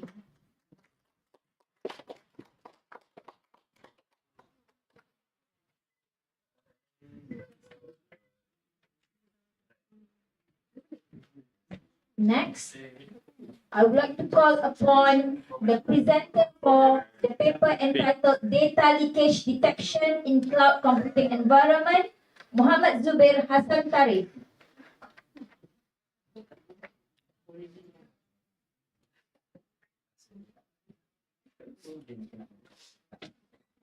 Another paper presenter, Muiz Iman bin Muhammad Hanifah, for the paper entitled Intrusion Detection System for Cyber Attacks in the Internet of Vehicles Environment.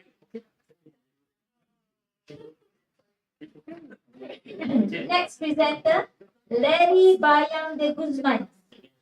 The paper is entitled An Improved Secured Hash Algorithm Using Padding Index Method.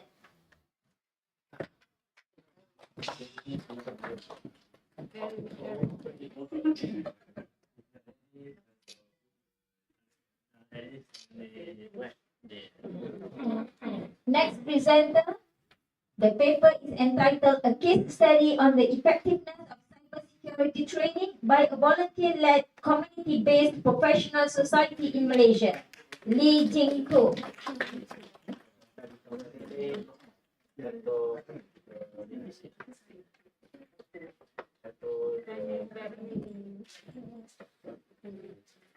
Next presenter, the paper is entitled Optimizing Variable Strength Combinatorial Test Suite Generation via Fuzzy Adaptive Sine Cosine Algorithm, Nur Shabila binti Zabidi.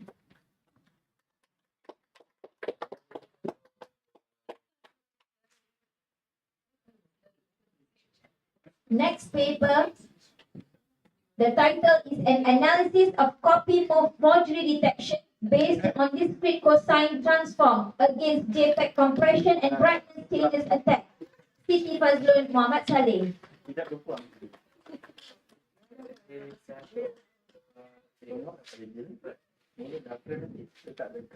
The next paper, entitled Vacant Parking Space Prediction based on DenseNet 1-to-1 with Swing Transformer in Smart Cities, Abdul Rauf Sharifai Garba.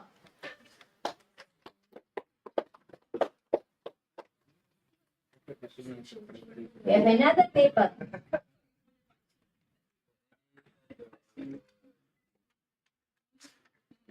The next paper, the title is Feature-Driven DDoS Detection in IoT with Machine Learning Approach, Aminu Abdul Kadir Mahmood.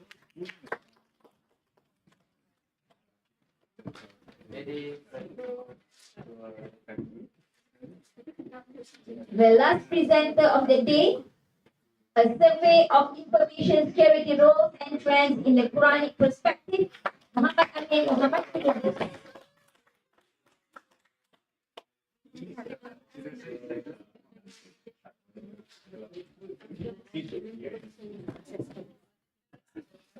We have two papers to be announced as the best paper.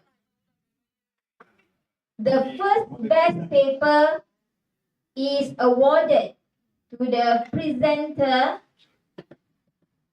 of the paper entitled enhancing network intrusion detection for big data sets with hybrid deep learning, a swing transformer and VGG19 approach. Presenter Umar Shafiu Haruna. Congratulations.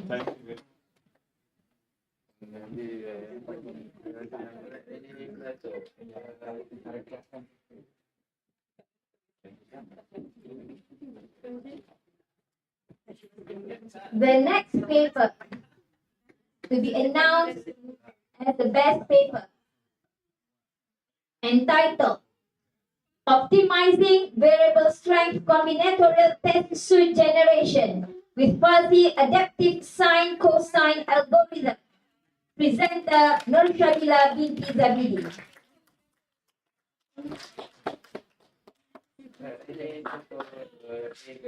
Congratulations. Ladies and gentlemen, this is the end of our day 1 session. Hope to meet you again in the next session to be started tomorrow morning at 9 a.m. Thank you for your attendance and attention.